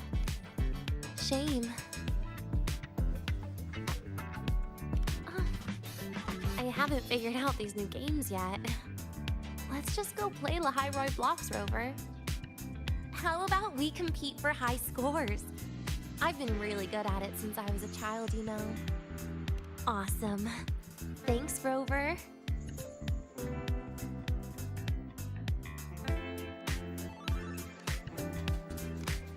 Alright, Lahairoi Blocks. Fucking Tetris. Okay, no, I mine didn't is know not in you were Tetris. this good. Well, anyway, I was wondering, how did you and Ziggy get acquainted, Rover? We met during the New Solar celebration. Ah, I heard Ziggy mention you were a great help. Any stories you mind sharing? You know what happened. Weren't we the ones behind it all? That wasn't my plan at all. What the heck? You were gonna say goodbye to her. Right? I suppose. I wanted to treat her to some cake, and then get it off my chest when the time was right. You mean the birthday, the goodbye, or you've been lying to her the whole time? All of it, I guess. I actually hoped she'd be angry.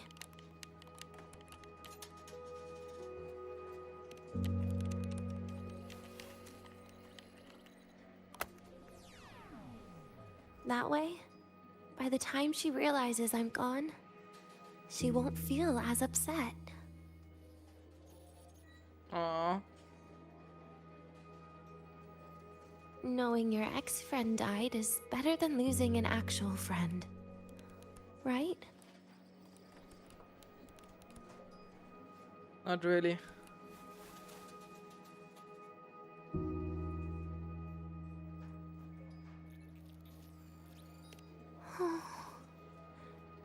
That is why I hate people like you. Keeping all the burdens on yourself when you know you can ignore them. The exact way of life I loathe.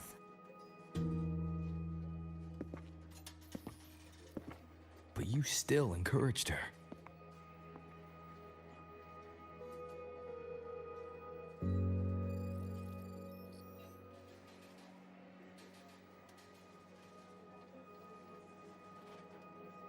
Oh, sneaky you. Beating my score while I was distracted talking.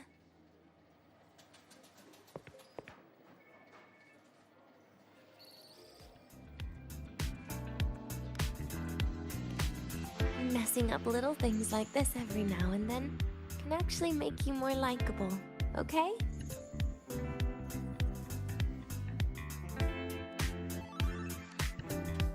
Anyway, it's getting late. We should keep moving. The archive is usually my favorite place for pastime. I'd like another visit.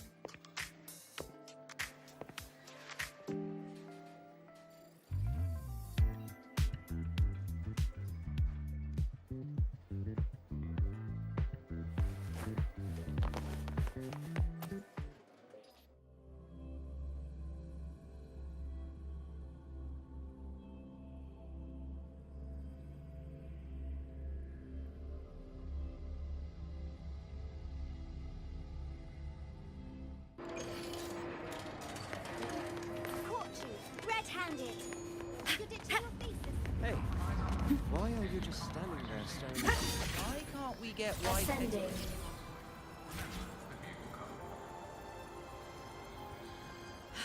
Descending. Lock mode.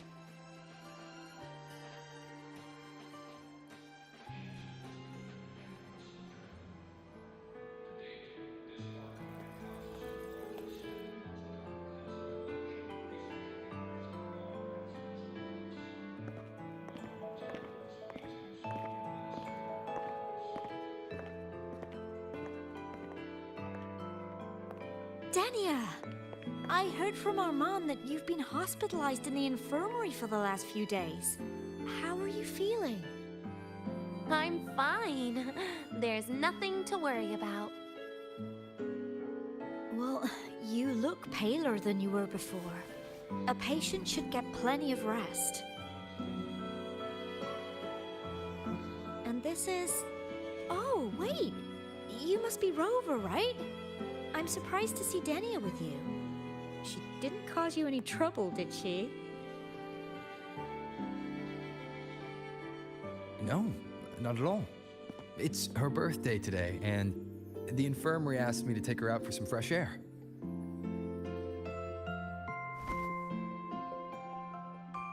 Did they now? That makes it sound even more suspicious.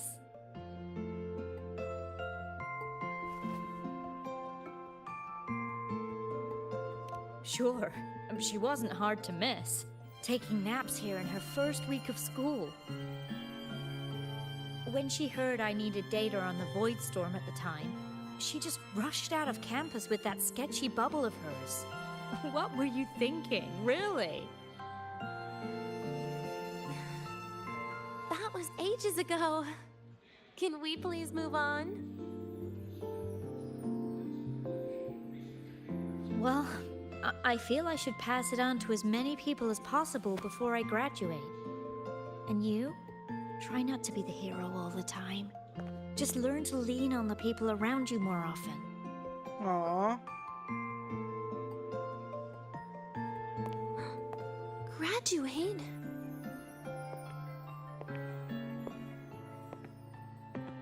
Here, this is for you.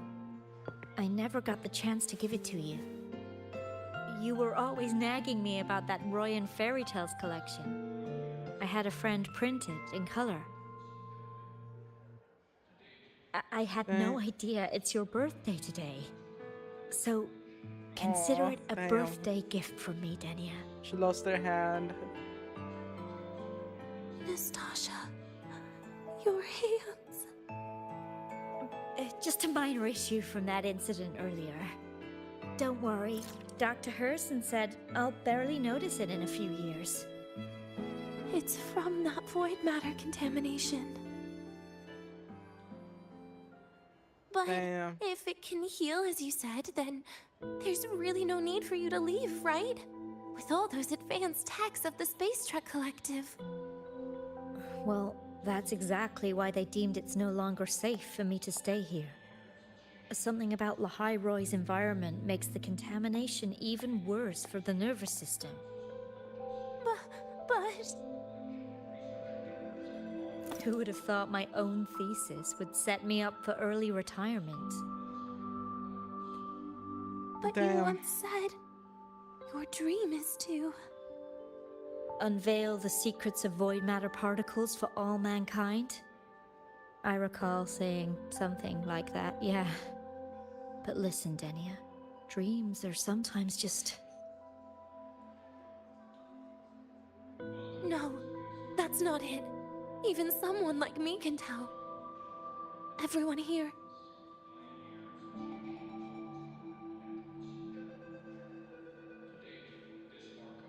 Everyone here signed the agreement. If they choose to leave Lahai Roy, that means...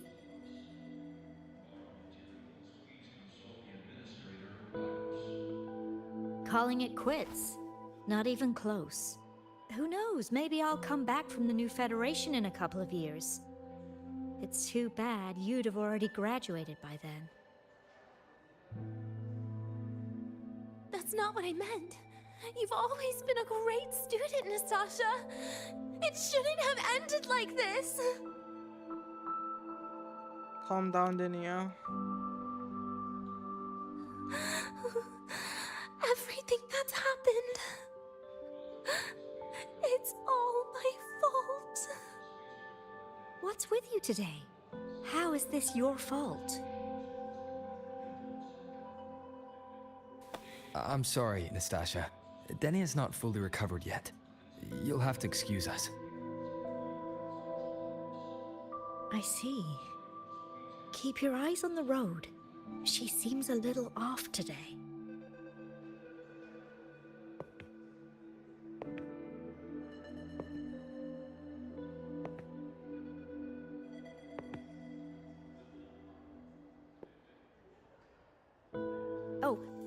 Happy birthday, Denia.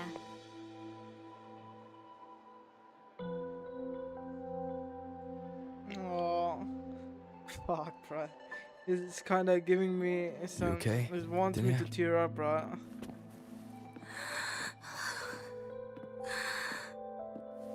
Your frequency is very unstable now. You should take...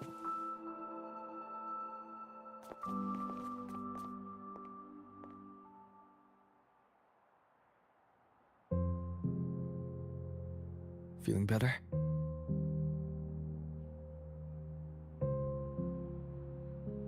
Based on the frequencies shown during her complications, things are worse than what Armand said.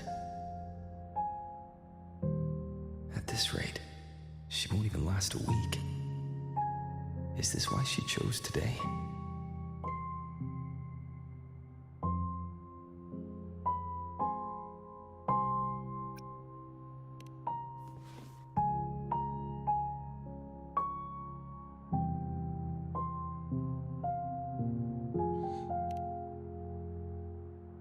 Nastasha's got talent. The collective won't give up on her.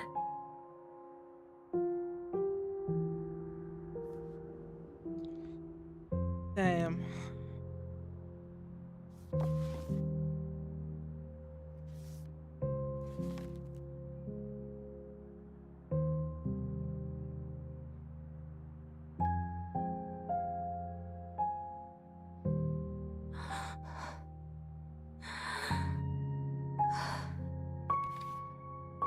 You're right.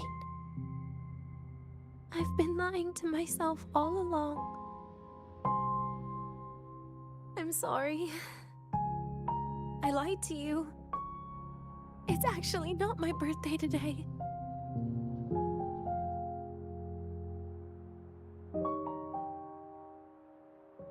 Why use this as your excuse? That's because a birthday is supposed to be proof that you were born. That's what they always say, right? Everyone has a birthday. Zagrika has one, so does Nastasha. Even those tarred E units manufactured in factories have their own birthdays.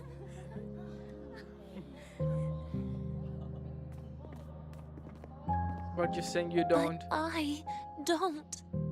The Fraxidus has no record of my birth. Nothing to prove my identity.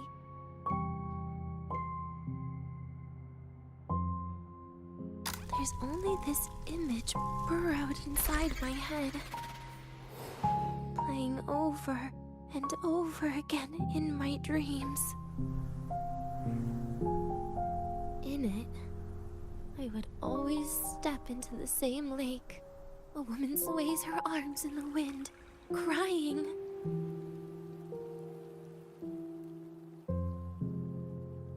She stares from afar, calling out to me. Denia. Denia. Das Videnia. So if I truly had a name and a birthday, maybe I could then die as a real person. No?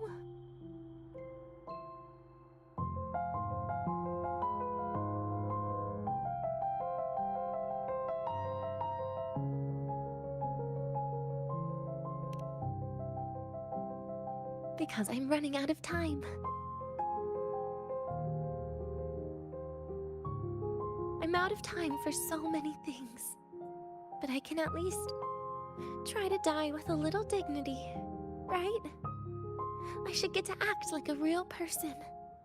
Face what I've done. Say a real goodbye. And then just end it the right way.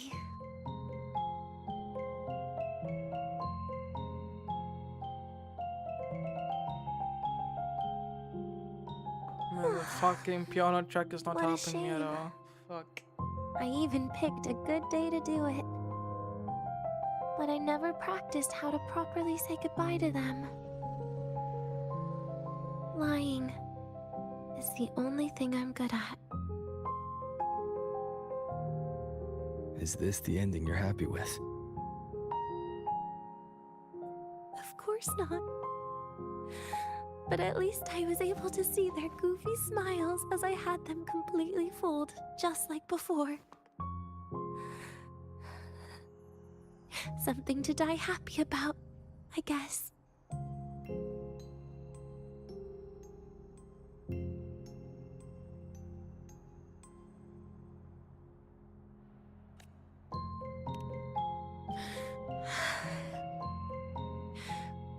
It's just a reaction. That's all. The idea that everything will just vanish, that it'll all go back to the void, it makes me cry. Instantly.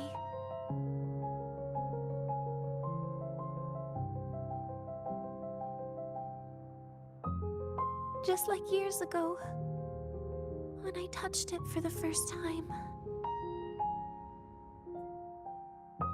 Even after you die, tomorrow, the sun still rises. Of course I know that.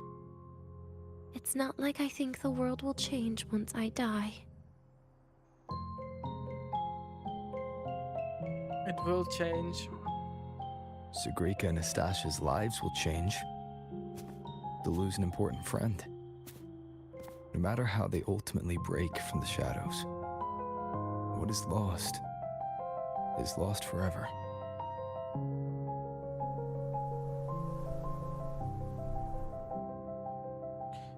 Ever thought about continuing your life? Do I deserve to? That's not for me to judge. But in Renacida, I've met people just like you. In the lives forced upon them, happiness was always fleeting, leaving only pain and fear that never dissipate. Yet even so, they fought for those brief, gifted moments of happiness till the very end.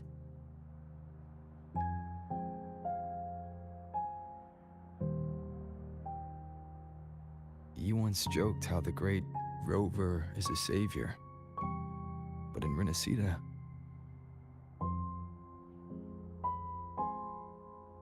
I failed to save them. But it sounds like they made their own choices. True. Just like when you tried to drive me away. You also made what you thought was the best choice. You all hoped for more people to survive. And so did I. So, if the boundaries between humans and creations are already obscure, what is it that determines who we are?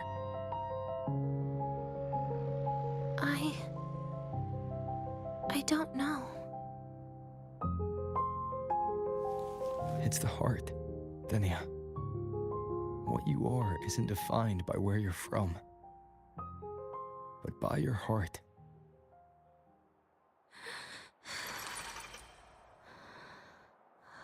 The heart. Are you willing to trust me?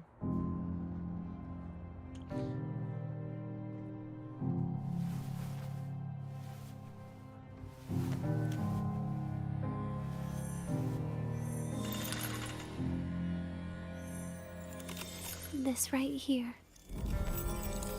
A gift from the Grand Architect. The page buried within my frequency is here.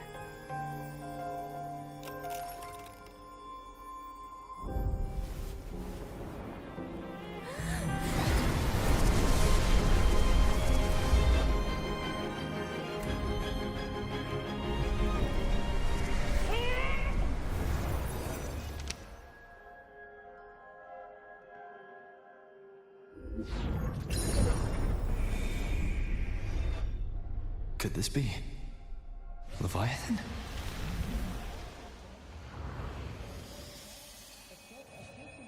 Do you find your way home more often?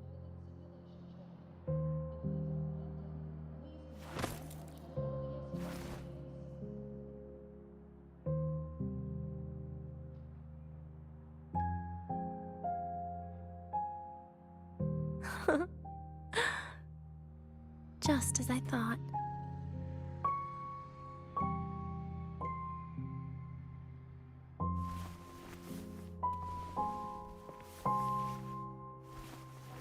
You can really work wonders, Rover. Dania? You are literally my least favorite type of person.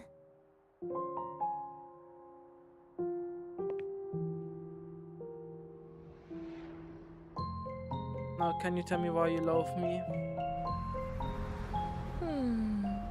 Where do I start? Rover, we've detected a severe frequency fluctuation. Is everything all right? Everything's fine. We'll be back soon. Very well. I'll see you soon. Sounds like Professor Armand is getting a bit impatient. We should head back. What about your answer? No need to get ahead of yourself now. You're not quite there yet. I'm keeping it a secret for now. Plus, we still haven't fulfilled our agreement yet. Can't let the cake go to waste.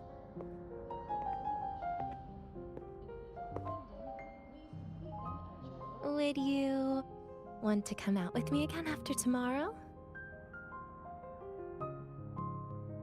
I would.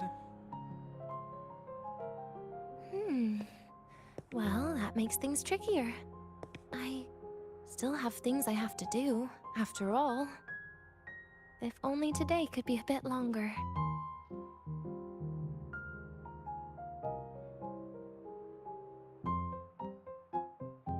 However, did it ever cross your mind that my being alive and staying here might be an even bigger problem?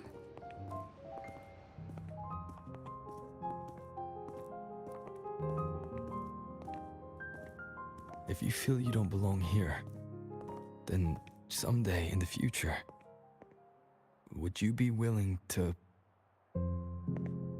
Stop right there. It was just a joke. I don't want to put you in a tough spot. Easy. Today is my birthday. I won't be going anywhere. At least to you. This will be my last lie.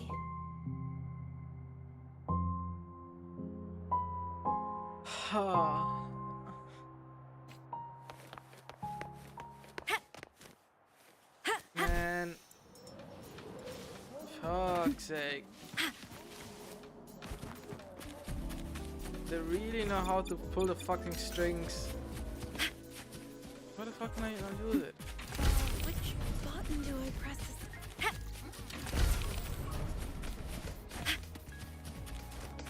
Holy fucking god.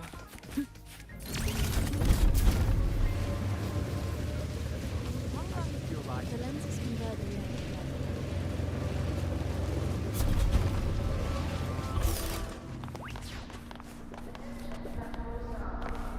The train for Star Torch Academy and the Frostlands will be departing Shut the soon. fuck up, platform All broadcast. passengers, please take your seats and fasten your seatbelts. Void storm hazard level at transit stops low.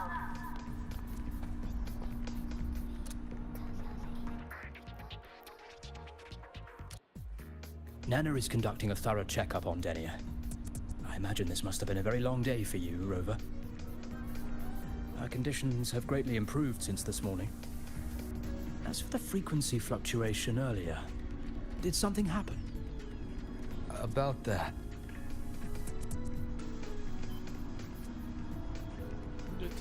You tell Amon about the book page left by the Grand Architect. Residual energy of the Threnodian from Renacita. Could there be some form of interaction between the Threnodians? Is the Fractidus actually manipulating her and suppressing her abilities through such means? Oh, it's no wonder we couldn't find a source of the symptoms. Fortunately, you were here to assist, Rover. What will happen to Denny after tomorrow? It'll be the same as the past few days.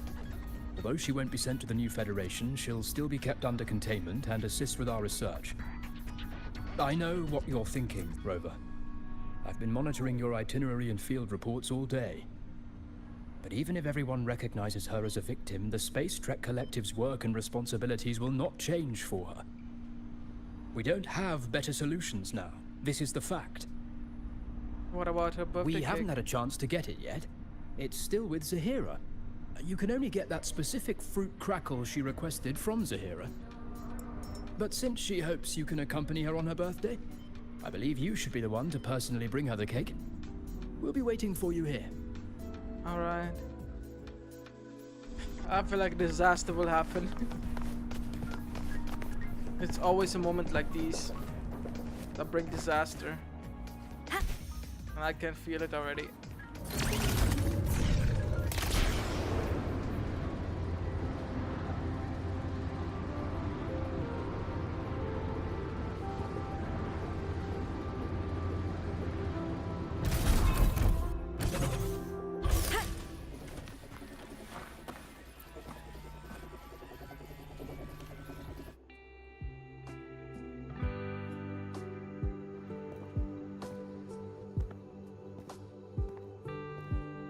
Are you here to pick up the birthday cake? One moment, please.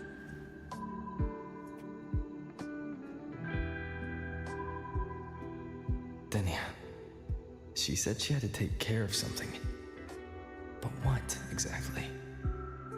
Does it have something to do with the Thenodian's frequency the Deemer planes? If the Space Trek Collective finding Denia was part of the Grand Architect's plan, then what about removing that page from her? Or maybe... if I were in Denia's shoes... Easy. Today is my birthday.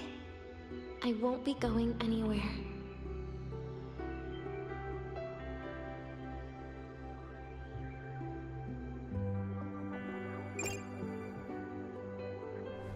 And now it's the message, she disappeared.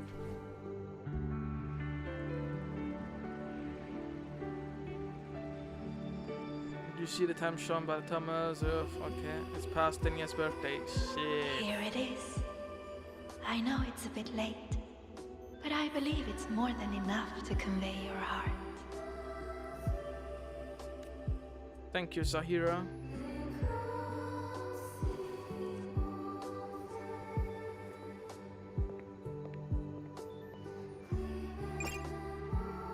And now's the message. Rover, Denia has left the Academy and is heading towards the Deemer planes. Knew it. With her forte, we've detected residual void matter particles at the platform. Professor Armand was trapped inside a bubble. Luckily, no broken bones. She hasn't removed her resonance suppression device and tracker yet. Should we initiate the emergency protocol? No. No. Give me her location. Understood. Coordinates sent. Good luck, Rover.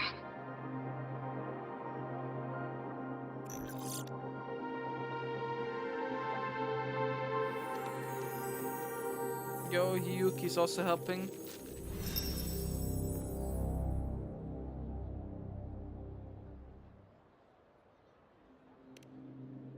I tried. But with her condition now, she would die if I tried any harder.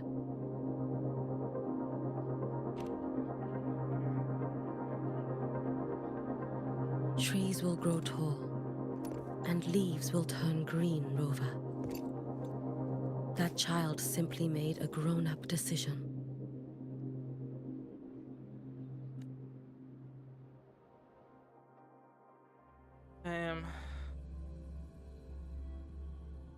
Oh, we're switching to Denia's perspective. Oh.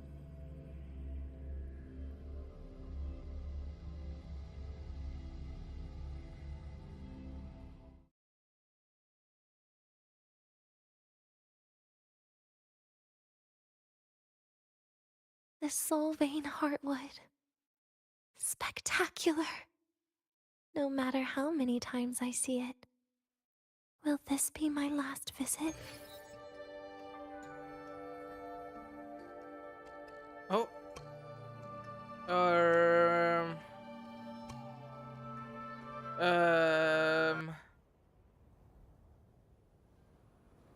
Wuwa? Hello?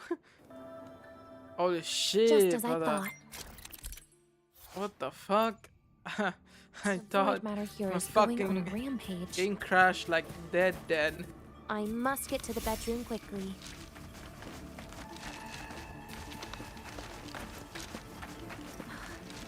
Leaving just a few words inside that page. Do find your way home more often. I knew it. Sorry, Rover. But just like in the fairy tale, the magic wears off past midnight. At least this time I wasn't lying, right?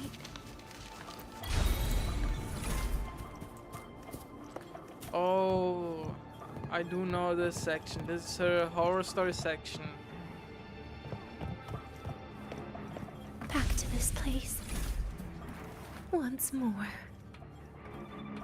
Holy shit. I'm getting crazy frame drops.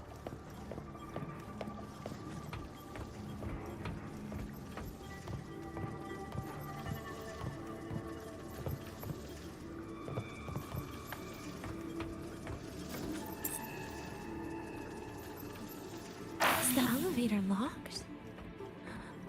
Could it be? Let's try to go around from the other side. Dania. Where did you come from? And aren't you annoying to look at? Dania, I told you a long time ago, didn't I? What was that?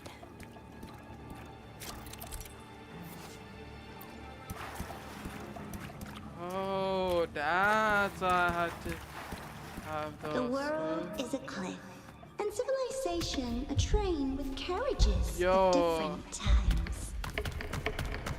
My attacks don't do anything. What the fuck? Does it not what have a the physical fuck? form? I see. What As the long as I fuck? keep my eyes on it.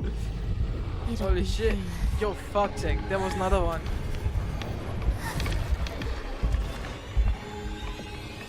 Damn. She was sent to the gulag. I told you. A kid can't fight against this world wielding a candy bar.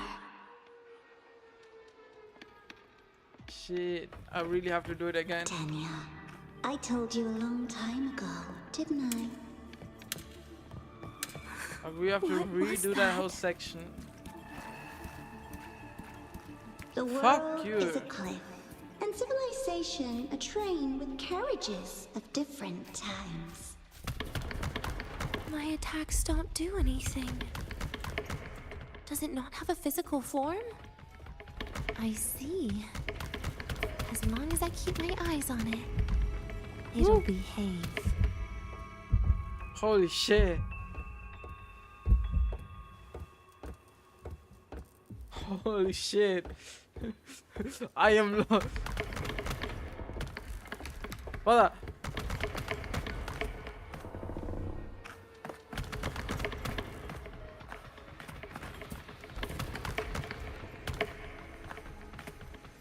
Then you fucking use your abilities, please.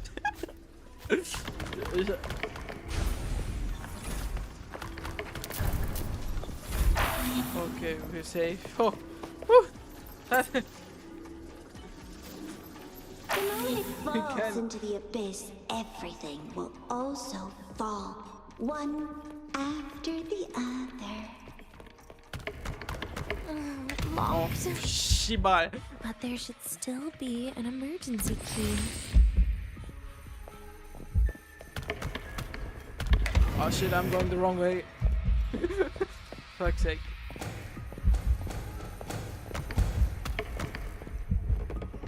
What up? First, people abandon their morality, then emotions, and finally... I'm never good at fucking horror games, bruh. Oh So, woo, woo. Woo. Brother, who the fuck designed this shit?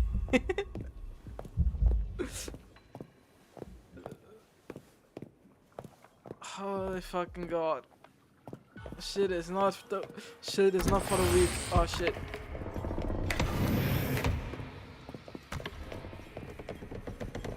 It's not that one.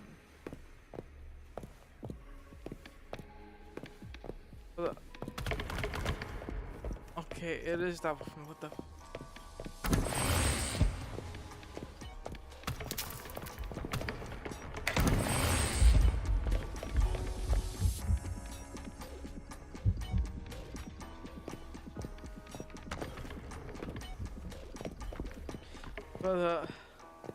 it reminds you of Weeping Angel and FNAF Security Breach. Definitely.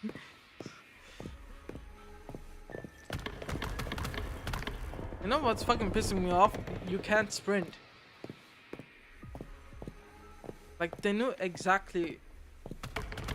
Oh my fucking god. Are we fucking shit? Oh my fucking. Hello? What the fuck is this shit? But I'm seeing like 50. Woo. What the fuck are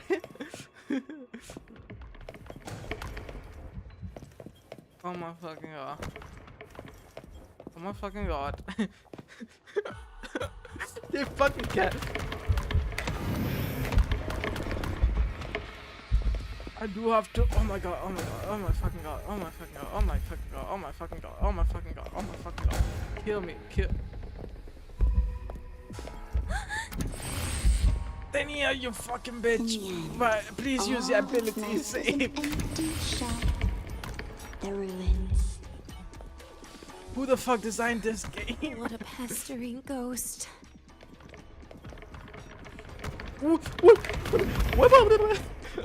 the fuck? What the fuck? Holy shit, how many? This is spawn camping, next level spawn camp.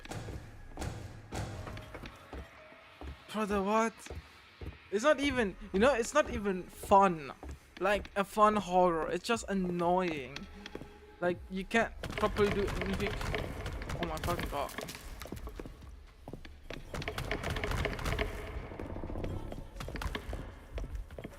You've been there before. You know how it feels. Whew. I did it. Oh my god, I did it. Never mind, I'm not done. I really have to go back. You reach out, but you fail. Even to grab something to end your life. They really spawn camp me. Stop shaking, Dania. Oh my fucking god, oh my god. I should be able to go around from the other side. Brother, who designed this? What? Oh my god. Jeez. This is no fun. What the fuck?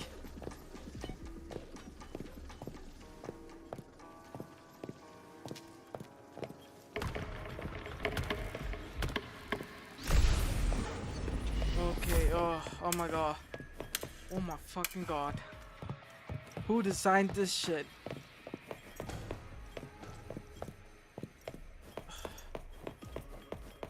Oh my god. There is where you will finally sink and rest. Okay. Straight through it.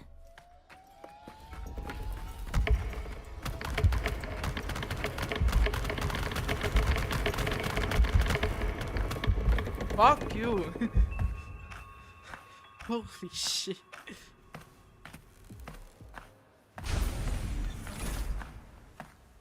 It's lol.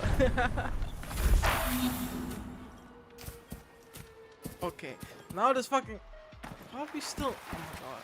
You're really in the. Lives Oh, rise and fall like the winter wheat. But agony, I knew it. agony is the name Oh my that god, she. never dies. Yo, chill out, chill out. I'm hearing too many. So what? Brother, what the fuck? You fucking hoe of a character. What the fuck am I supposed to do? Dania, I told Shut your bitch ass up, okay? I have to redo it. You fucking game. Oh my god.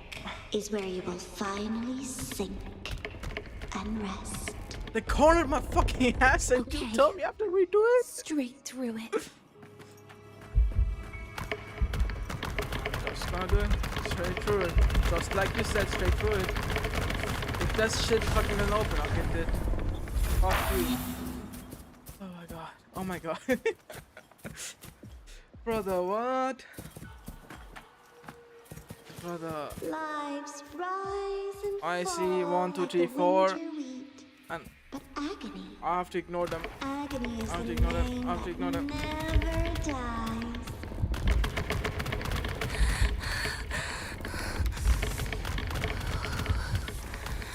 So what? Oh my fucking god. This fucking game. Again? Oh my fucking god, I did it. Woo! Oh fucking. You fucking. Let them say, Oh my god. I walked with the crib of the void. Oh my god, finally done. In your dreams. Come on. I'm not hiding from you again. Hey yo. Why it's a baddie? Hi? Say what you want about me, okay? Why is this thing a baddie? Stay. Please don't. Forgive me. Vanish. Holy. How disappointing. Lend me your hand. Darkness. And over here. Happy forever. So, Please don't. okay, never mind. I don't need even the burst.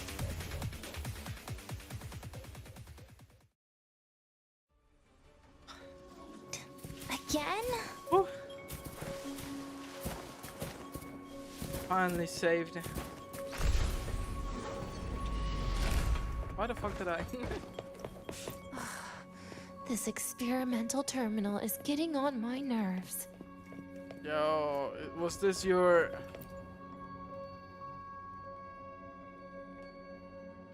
Yeah, I still finally. feel the abnormal neural reflexes, even after an injection lately. Oh, really? Sounds like you can properly feel pain now. Shut up, Nivora. Everyone Remember hates this you. feeling, Danya. Well, not the original Pain Nivora who compels us died. to live. But fucking... To hell with You that know. feeling. Well, I don't think... That bastard tried to fool You know, me actually, with never mind. saline There is as a not even a painkiller. Nivora, I think, in the story. So, like, who actually existed. It's just fucking Grand Architect, so...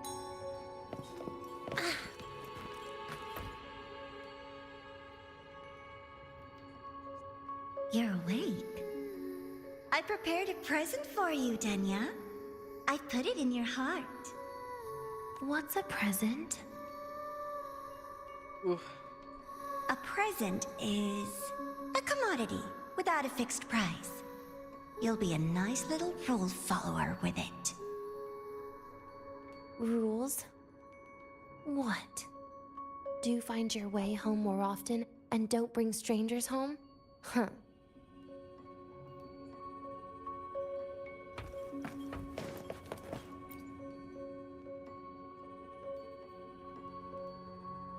The food here has been left untouched. Why is that, Denya? At Star Torch Academy, there's something called dessert. Eating it brings back that scene in my dream. Starting tomorrow, come home for dinner.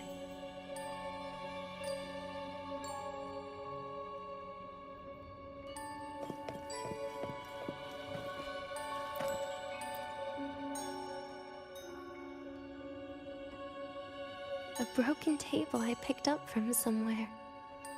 Spent quite some time here. When was the last time I read a book? What was I reading? A professional guide to emotional performance? Oh, it became my draft paper anyhow. A textbook for void matter science. A seal-proof guide to enrollment. And the Lahairoi meteorology I borrowed from Nastasha. She even snuck a copy of the exam sheet inside. But she never mentioned it was from the previous year. I used all the wrong answers on the real thing. And she teased me about it for ages. Those academy courses were brutal. Barely ever scored above a D, besides void matters. Strange. They just come rushing back at times like this. And what's this? A memory album from the photography fan club?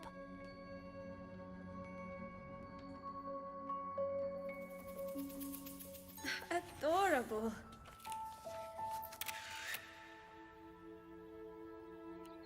But it'll turn out better if you smile.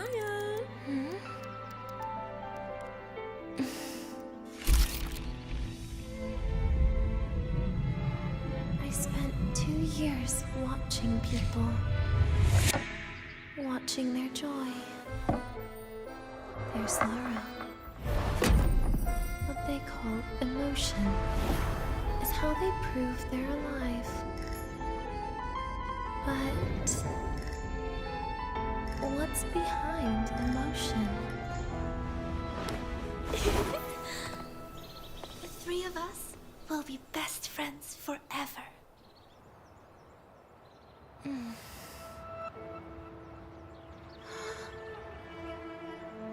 What's that look on my face?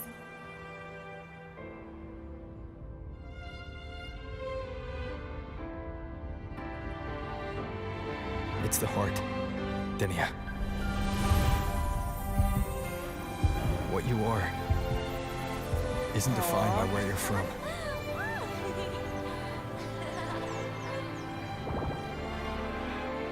But by your heart.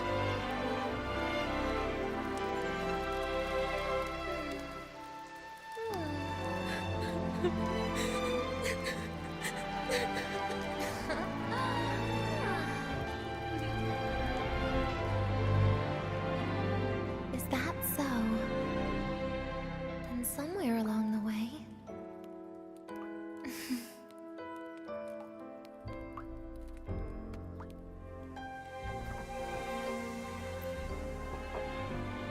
Well...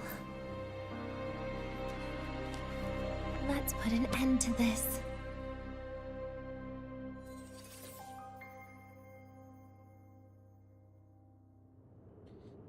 Damn.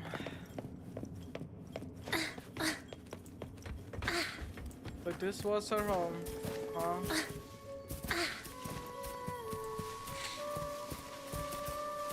I'm going the right way.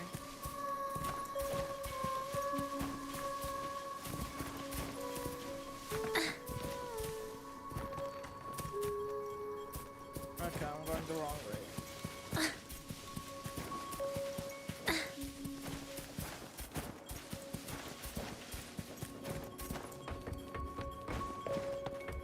Oh.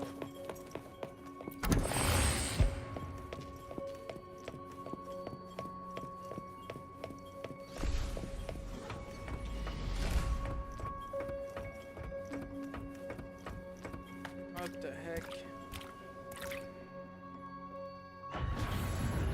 Happy birthday to you. Happy birthday to you. Happy birthday to you. Happy birthday to you.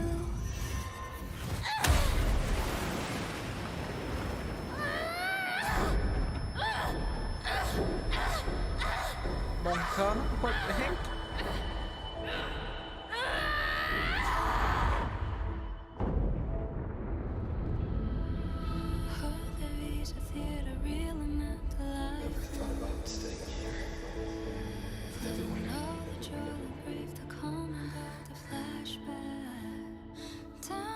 Yeah, that sounds nice.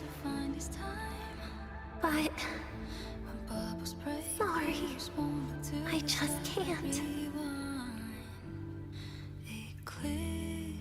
However, there is one thing I can do for you all.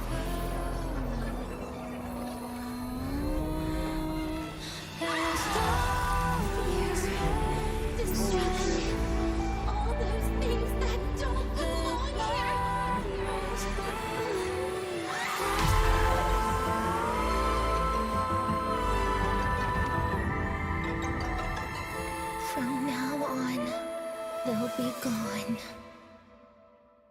Back to the void with me.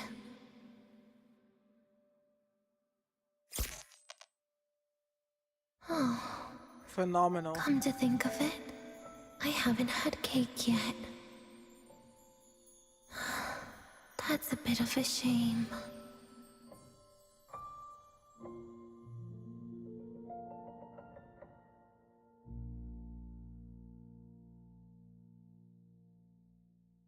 Damn.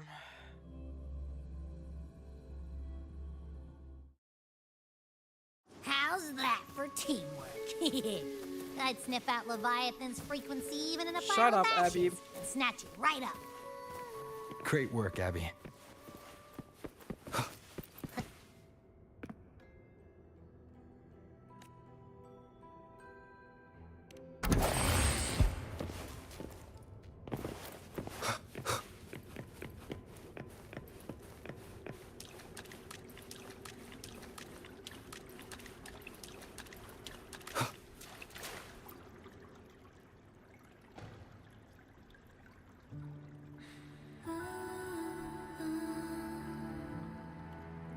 I assume by the time you get here, Rover, everything will have ended.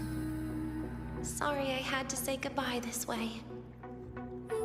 This is where it all started. The Fraxidus' Lahai-Roi plan. Where the Grand Architect first made contact with Aleph One. And where I was created. I took the Threnodian fragment the Fraxidus left here. Leaving it here would only cause more suffering. As for the experimental data, consider it a parting gift from me to the Space Trek Collective. To be honest, I did think of telling you everything about this place. But sometimes gifts can be incredibly inappropriate. Your worries were correct. When the book page was removed, I received the Grand Architect's final message. Damn. Now, I am the last anchor point between Aleph One and Solaris. If I die according to plan, its fragment will disappear along with This is something I need to screenshot, okay? I used to tell myself that was Wait, I karma. can't even. Fuck you, game. I can't What does an screenshot. ending like that mean for Sigrika?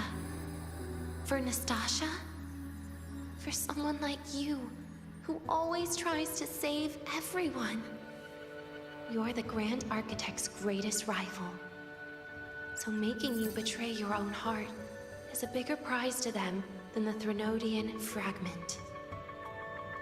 It would mean that after all the frustration and failure, you are no different from them. You'd end up going down the same path. But if you had removed that page, the fragment would have lost control after receiving the message. It would have tried to find me, attempting to connect with Aleph 1 out of instinct. So, when I think about it, it's a good thing you never got to finish what you wanted to say back there. I was a child who showed up at the Fraxidus' door out of nowhere. Became their Threnodian lab mouse by accident. Ever since I can remember, they told me I existed for one reason. To make that moment happen.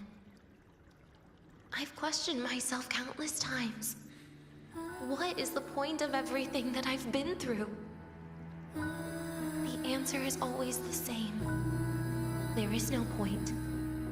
Birth, pain, struggle, death. None of these have meaning.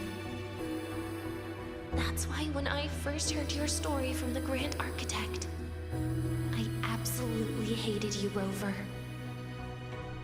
If someone like that is actually out there, then where were they during the longest, most painful days of my life? And why? Why would you appear before me just as everything was about to end? You know what I hated most? Why did everything about you have to be so impossible? Our encounter was never fair. So, I hope you can forgive me for not saying goodbye. This is something I must put an end to on my own. It's just... it hurts to watch the way you live.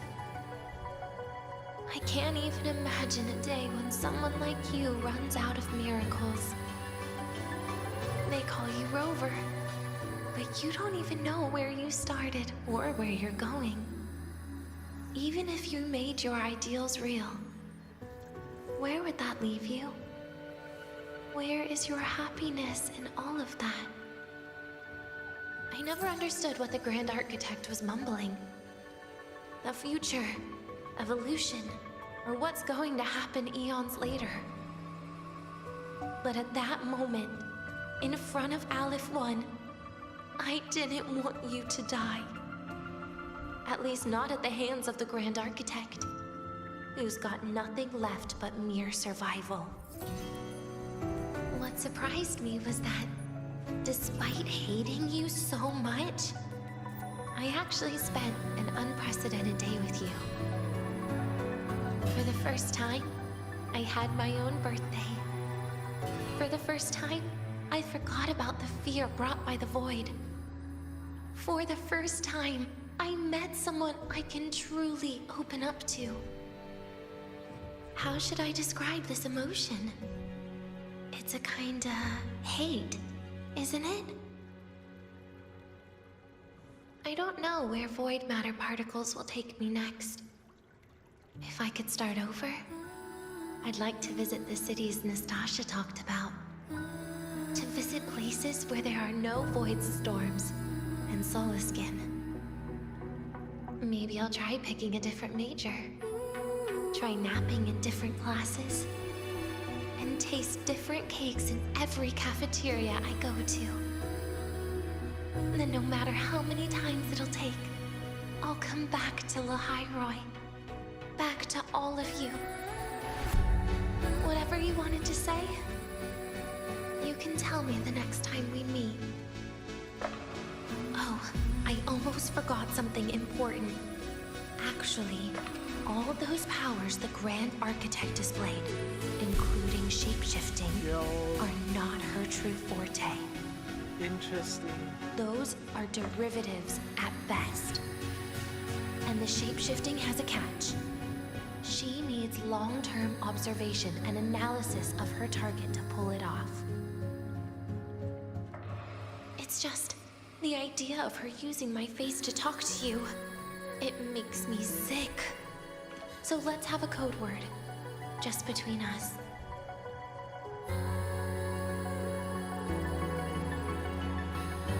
Next time, if it's truly me, oh my old hates will become likes. Oh, and could you help me enjoy half of my birthday cake? You can save the other half for me, of course. But don't throw away any of the toppings.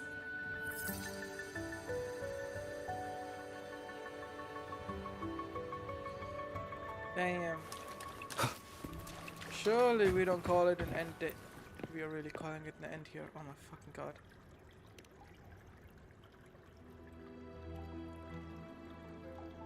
Aw.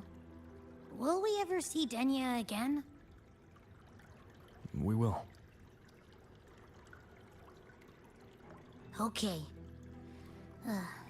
But, what about the thing you didn't get to say? Hmm?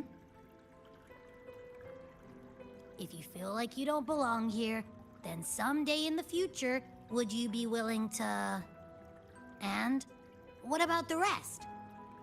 Secret. For now. Are we serious, Rover? Surely we don't call it. Surely, sure.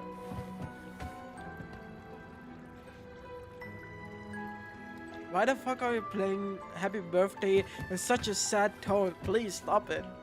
Fuck. Fuck this game. Genuinely fuck this game.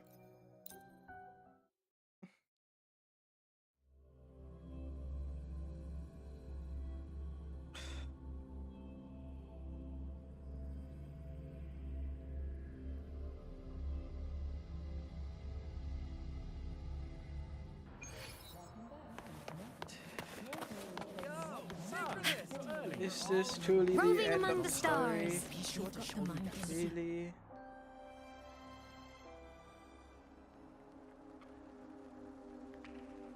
Oh, a cutscene.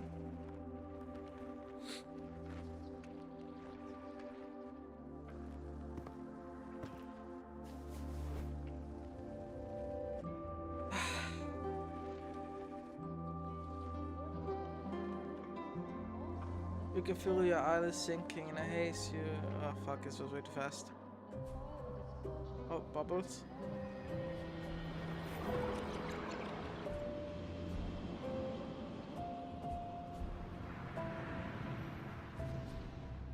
Denia, do you have any clues about that scene in your memory? Nothing. It was just a scene. Maybe from some movies I watched as a kid.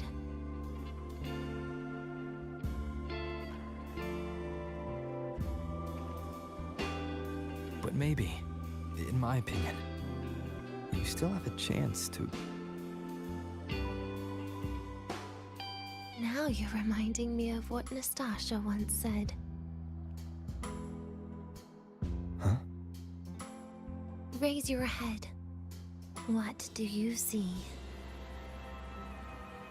Lahiroy's night sky. True enough.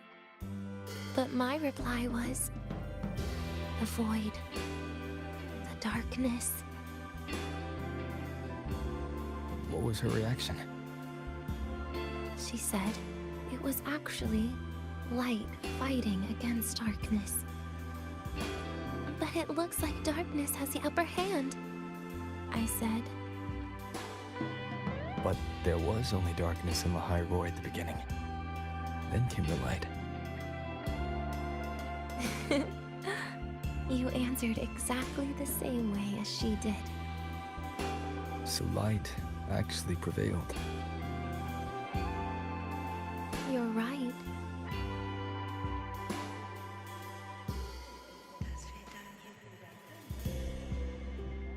I guess if you never give up, the story will one day have a good ending. No?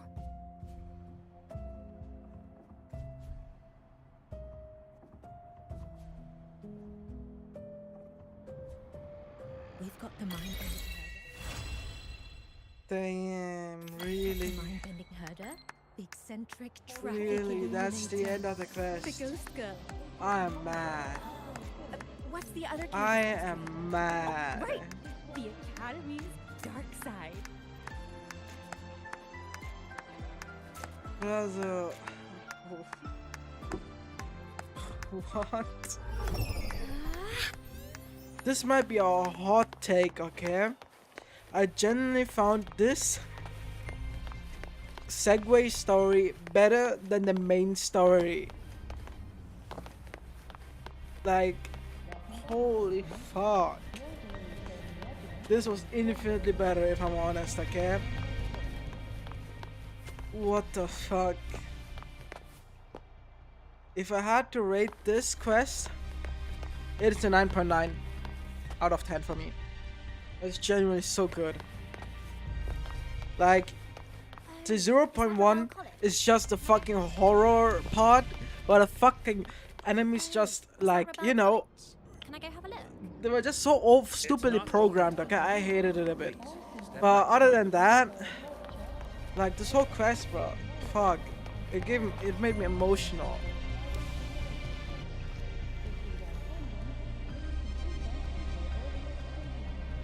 Yeah, that exact horror part. I kind of hated it because it became like, it's not repetitive or anything. It's just like the annoying type of horror. Like, it's not a jump scare. Like, if it was a jump scare, then I was like, yay. But like, it wasn't that. It was just like, yo, you need to somehow be careful that nobody gets close to you, and they fucking corners your ass like every single moment. But man, this fucking quest. We really said, bro, fuck. Man, this might be even crazier to say, okay? 3.1 and this segue story are single-handedly better than anything that was fucking 1.x and 2.x of Wuwa, okay? Like miles better. Holy fuck. Man. I guess Wuwa just chose the other way around and said, like, instead of giving you hopes, they will give you fucking depression of next level. Ugh. I feel like genuinely this is like, you know, a great quest. Like, if Wuwa continues to write stories like this way, hopefully not in a repetitive way, like with similar tropes and everything, then definitely, wow, it's one of the most enjoyable stories that I played, you know, from gacha games, especially from big gacha games, okay? What's the other campus? Oh, right. Like, whoa, shit got me. But you know, I have to be also like saying I'm genuinely an emotional guy, so I can literally cry to anything if it literally gets me. Like, I cried at the fucking Moonwalk quest from Genshin. That shit made me cry, even though it is like more a hopeful story than a depressive story. That shit made me cry. Like, holy fuck. Like, if you manage to get me in the mood, then you get me to fucking cry anyway. And this fucking quest genuinely made me a bit.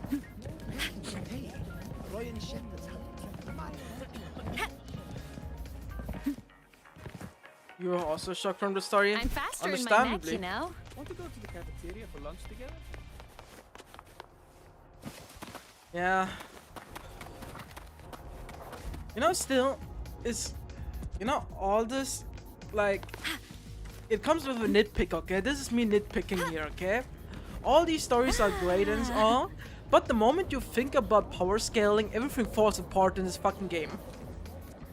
That's the only thing that kind of pisses me a bit off, but you know, you can overlook it.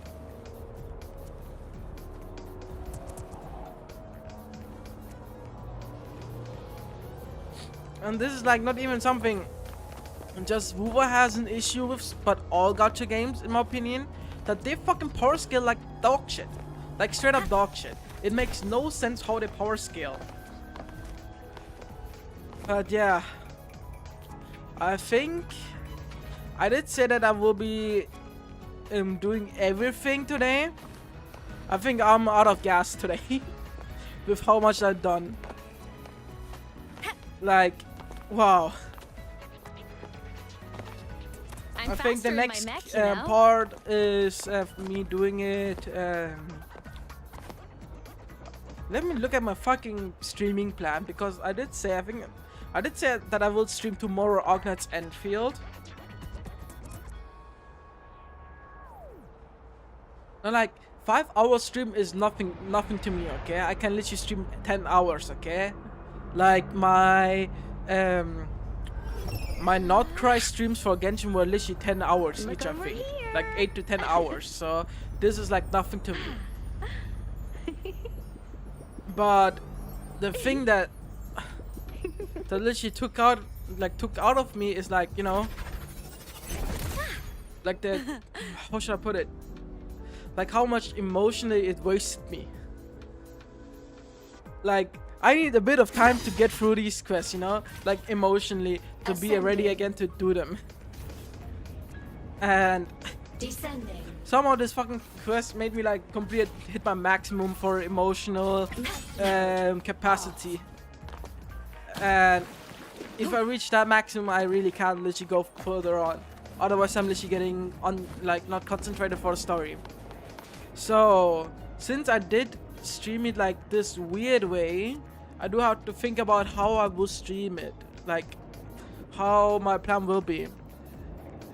Like if you follow me on YouTube, then you know that I have a schedule open, that I said that today will be event stories video, and that I will be uploading. I just need to edit them, so that's a bit of a, you know, a thing that takes me off of this emotional part. And then tomorrow I said I will be streaming Ognat's Enfield, which I will be doing. So the plan is that the next stream where I do you know what? Yeah, the next stream where I do Wuwa again is on the 29th, because then it's the casual stream. So I think on the casual stream day I will just stream the rest of the story and also 3.5. I think that will be good. And I don't know if you know it, because I don't know if you follow me on YouTube or not, but on the like my last stream is on the 30th of July, because I do have a surgery on the 31st, and after that I will be taking like a week break or something from anything, just to keep myself the best possible condition after that, and to, you know, to heal from the surgery that I have. Luckily it's not a grand surgery. Oh, like I had for like around 3 years now, I would say. I had like a bulge behind my head, and it became like an issue 2 years ago, where it suddenly started growing big and everything. Like it got swollen a lot every single time. And then I had a lot of hospital visits and everything. And luckily it's not anything like a tumor or anything, so it's just like an emergency operation that I'm having, like an ambulance operation, surgery I mean, where like how should I put it, where the surgery just takes like an hour or two and you can go back the same day home. So yeah, it's like that bulge that I have behind my head is like it's called, I think, a cyst, I think it's called, and it's just like a blood clumps forming there, like a fluid with a membrane on the skin of my head. So it's luckily not inside my skull or something, it's outside. So I will be getting that surgery, and I will be finally free from that fucking pain that I had for 3 years. And the issue with that with the issue with that that cyst is that I get like issues of like concentration, issues of sleep problems. That's why I wasn't streaming last week properly and wasn't doing properly content, because the last 2 weeks I had suddenly again the issue that the bulge behind my head suddenly started to get swollen again, and I did have medications luckily, but it made me so sleepy I couldn't really be really doing anything. That's why I was just saying okay, I couldn't do it, and that's why I felt also lazy the whole time. But luckily it's finally getting healed slowly, and then on the next Friday when the Genshin patch stream is, I will have my surgery, and then I will be finally free from the fucking pain and the fucking problems that I had. Like, I think even though it's just my hypothesis on this, but I feel like it's even an issue in a general base for me, even though it shouldn't be, because it makes me so tired that I think my body doesn't consume much of calories at all, you know?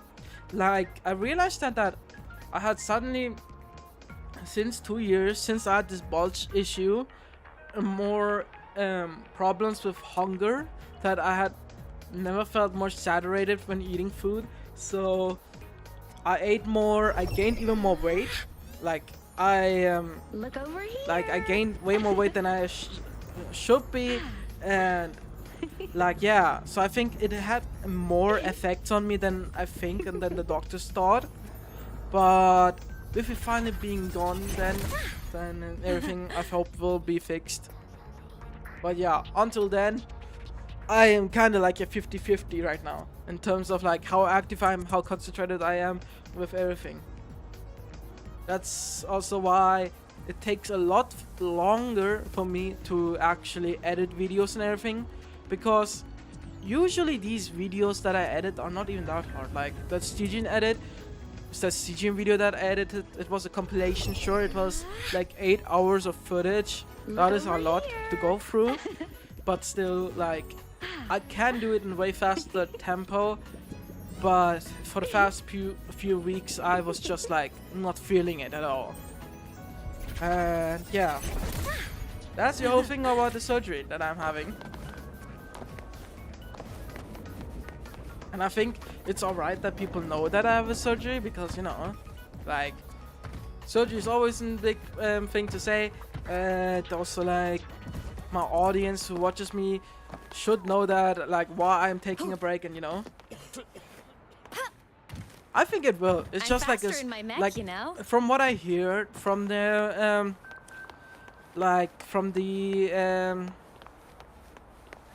from the doctors, that how the procedure will, I mean, it's just like that they will put like on a local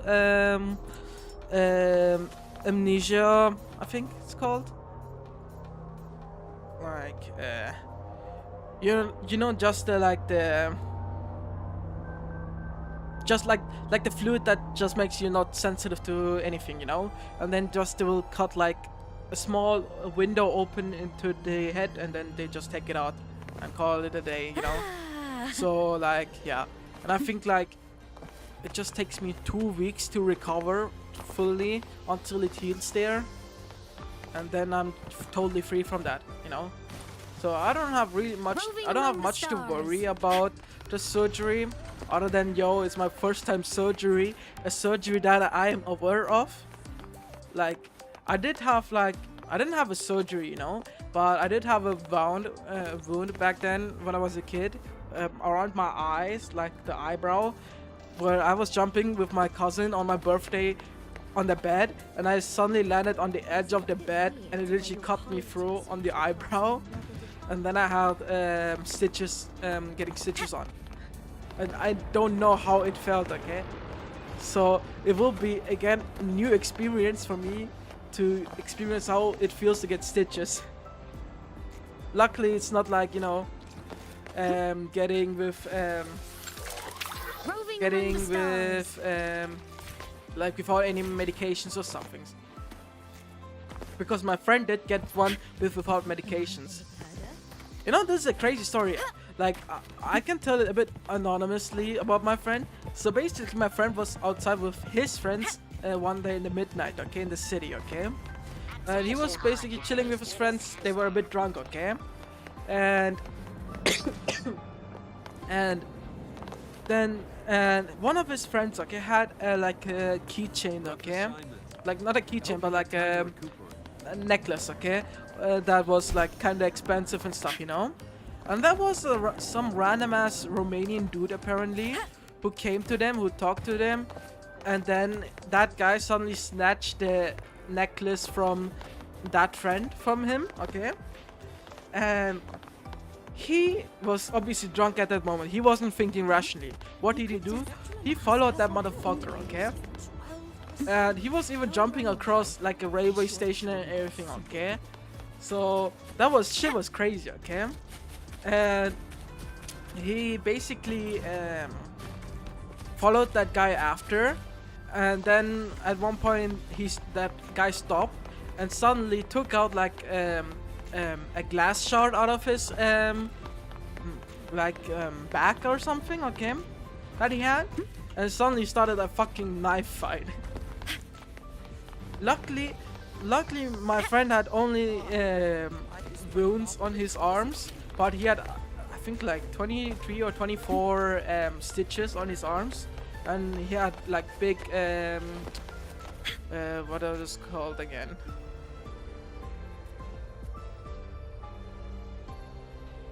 Scars, you know, he had then like big scars on his hand.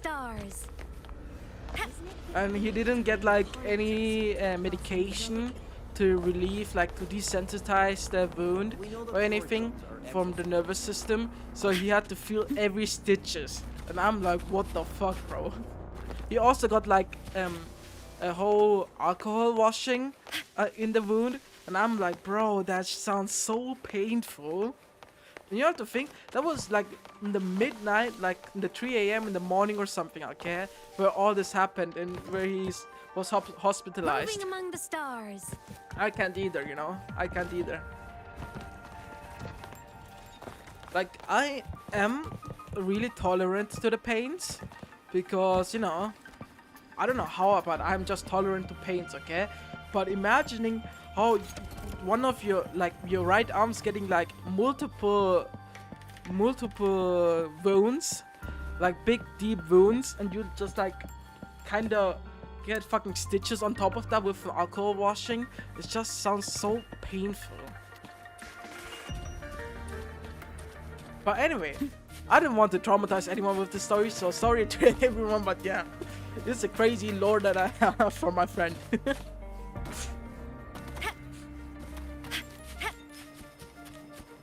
But yeah, sadly my friend couldn't get the person who did that to him arrested by the police because they couldn't find him. He somehow escaped, that motherfucker. My friend had to actually pay around 2k USD on fines to the police because he run over a railway route. Because that's not allowed in Switzerland. So he was getting fined for that. And I'm like, bro, that shit is disrespectful from police, bro.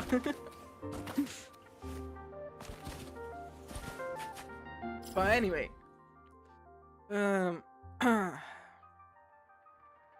Let me do one thing before I go on.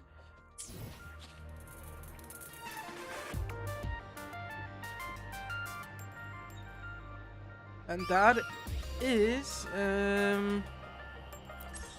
what the fuck is it showing me the whole damn time that fuck, you're showing me the tactical hologram of Denia. The next thing, or like the last thing before I go, is just doing Genshin dailies, because I can do that really fast. And then it's Sia for me. I do need to hide Genshin because I don't know if it somehow dogs my name or something. You know what I realized? Okay, this is something I hate a bit from Wuwa, okay? And that is, if you log in Wuwa with your Google account, okay? The motherfucking shit just docs your fucking full name.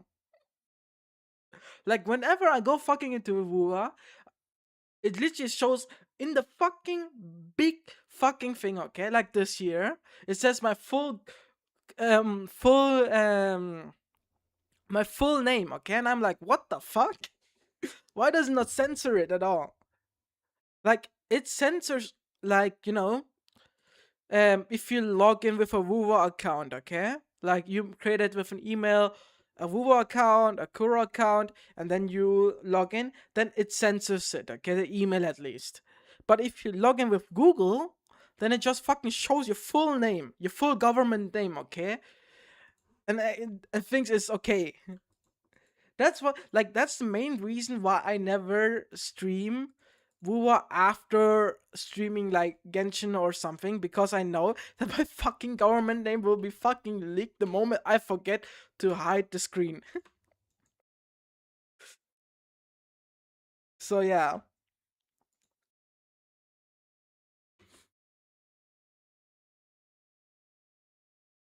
Fastest dailies ever. So let me wait. What do we have here? Oh, the dance events. Okay, that I can do that offline. I don't want to do it on right now. They definitely gotta do it. And you know what's even more annoying? Wuwa doesn't have a 2FA security. Like, I don't know if you heard this story or the issue that happened. Like, one of the bigger content creators for Wuwa, so like if you know the person maybe, Fopmaster, was streaming Wuthering Waves, okay? And he also streams Octans Enfield, okay? And he put his pull counts, everything that he did for Octans Enfield in a pull tracker, okay? And that pull tracker had a whole problem of hacking and hackers, okay? So he was basically hacked, okay? And because Wuwa didn't have a two-factor security system, okay? The hacker logged into his Wuwa account, okay? He was the day one Wuwa player, by the way. And that motherfucker deleted every echo. And I'm like, what the fuck is this, bruh? Like, why do you do that as a hacker? And yeah, like, shit was crazy when I found that out, okay? And when I found that issue out, okay, I was wondering why the fuck Wuwa doesn't have a 2FA security. Because even Genshin has it, okay? That if your account gets fucking logged in suddenly in a random ass account, some random ass location, that is suddenly, or like device, I would say, that it actually, you know, gives you a code that you have to verify on. But Wuwa doesn't have that. You can just fucking log in, apparently. So yeah.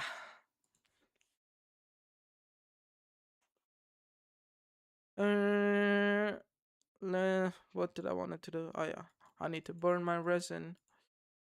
And today's burning is all on fucking books. Definitely. Like you could think, I think it's a high likely that the hacker was a hate watcher of the content creator, because there's no fucking way one would do that out of no reason. And also, his Twitch account was hacked from the same hacker because of the Octans Enfield pull tracker. And they deleted like every clips of that he had and lost like 5 years worth of clips, which I find really sad. Oh shit. Thank you for telling me. I didn't. Whoops. That was a mistake. Aurora, thank you, bro. I didn't even realize it. That's the issue of a streamer who doesn't have a second screen. Like a second monitor screen, you know?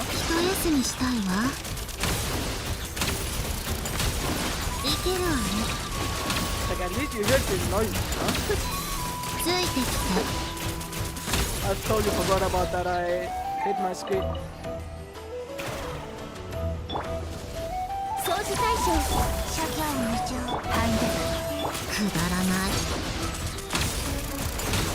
You know, I realized when I was editing like my Stygian Onslaught video, I had like 4 hours of footage of fucking trying to kill this fucking wolf in the Stygian Onslaught. It was no fun to know that. Like the local legend version, obviously. Like when I found that out, I was like, what the fuck? 一休みしたいわ。もっと早く。もっと早く。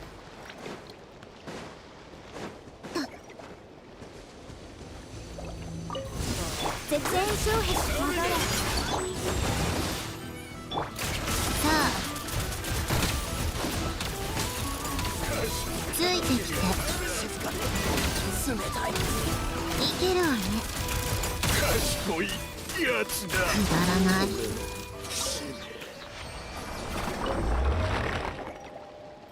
Yeah, that shit.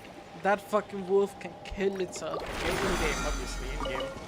I genuinely hated it back then because, you know, I have to say one thing, okay? I realized while doing the whole thing, I realized that I had such a huge skill issue on my part, okay? How did Stygian go for you since I wasn't part of that stream? Genuinely, it was my shortest Stygian Onslaught content that I've ever done. Like, I think it was like only 50 minutes of Stygian Onslaught, and then I was done. Like, not even, I think. I think it was like 30 minutes or something. Then I was done with Stygian Onslaught. And that was like, that was my whole content plan for the day. And I was like, what the fuck? And that was me before getting even Sandrone, okay? Like, I did like, I saw that you can do a whole wheelchair team with Columbina and Linnea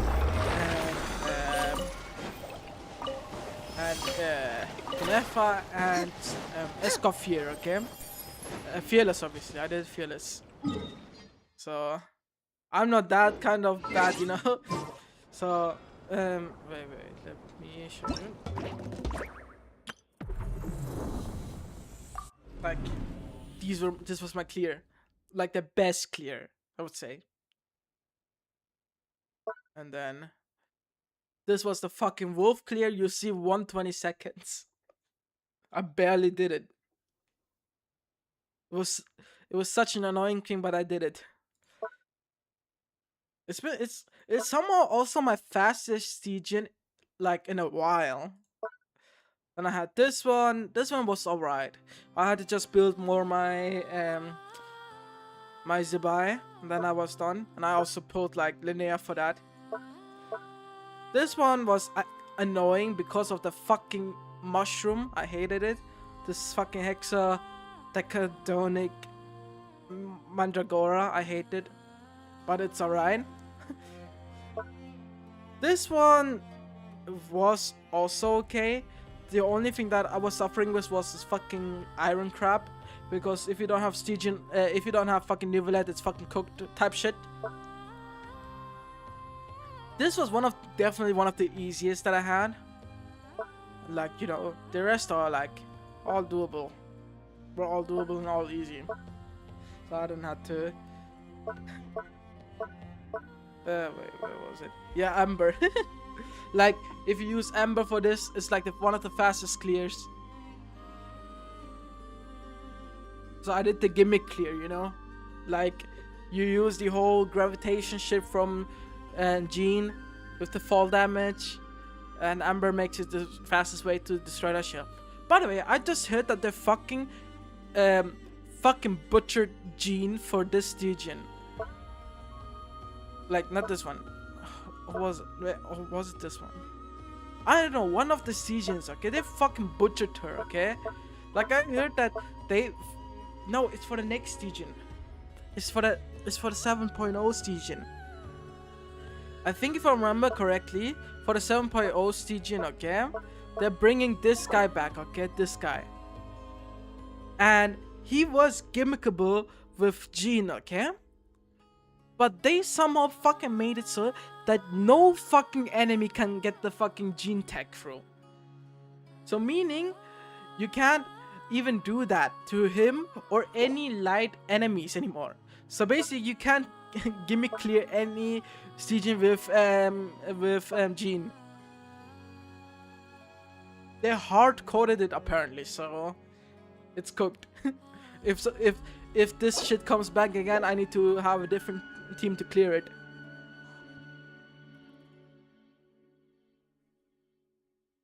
Yeah, they truly do. But you know, I have to say, like for Stygian, it really doesn't matter to the point that people think of it matters. Like, sure, it's fucking gimmicky. Sure, they fucking put like the hardest shilling bosses every single fucking time into the game mode. But like, those who do fucking menacing or fearless, they are just there to have challenge, you know?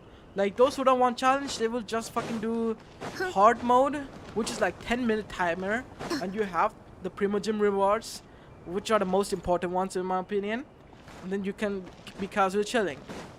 Like, I'm only doing, okay, and this is with honesty here, okay, I'm only doing fearless because I want the fucking flex of, yo, my account can clear fearless. Like, I have no other reason otherwise, you know, like the fucking reroll feather isn't that worth either.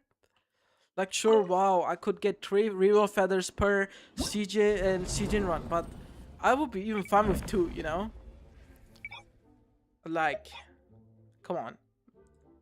This shit is really not even worth it.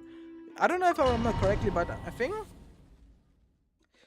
honestly, I've been able to do 2 out of 3 bosses menacing, but it's always the one boss that's a pain in the ass. By the way, are you on the EU server? Because if you were on the EU server, I could have helped you right now. Because menacing difficulty is allowed to do co-op, so I could have done something. Okay, it is 2 minutes for menacing.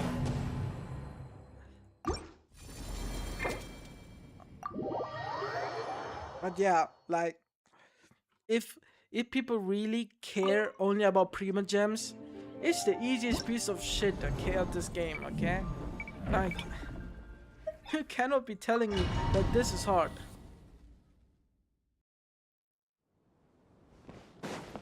Ooh. Shit is cooked. 07s.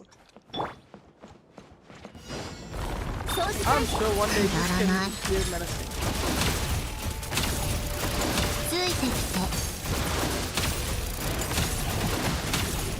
Like, this is hard mode, okay? 10-minute timer. And people who care only about Primogems should only care about clearing that, you know? Like, this is also my fucking biggest issue with FTP players, okay?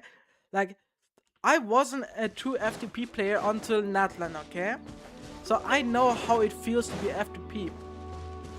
But holy fuck, sometimes I feel like I go on Twitter, on Reddit, I read about endgame modes, okay? Motherfuckers are way too entitled for fucking Stygian Onslaught. Like, I've seen recently again a Reddit post from a player who was complaining, yo, why the fuck is why does Dire mode have these fucking temporary skins?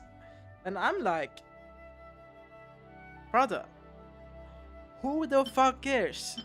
It's a whale mode for a reason.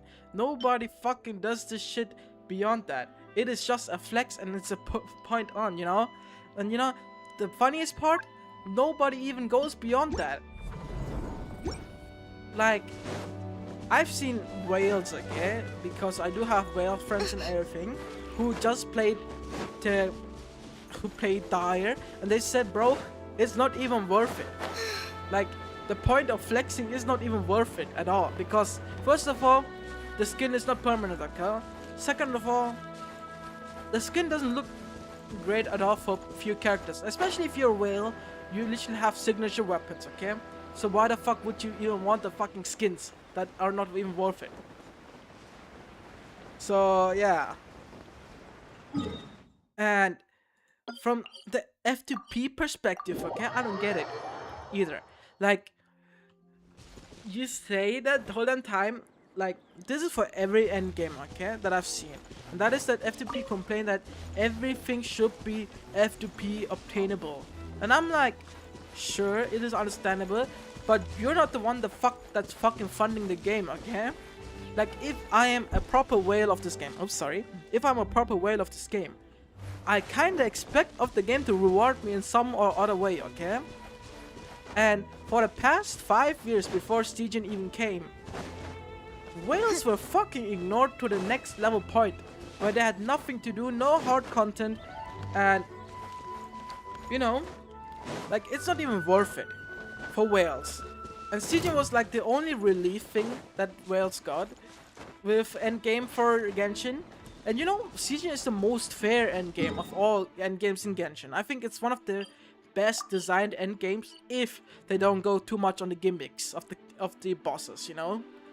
Like, I think it is safe to say that Stygian Onslaught is the easiest endgame for everyone.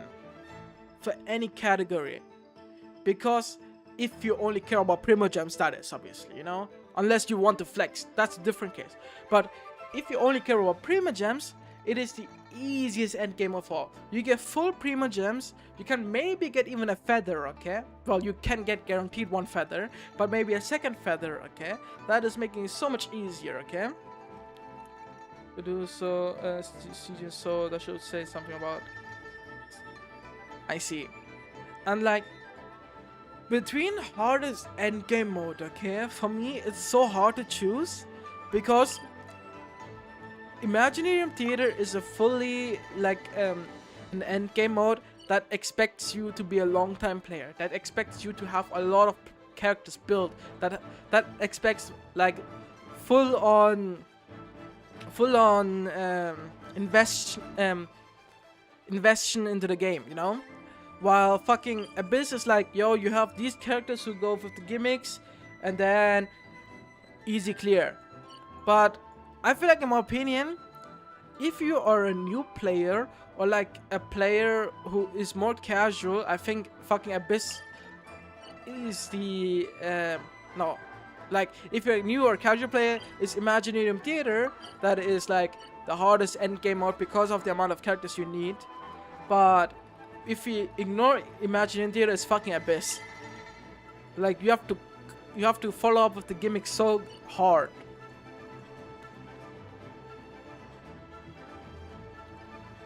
Yeah. Anyway, I have a brain lag. I was talking about Stygian, about rewards, about F2Ps, yeah, about weapon skins, okay? You know, I've seen like people complain about weapon skins being, you know, like, how should I put it? Like events giving you weapon skins instead of weapons. Honestly, I don't find it even that bad. Like, I just think that if they want to give out weapon skins through events, then they should, like, you know, like alternate between weapons and skins, you know? Like, or even have both in one main event, because I think that way it's more like balanced, because those who want a weapon gets a weapon and those who want a skin gets a skin, you know? And I don't, this might be crazy to say, okay? I really don't think event weapons are that crazy. Like, I do have event weapons, okay, in this game. But like, they're not that crazy that people say like, yo, they need to be permanently, they need that. It's like, it's a no-go that they suddenly change weapon skins. Like, it's generally not that different. Like, for example, this bow, okay, that Auroron got. That shit is ass, if I'm honest. Like, sure, everything stat-wise is good, but it's still not fucking better than fucking Favonius bow. Like, no way is that better than Favonius bow. And it's not even that. Like, I do have, where is it? Where's the Cinnabar Spindle? That shit. Look, I have Cinnabar Spindle, an event weapon from the 1.x era. R5 still fucking didn't level up because I never used it. It has no use. And I swear to God, there's a better weapon. And that is the, and that is the Flute of Espital, okay? That fucking, that came with Shilonen. That's better, actually. And the only weapon that I genuinely use from the event weapons is this one. And I think this one was also an event weapon, I think. These two. But otherwise, the rest are just sitting here in my account, like, dying and rotting. You only see Albedo mains use it. I too see it, but they also switched off to fucking getting, they switched off to fucking getting the signature weapon because it's way better. Like, not even Albedo's signature weapon. It's Chiori's signature weapon that's fucking extremely good for, like, Chiori's and Shilonen's signature weapon are way better than Albedo's signature weapon for him. So, like, you know, like, those mains can literally get that weapon and fucking call it a day. You know, I also had like a recent whole discussion with a person who was saying that Genshin's weapon system, weapon banner is still the worst. I still agree that it is bad, okay? It's not a good weapon banner system because it doesn't have a carryover and everything, okay? Other than just like, yo, you're close to pity. That's the only thing that's carry overing, but not the guarantee or everything, you know? That's the only thing that I agree with. But otherwise, in technicality sense, okay, it's like, it's kind of not that bad. Like, if you lose, in technical case, okay, if you lose hypothetically on the weapon banner, you can lose a 50-50 chance to a second signature weapon or to fucking standard weapon. My honest take, okay, and this is something that I hope Hoyo does with 7.1 with the anniversary, and that is changing the weapon banner again, and that is with my plan of completely removing the standard banner weapons. Like, completely remove the standard banner weapons and then half the pity to like from 80 to 40 or like 50 even, okay? That's alright. And then make it so that it's still a 50-50 between the one weapon banner weapon or the other signature weapon, but like you can but it's more like a guarantee. Like, you still have this whole point system, the fate point system, okay? But if you lose to the other signature weapon, okay, then it will keep the fate point system as, yo, you lost the 50-50 until like all the other banners following up.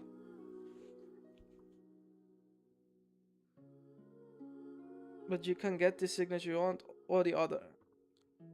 Well, that's my thing, you know. I'm obviously talking here with a perspective of like, yo, like with an economics perspective, more like a corporation than a player, like a consumer. Like, obviously, of a consumer perspective, I would say fuck this whole fucking weapon banner. Make it like Wuwa, where you can just fucking pull the weapon itself guaranteed fully.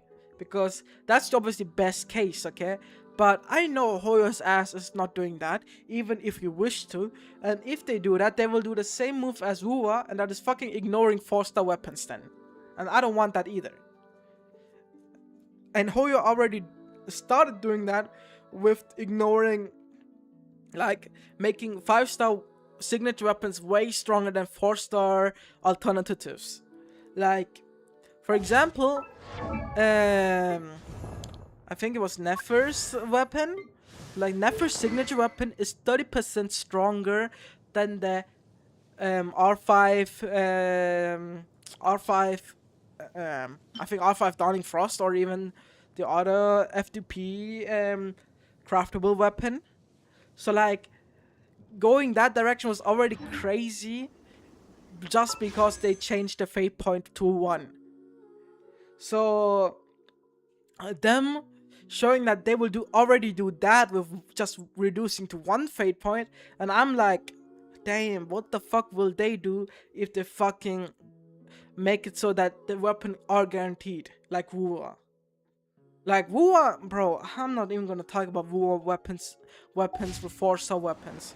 All of them are so dog shit, okay? Like you would rather have standard banner, like the standard weapons in Wuwa, than the 4-star weapons, which is like sad.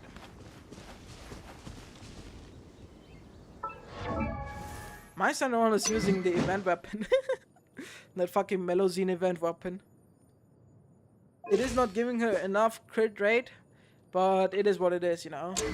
Like, I do have I am leveling up a Serpent Spine, but it's not leveled up, so I'm not using it right now. I could also use the Verdict from Navia, but I don't want to take out Navia's weapon.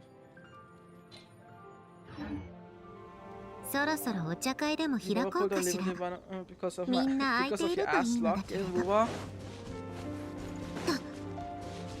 Honestly, Wuwa's weapon banner is also an investion itself to do. Like, sure, it's guaranteed, but still 80 pity. So like, you can still hit max pity when you pull on that banner, and that amount of pulls can go to a character and everything. It's all got just like this, okay? That's why I started spending in this game, because I realized being F2P in these fucking games is like fucking putting shackles on yourself for no reason. And I'm not kinky like that to do that, you know? So I'd rather just be a kind of like a minimal spender with Vulcan and everything, and have my days. Like, the moment you have Vulcan or anything of these daily passes in this game, everything becomes way more accessible. It's like a joke to me. Like, even if Wuwa or HSR or ZZ gives you like 100, 200 pulls per patch, okay? The moment you have this fucking daily pass on top of that, suddenly you have the feeling like you can get everything.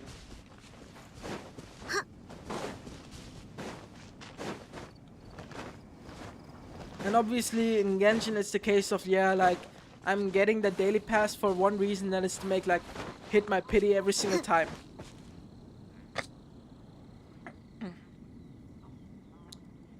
I'm a spender for Battle Pass and Vulcan. I only spend big for characters I love, but lost 50-50. True, same actually.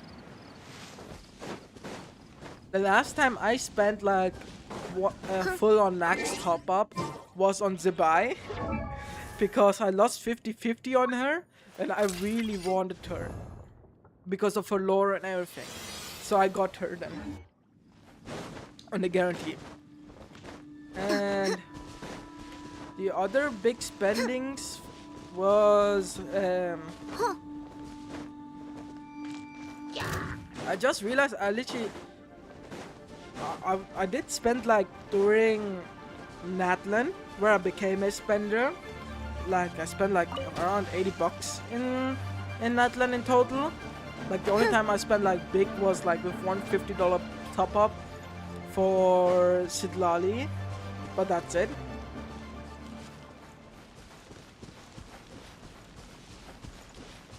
Oh, you missed Varesa on the first banner.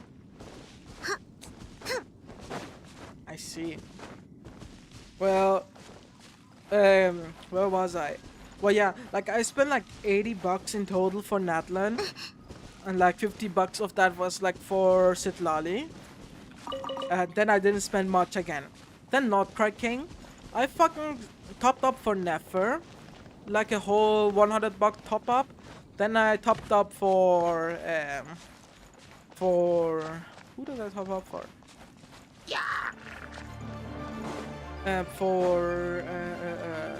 I did top up for Llama, I think, too. No, not for Llama.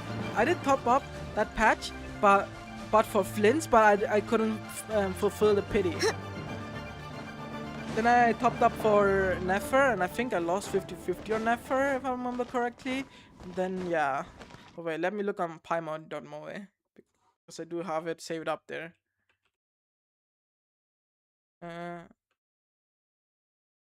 Let me see. Wish counter.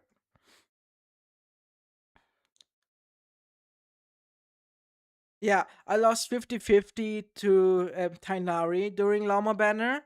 So I went and got, like, spent money to get Llama. And then, yeah, no, then I didn't pull for Flints at all. Then I went for Nefer, and I lost 50-50 on her banner on 83 pity with Kaching. And then I spent again $100 on it. And then I got Nefer, and then I was lucky with Columbina, but sadly lost 50-50 to Mizuki for Zubai, and then spent again. And I think that's the last time I spent money.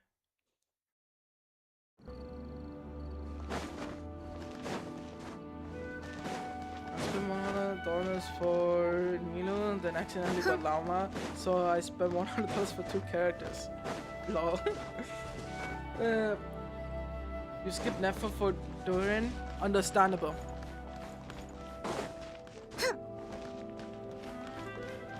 You know, the biggest regret of skipping was unironically Flint's. With how much his fucking game said I was chill for Luna Charged. Genuinely, it got to me a point where I was just pissed off the moment I saw Stygian, where I saw Abyss say increase damage for Luna Charged.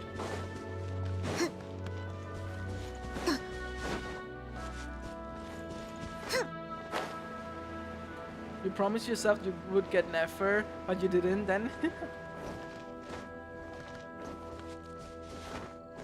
Honestly, Nefer is great, okay? But she gets the least amount of shields in his fucking end games that it makes not worth at all to get her. Like, if it's a general Abyss or general Stygian Onslaught, you can easily use her. Like Tulpa and stuff. Like, those are easy bosses to use Nefer on, you know? But like, you had premium Flint's team without Flint's.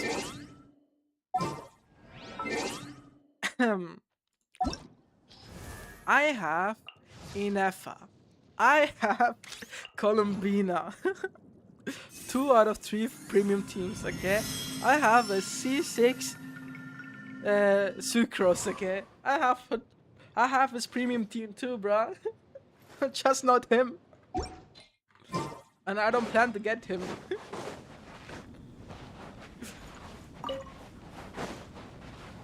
We are definitely in the same boat when it comes to this.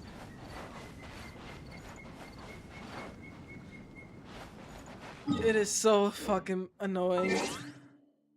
Especially the most annoying parts, okay? And this is like me complaining about 4 stars, okay? Like, where is it? I have, if I remember correctly, C5 fucking Yansan, okay? I never got a fucking C6, okay? That already fucking pisses me off. I have C5 Auroron. Never got his fucking C6, okay? Pisses me off, okay? I have finally C6 Fischl, okay? After 5 years, okay? I have finally fucking C6 Xingqiu after 5 years, okay? You have C6 Anson and C5 Chevy. Congrats. I'm happy for you. I have a fucking C2 Chevrolet, okay? And you know, my whole Mavica team, Overload team could technically clear like dire difficulty every single fucking time when the Overload team can clear it, you know? But then I fucking remember I have C2 Chevrons. And all the fucking videos I see from all these accounts that do these C0 dire clears, okay? They all have fucking C6 fucking Chevrons. And I'm like, bro, if I had this fucking bitch on C6, okay? Genuinely, my life on Stygian would have been easier for dire clears. It's genuinely a piss off.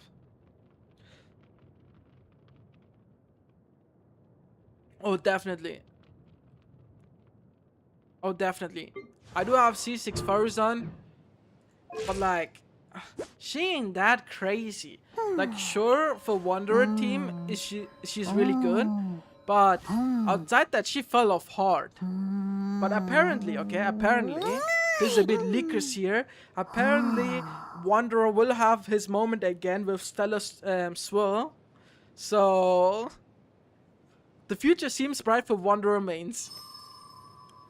And I do have Wanderer, if I remember correctly, C1. Like, with the Constellation event, so... Yeah. And... Which fucking character was it that also fucking pisses me off that I don't have C6? Oh yeah, and that was fucking... And the other character that fucking pisses me off that I don't have C6, okay? And that was a character that was pulling on Zebai's banner and on Linnea's banner. And that is Illua. I have this motherfucker C5. Bro never came for C6.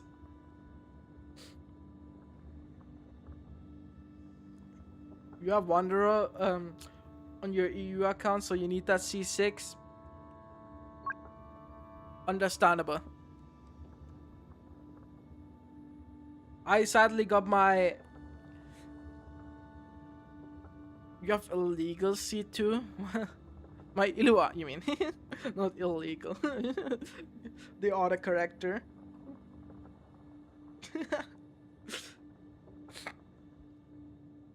Like, Illua is not even bad, like at C2 even. But like, C6 on these fucking 4 stars makes such a different jump. And it fucking pisses me off that Hoyo does this to his 4 stars. I genuinely wish that they need to don't worry. I had the issue too with autocorrect fucking destroying my whole life. Like, until the point where I got rid of it completely. You luckily got C6, I know.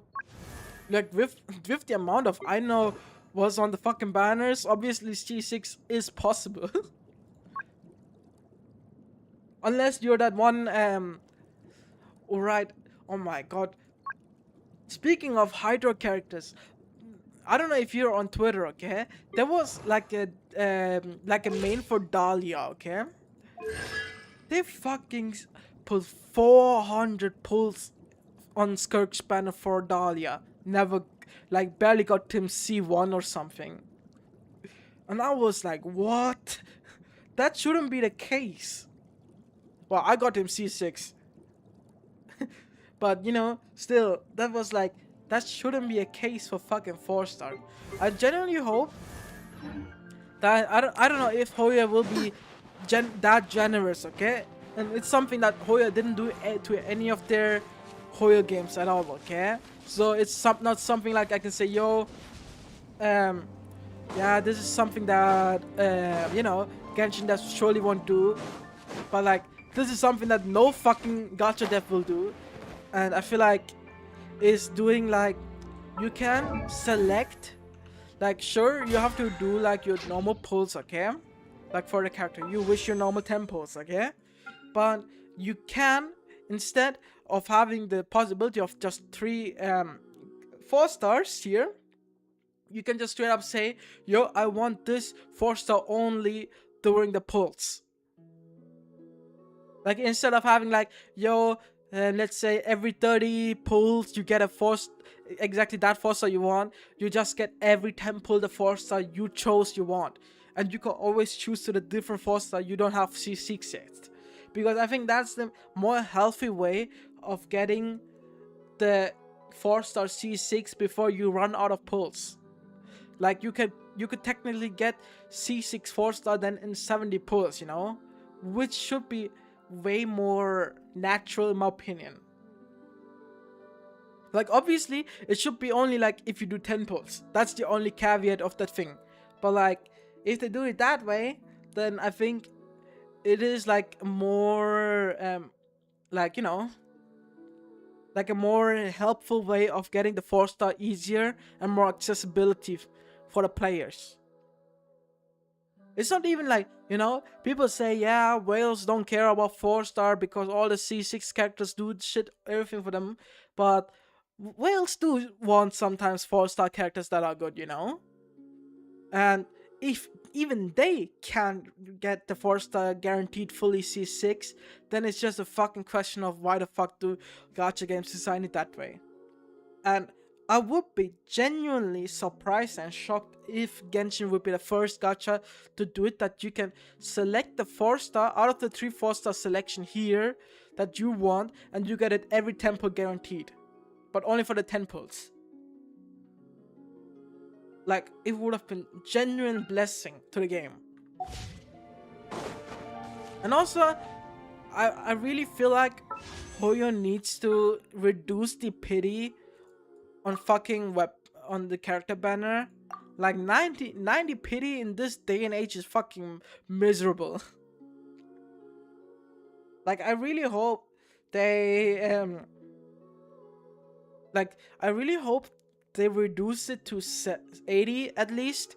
Like, the obvious dream outcome would be like they reduce it to 70 pity, because then it would match to their FTP pool currency economy that they have, which is dog shit in my opinion, but it would match it more. It would have been way finer, you know? Your friend is a whale that mains Femine with all his C6 R5 supports. Based. Absolute based. That's absolute based behavior. You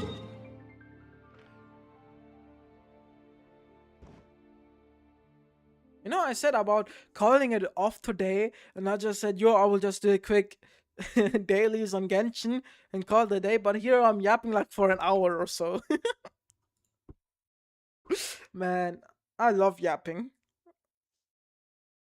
I love questing, I love yapping. I don't know what is with me.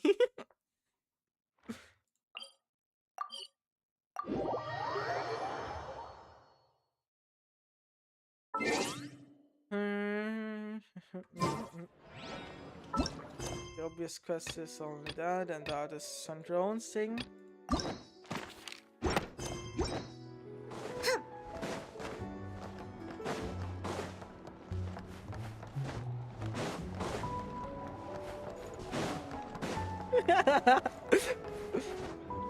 Well, Timmy was here for a moment. I just think they just went off somewhere, so 07s to them. Like, I don't know, my stream time and my viewers that I get is so weird. Not like the persons themselves, okay? Not like that, okay? Like the timing of locations and like if you look at my statistics on YouTube and on Twitch, okay? You would find out that my most viewers are actually from Southeast Asia. And I'm like, how? Like, I stream... Okay, the past few streams were extremely Southeast Asia friendly, okay? With how it was just like afternoon for Southeast Asia and Asia time, you know? But streams like this one here, okay, where it's more like European time friendly, I'm not getting any European viewers at all. And I'm like, what the fuck?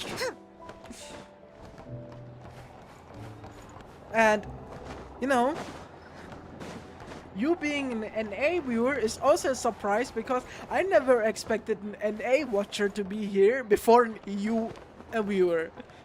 But you know, the world is a surprise and I take surprises. The stream started at 3. What are you doing? Please. The stream started at 3 AM for you. Holy fucking god.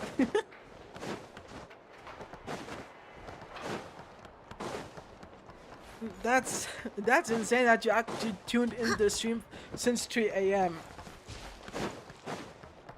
You were doing something in Genshin? Makes sense. But hey, I am thankful that you actually watched my stream from 3 AM on. Because that's actually, you know, like a big support that I never thought I would receive, so I'm really appreciating it from the bottom of my heart. Holy. Man, I can't wait for 7.0 to come.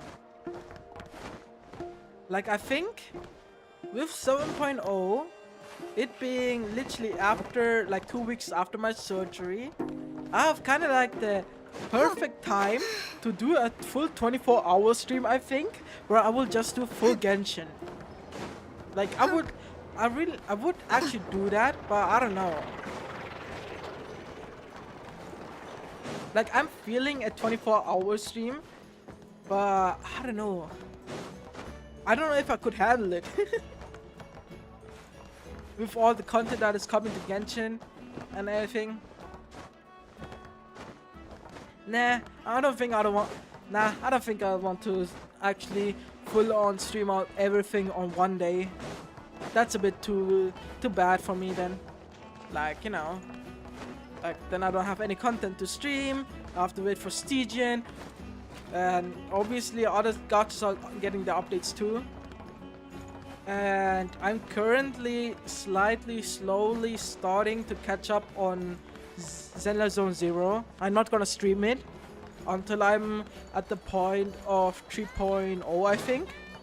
And then I will be streaming Zenless Zone Zero story.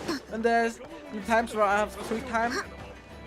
But yeah, right now, like, I have way too much on the board of, like, you know, I forgot to post like videos. I have way too much content to edit.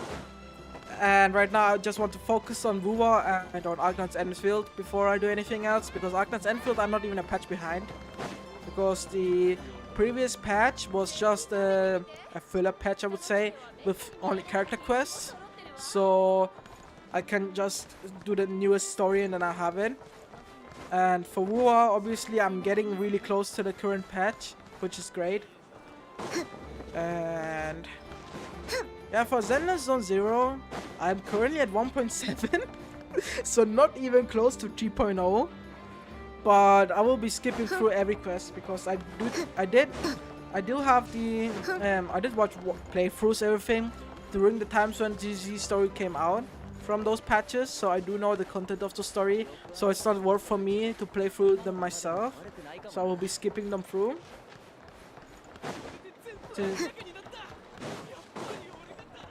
Oh, that's nice. That's nice to know, you know. I do have Yesheng Wang on ZZZ. I pulled her.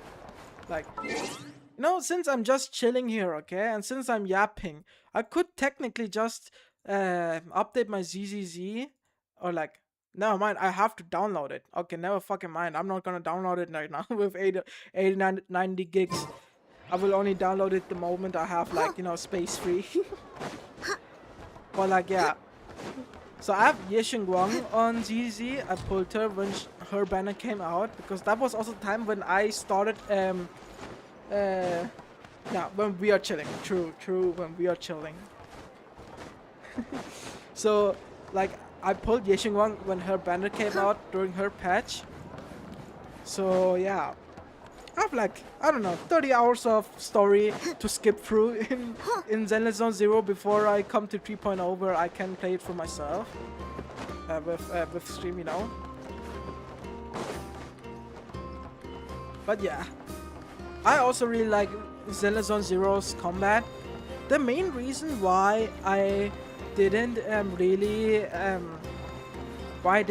play Zenless Zero mainly, or like didn't play it constantly like I play like right now Wuwa or Arknight's Enfield, was due to the fact that I, you know, was not feeling the story of 1.x of Zenless Zero. Like, I already quit before Miyabi, and I didn't really have the energy or like the feeling of wanting to play more of the game. But then with Yesheng Wang's release, I was like, yo, that character's really fire. Maybe I should get her. And then I got her, and then I was like, yo, maybe I should pick it back up, you know? And I think 3.0 is the best time to pick it up, especially after me watching all the stories anyway through other content creators.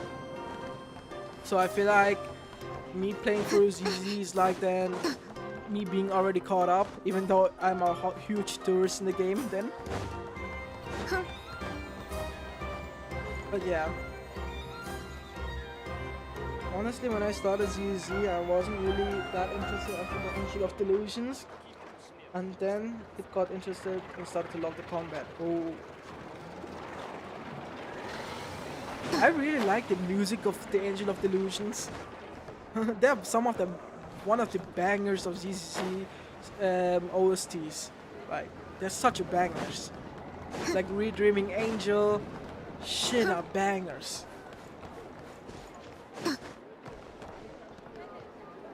By the way, did you see that, speaking of ZZZ, I think you know that ZZ is getting a collab between Honkai Star Rail and Zenless Zone Zero? Did you know that fucking Ellen Joe and Astra Yao are getting into Honkai Star Rail while Robin is getting into ZZ?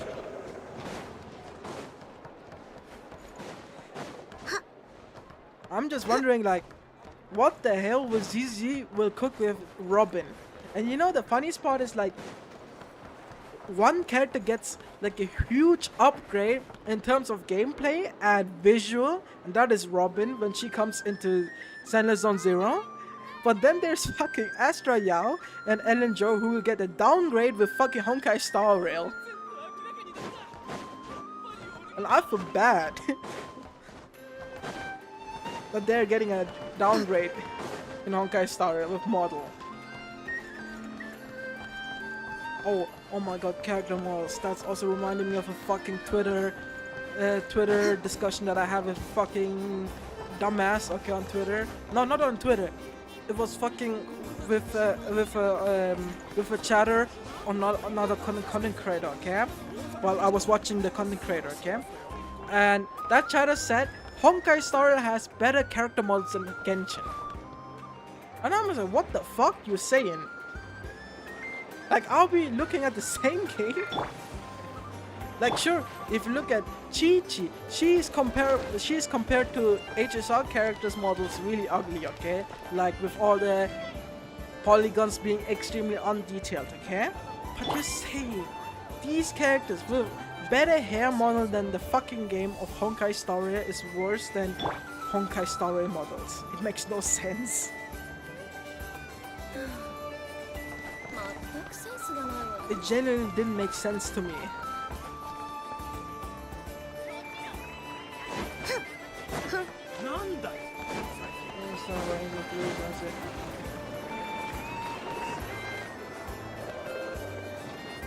Damn, that's a weird assumption of your friend, and almost, I would say, even an accusation of your friend, bro.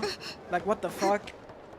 Like, I'm gonna be honest, okay?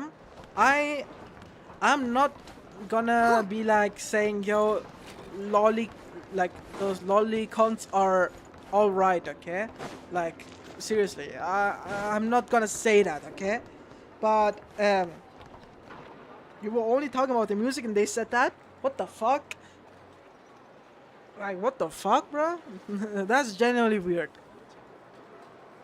But like, in terms of general talk about lolly characters and lolicons, my stance is like, I won't assume you of a person of being a pedo, okay, a PDF. I won't assume it at all. But I've seen way too many cases in my life where a lolicon was actually revealed to be a pedophile, okay? So I'm always like, I'm not gonna judge you, okay? You can enjoy it. But as long as you don't translate that fictional intention into real life, as long as that doesn't exist, it's fine to me. And genuinely, I'm not gonna argue with anyone. Like, first of all, if you like a lolly character, okay, it doesn't need to be you love the lolly character like you know, like sexually mutually, okay? It doesn't need to be like that. You can say you like the lolly character because of the cuteness, because of the character. It's fine, okay? But the moment I am like, this is the fucking gray zone where I'm like, where they kind of, you know, jerk off to like lolly porn and stuff, which is like, or lolly hentai, which is like questionable. Where like, Ooh, I don't know, man. I'm not so sure if you're really normal. But, you know, I'm still gonna say it's questionable, but I am gonna let it off. As long as your fucking intentions, again, your intentions doesn't go from fictional to reality with that. Because the moment it does, that's the moment I'm not gonna say, yeah, that's normal. Hell no. And you know, I had this whole discussion with a few friends on Discord, and I definitely get them where they're coming from when they're saying that. Because, for example, because it kind of can be counted the same way how people, like how some people love gore content, you know? Like that is also questionable, like the moment if you would translate to the actual IRL world, if you see it like that, you know, it's weird, man. So I just said like, okay, it is what it is, okay? As long as you don't fucking translate it into fucking real children with that mode, with that intentions, as long as it's that, I guess it is what it is. But yeah. But I've seen, like, sadly, I'm on a 3 out of 3 streak for when it comes to a lolicon being an actual pedophile, so it's not nice to know, you know? So that's why I'm like, okay, I'm gonna kinda judge you, but also not, because I'm not sure about if you would translate your intention, what you show to a fictional childlike character, than to a character IRL, you know? So I'm like, alright, let's see. I guess I observe until I find out something. But luckily, you know, luckily these friends that I mentioned right now, that I have a 3 out of 3 streak, luckily they're now ex-friends, obviously, because I have no contact with them. I don't want to have contact with such weirdos. And obviously they were, in a huge lucky case, only online friends. But, yeah. If they were my IRL friends, bro, I would have fucking reported them to the police the first moment I literally found out about that, you know? So, they were lucky on that, and I was lucky on that I didn't have to experience an actual full-on case with a friend that who lives locally nearby or something, you know? Me too. I mostly love, like, Angel of Delusion because of the music that they have, like, produced, fictionally produced, and also, like, you know, the characters. They're like, there's some fun characters, you know, so, like, funny, cute characters, not cunny, like, they're just fun, and they're like enjoyable to emotionally enjoyable, so yeah.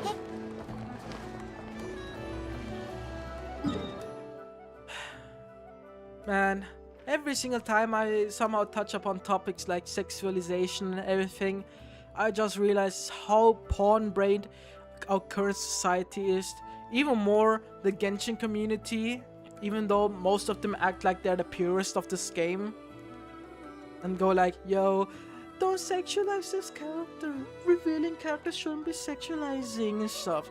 And I'm like, the issue is like, if you as the person suddenly see an issue with it, aren't you self-reporting it in the first place, you know?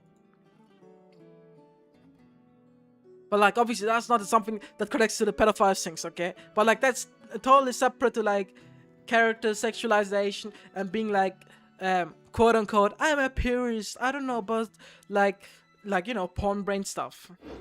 So genuinely it's like, it's so but yeah, and they went tied to the rhythm game, which I love. Ooh. I'm bad at rhythm games.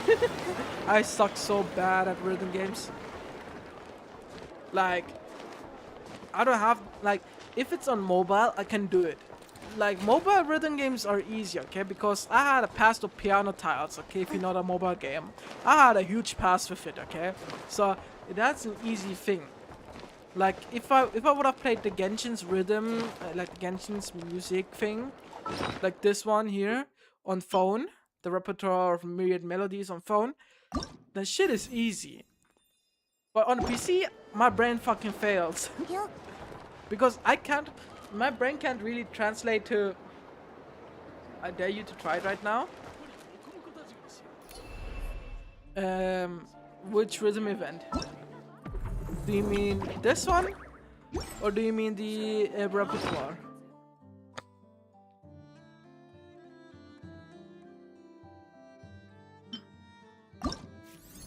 Like, I don't know. Let me search a really short music. Okay. Okay. I'm gonna show you how bad I am just with legendary. Okay. Because I think the legendary shows me. Oh my fucking god. Oh my fucking god. My fucking brain cells.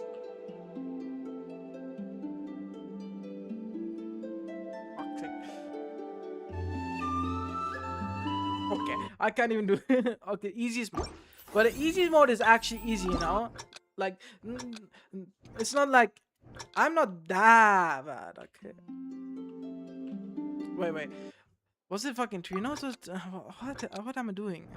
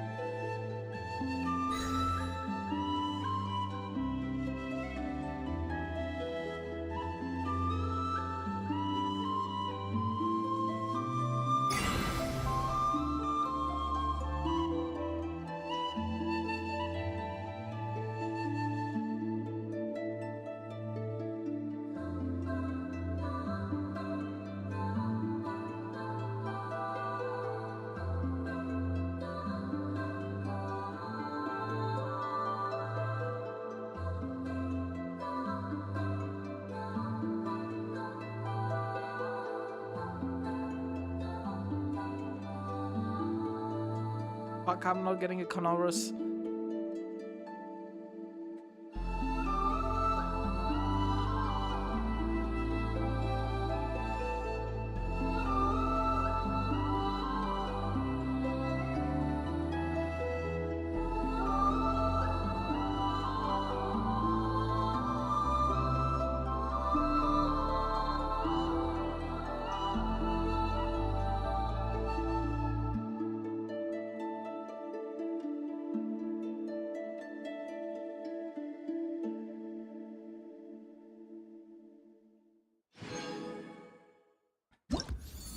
Fuck. I made one good one. Well, like, you know, like, that works, okay? But the moment I do a bit higher difficulty, it fucking dies. Oh, this is... I just realized this is actually even more new. Like... I did clear some here on this Cantus, but like, they were like... something like 80 to 90%. So, it's not like even comparable.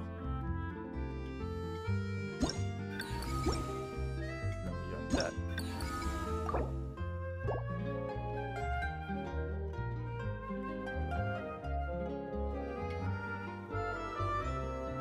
When you first started on Xbox, it sucked.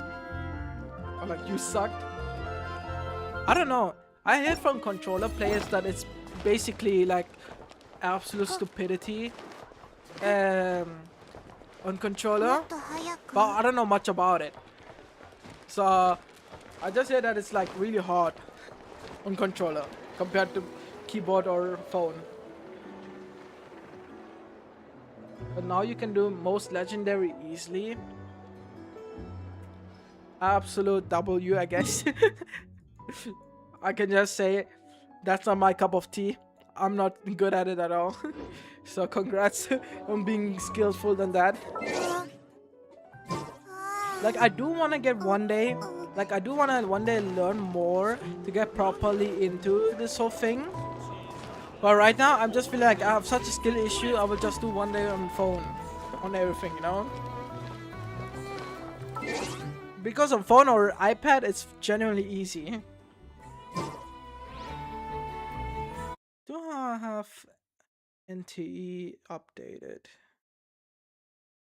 I don't think so. Never mind, I do have NTE updated. So the next game I am gonna switch over to is NTE. And I think I need to, yeah, I need to hide NTE. Yep, I am playing NTE too. I am the I'm the quintessential gacha addict who plays literally every gacha.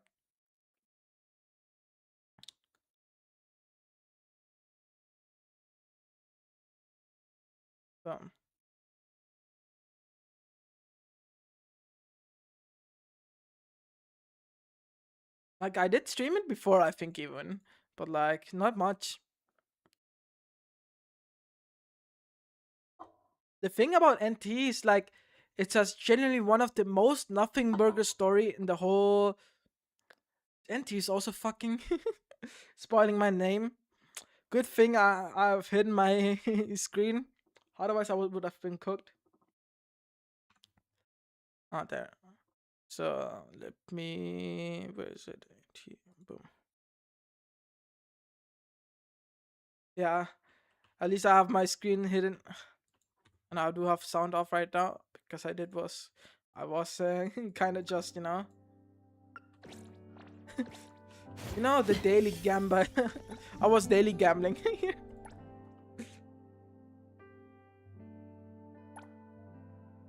You can buy these and you can gamble on like how much you can get. Okay, I didn't get shit. Fuck this shit. I'm already that low? Damn, I lost that much. I was like at, I don't know, I think I was like at 800k or something. Now I'm at 250k. So you can know that I gambled a lot.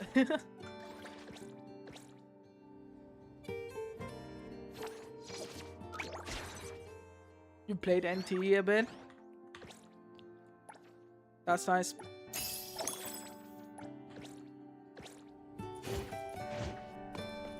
For me, NTE's like, I don't know, it's a back burner game.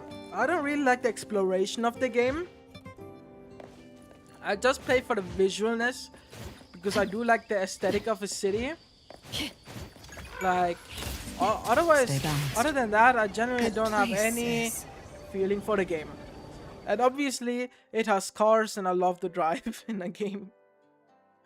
Like, the moment the game gives me the option to drive, it is my game. Like, I think I can just go like here. I was actually trying to get the Porsche from the Porsche collab. Shit is fucking expensive. I spent like 13 million around. I think I spent like around 13 million. What was it? 13 million fonts to get it. I didn't get the car nor the skin for the operator. So I was like, fuck this game. And they again have, the most thing that pisses me off again is, okay, they have again, where is it? Not this one. This one. They made another fucking gacha mode. Like, are we serious? Oh shit. Wait, what? What did I get? I got fucking 3 pulls. Are you fucking serious?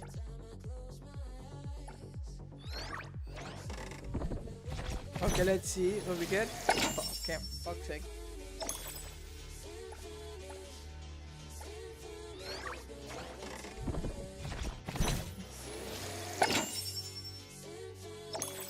Are we serious? Is this my luck in this fucking game? Okay, I'm not gonna continue with this.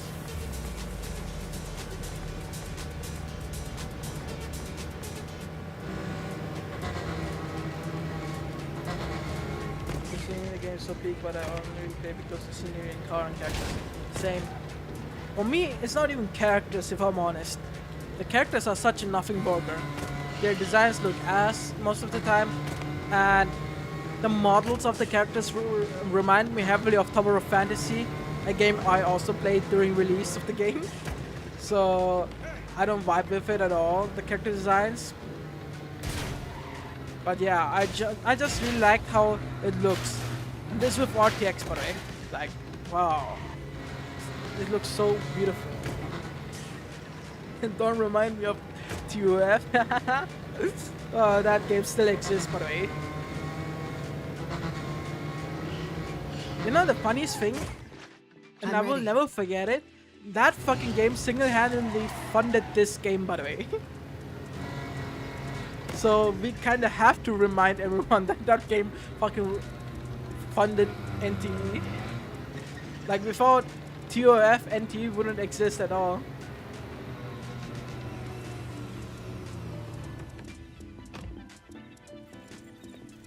But you know, outside of the talk of like NTE, I just realized many newer gacha games suddenly started doing like daily activity bullshit. I don't like this. Like, resin alone was like a brain cell issue for me, okay? But why the fuck do you fucking start adding additional bullshit that I don't want? Like, NT started with this bullshit daily energy system with that, like, you need it for, like, activities, okay? That motherfucking system gets fucking translated into fucking, Silver Palace, a game that I am really interested in. And I'm like, bro, why? And it's not even Silver Palace alone that is getting a whole daily activity. It's also Wuwa that is trying it slowly. Like, please stop with this activity bullshit, okay? I know that it's like you want to make the game more alive feeling, that you have more to do, but like it's fucking padding and bloating the game for no reason, in my opinion, most. At the end of the day. Like, it is bloating the game. And nobody can say to me that it's not. But yeah, it's a thing that pisses me off so badly. When it comes to like new games suddenly trying the same thing. I'm really interested in playing Silver Palace.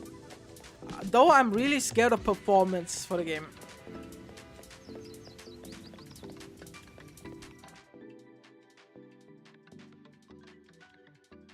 Am I crazy, or is the background music playing two OSTs at the same time?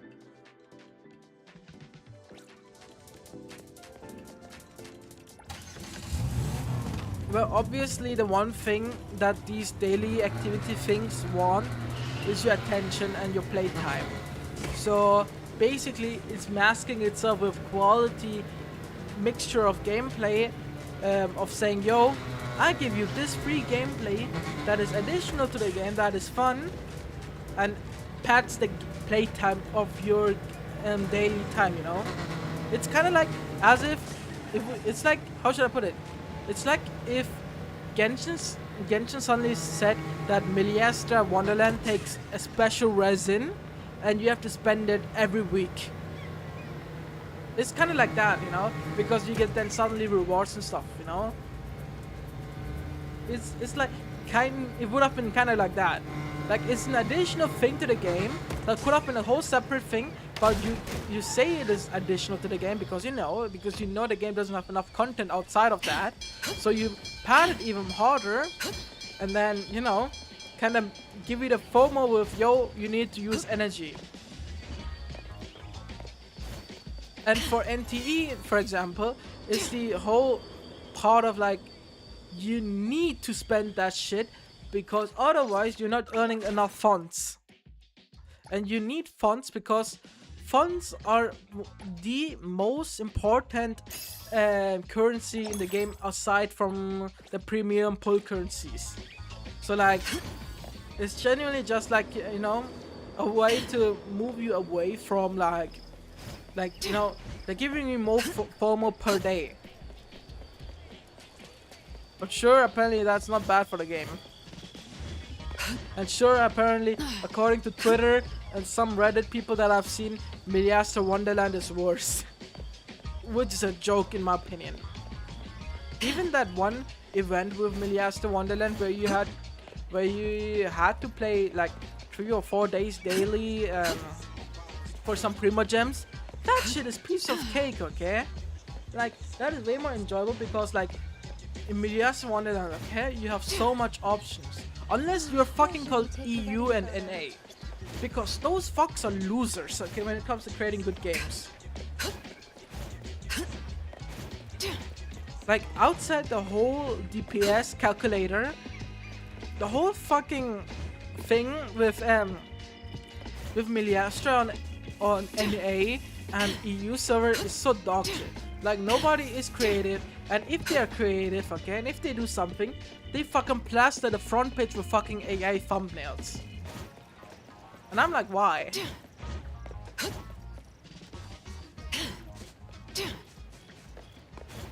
And honestly, I just wish that Hoyo changes one thing on Miliastra, and that is making every game playable for every server. Because if they would do that, then holy shit, you have fun in the game. Because CN Miliastra, I don't know what they're fucking smoking in the game, but they smoked some crazy shit to create one of the most banging games to play, you know, on Miliastra. Like that one space game, like the space warfare game, that shit is crazy. I've also seen like recently,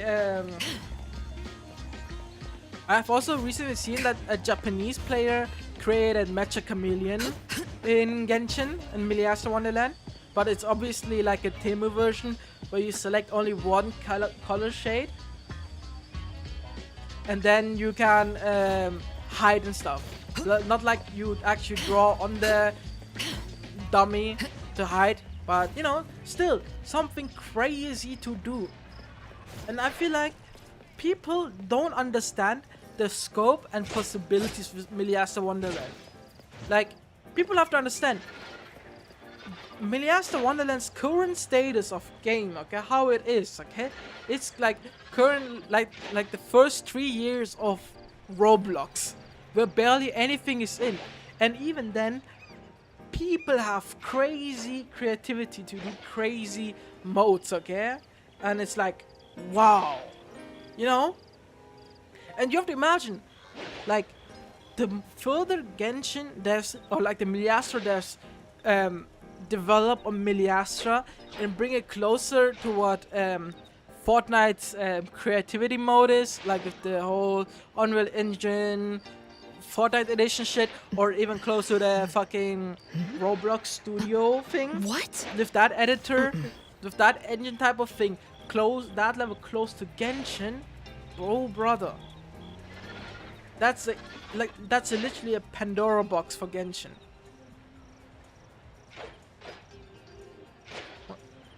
I get that too, but honestly, I'm so like out of it the moment I realized I'm not feeling FOMO for a fucking 80 to 200 bucks skin.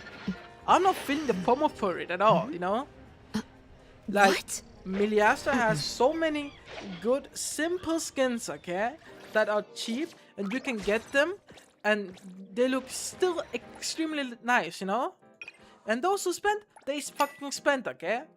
And you know, in the end of the day, okay, if you're not a spender and you play Miliastra Wonderland, okay, know at least that by giving publicity to the fucking game that you're playing from the creator that created the game, you're at least giving them some views, okay?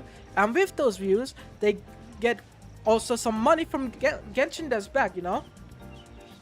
Because from what I saw, the Miliastra system works like this, that wait, let me sneeze, I need to sneeze.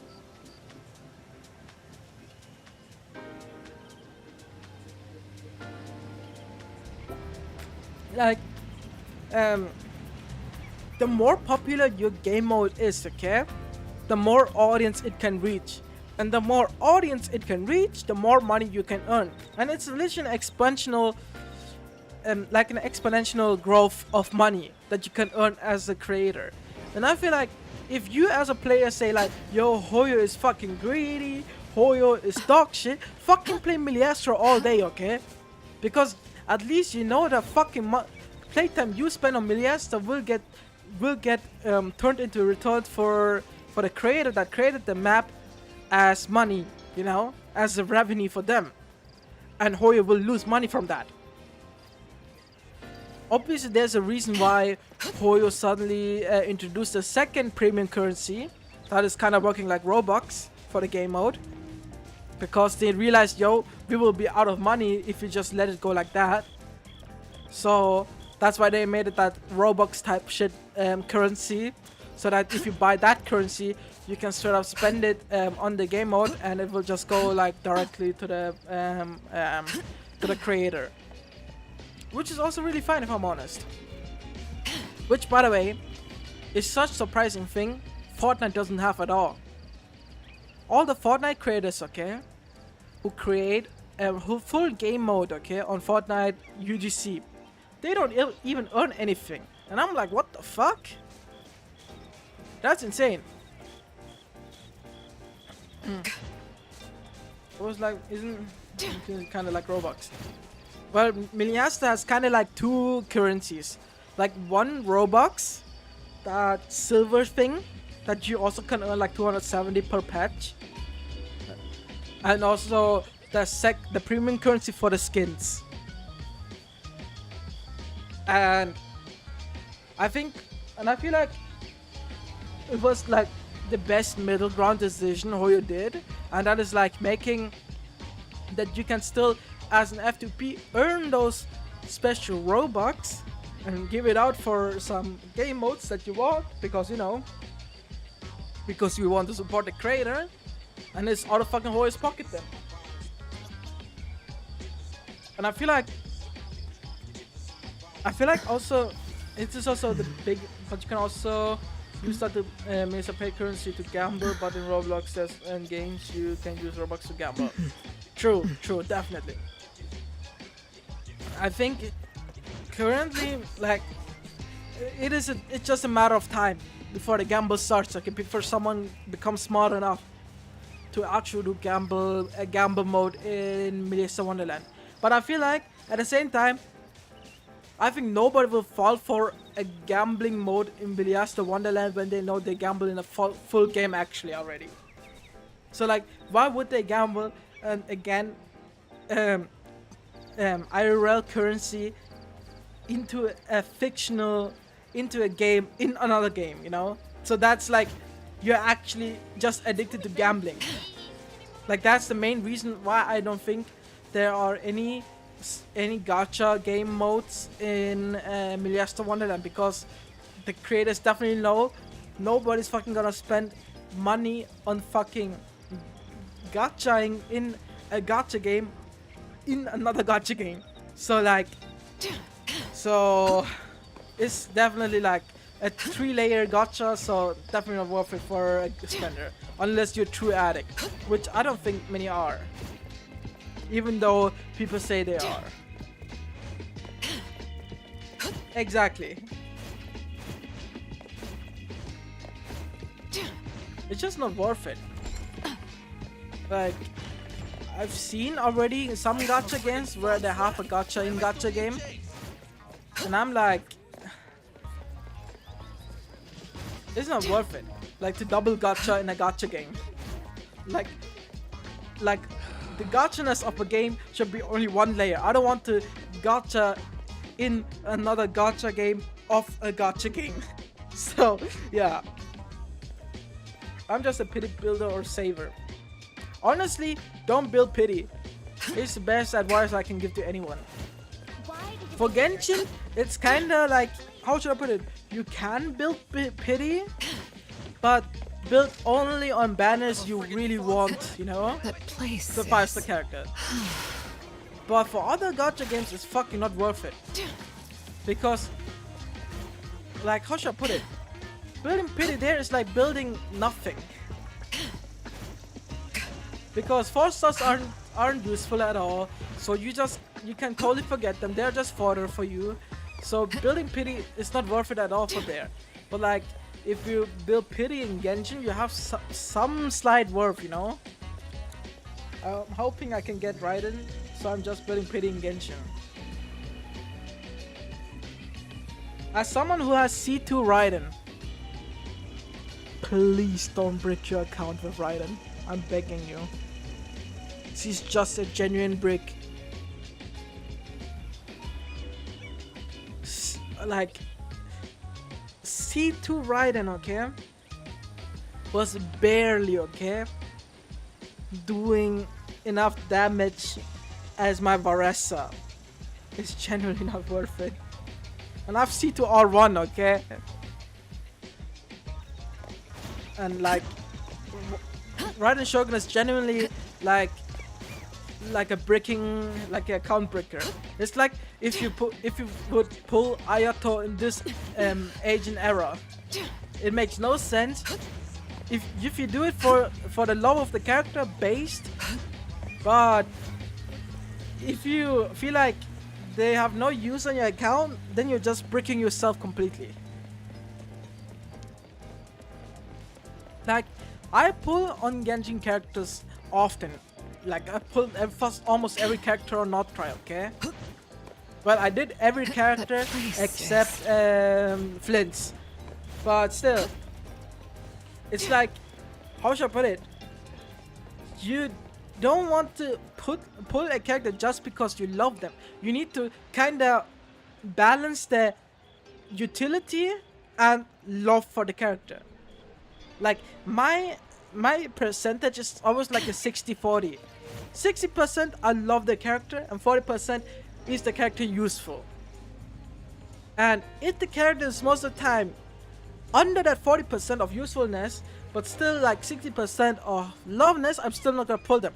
Because I'm like, bro, that's an absolute brick to my account. And this is not even a meta view, okay? Like I'm not even thinking of a perspective of a meta player.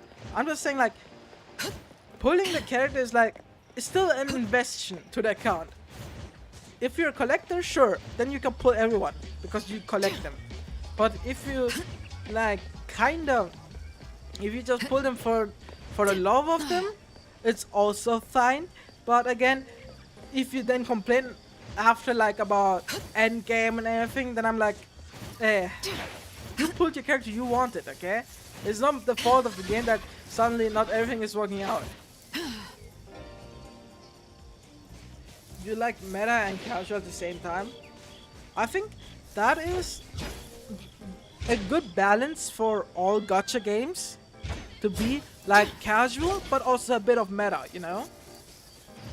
Obviously in Genshin it's a different case. Genshin wants you to be a fucking reader of all readers, so you have to have the literacy comprehension and everything. So that's a whole different thing, which I feel like all the gacha, all new gachas asks too, but like nothing on the level of Genshin, where like huge lore around side content. You learn through the side content about future sneak peek of the game, what will happen and stuff, and you know. I feel like Genshin is the game where like it really wants you to be a lore enjoyer, because the moment you're a lore enjoyer, you will enjoy the game infinitely more than a meta player.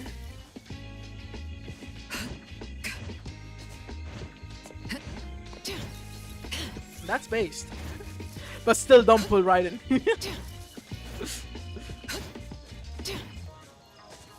And also like, if you pull Raiden, okay, it's not like the case of, yeah, pulling Raiden is a brick itself, okay? Building her is even harder. Building her literally ruined my full artifact farming life. I farmed for my Raiden Shogun, okay, before she was even C2, for around 4 years straight, every day, okay. I farmed for Raiden Shogun. Obviously, I did take like 2 or 3 months breaks in between Genshin like patches, you know. But still, I was still farming extremely for Raiden Shogun, only to be sitting at 55 189 on crit rate and crit damage. which is not good at all. You're still building your vaporized Nilu? Vaporized Nilu is like a troll build, if I'm honest. But hey, based for a troll build.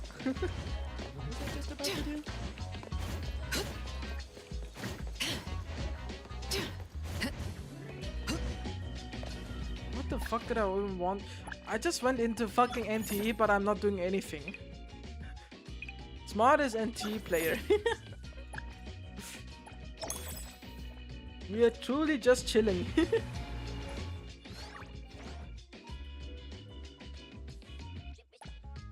There's this... Oh, pink power heist. I hate that shit.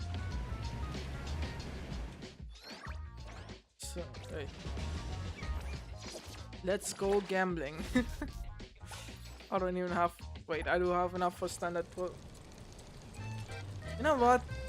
Who cares about pull currency?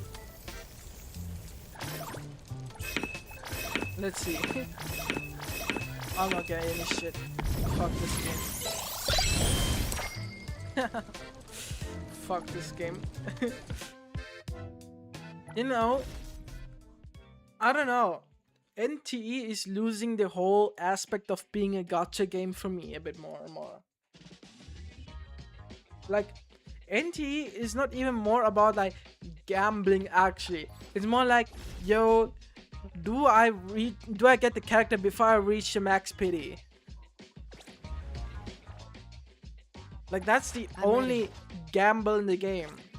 Because it's generally just like buying the character, which is fine, which I really like, because the less predatory the game is, the better. But it kind of loses the moment of being like a gacha game with that, you know? Like, I don't know, a gacha game somehow needs to be predatory to be called a gacha game. Like, the moment it isn't predatory at all anymore, it shouldn't be called a gacha game anymore. Well, NTE is like really like on a close spectrum of being like, you know, greedy, predatory, and not predatory, and generous. Okay, what the fuck am I doing?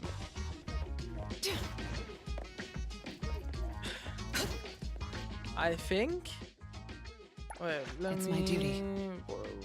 Should we head out? Fucking Edgar. I have 2 constellation. Holy shit. Oh, one thing that I really hope that all gacha games adapt is that you can toggle constellations. Because I feel like it's something that Wales wanted It's my duty. for a long time. Oops, for a long time in Genshin, I'm but ready. never got it. And I feel like they should just give it, you know? It's my duty. Like, it's not even that hard. Like, sure, programming it and coding it into the game would be a hard thing, I think. Especially for Genshin. But still, I feel like it's something that they can just do because it's not hurting any F2P players. And it's just a QL for whales who want just to, like, you know, like toggle on and off character, like constellations.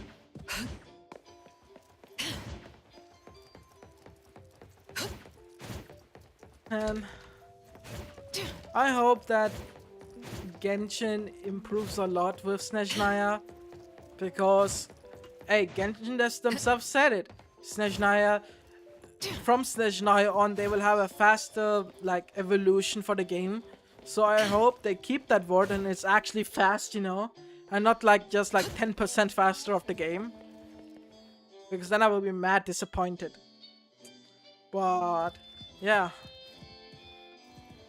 I think I will generally call it off because it's like 7 PM for me right now, and I started stream at like, I don't know, like at 1, like 12 PM, yeah. No, not like 12, what the fuck I'm saying. So yeah, like 7 hours ago, so like at 12 PM, yeah. So I think I will call it.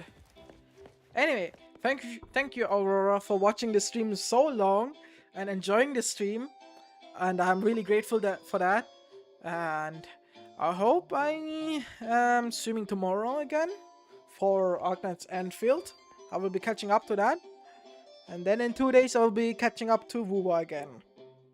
I need to mix a match again. I think for Arknight's Enfield stream, I think it will be. I need to think when I will be streaming for Arknight's Enfield. Like, I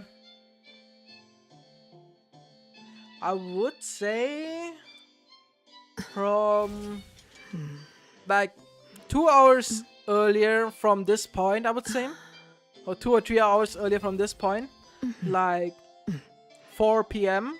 in my time, so meaning at 6 a.m. for you, which is weird by the way to say, but like around there, I would say I would stream, I think. Otherwise, I will be streaming extremely early, so it will be like midnight for you. But yeah. Anyway, again, thank you for watching the stream, Aurora. I really appreciate that. Also for all the lurkers who somehow came one here in the while. I don't know. What? Because I do have sometimes lurkers who just watch the stream for a second and go away. Thank you for that. And also for Timmy for like a short moment coming here and looking here and going away with a meow. So, yeah. Again, thank you for all. And I hope I see y'all tomorrow. I think I will be just putting a schedule on the Twitch side. So just, you know, like when I'm streaming. Or, yeah, I think I'm just gonna put a schedule on Twitch side. Then people know when I'm streaming. And I will just post on YouTube like saying, yo, I was streaming that time. I think that's the best case. Anyway,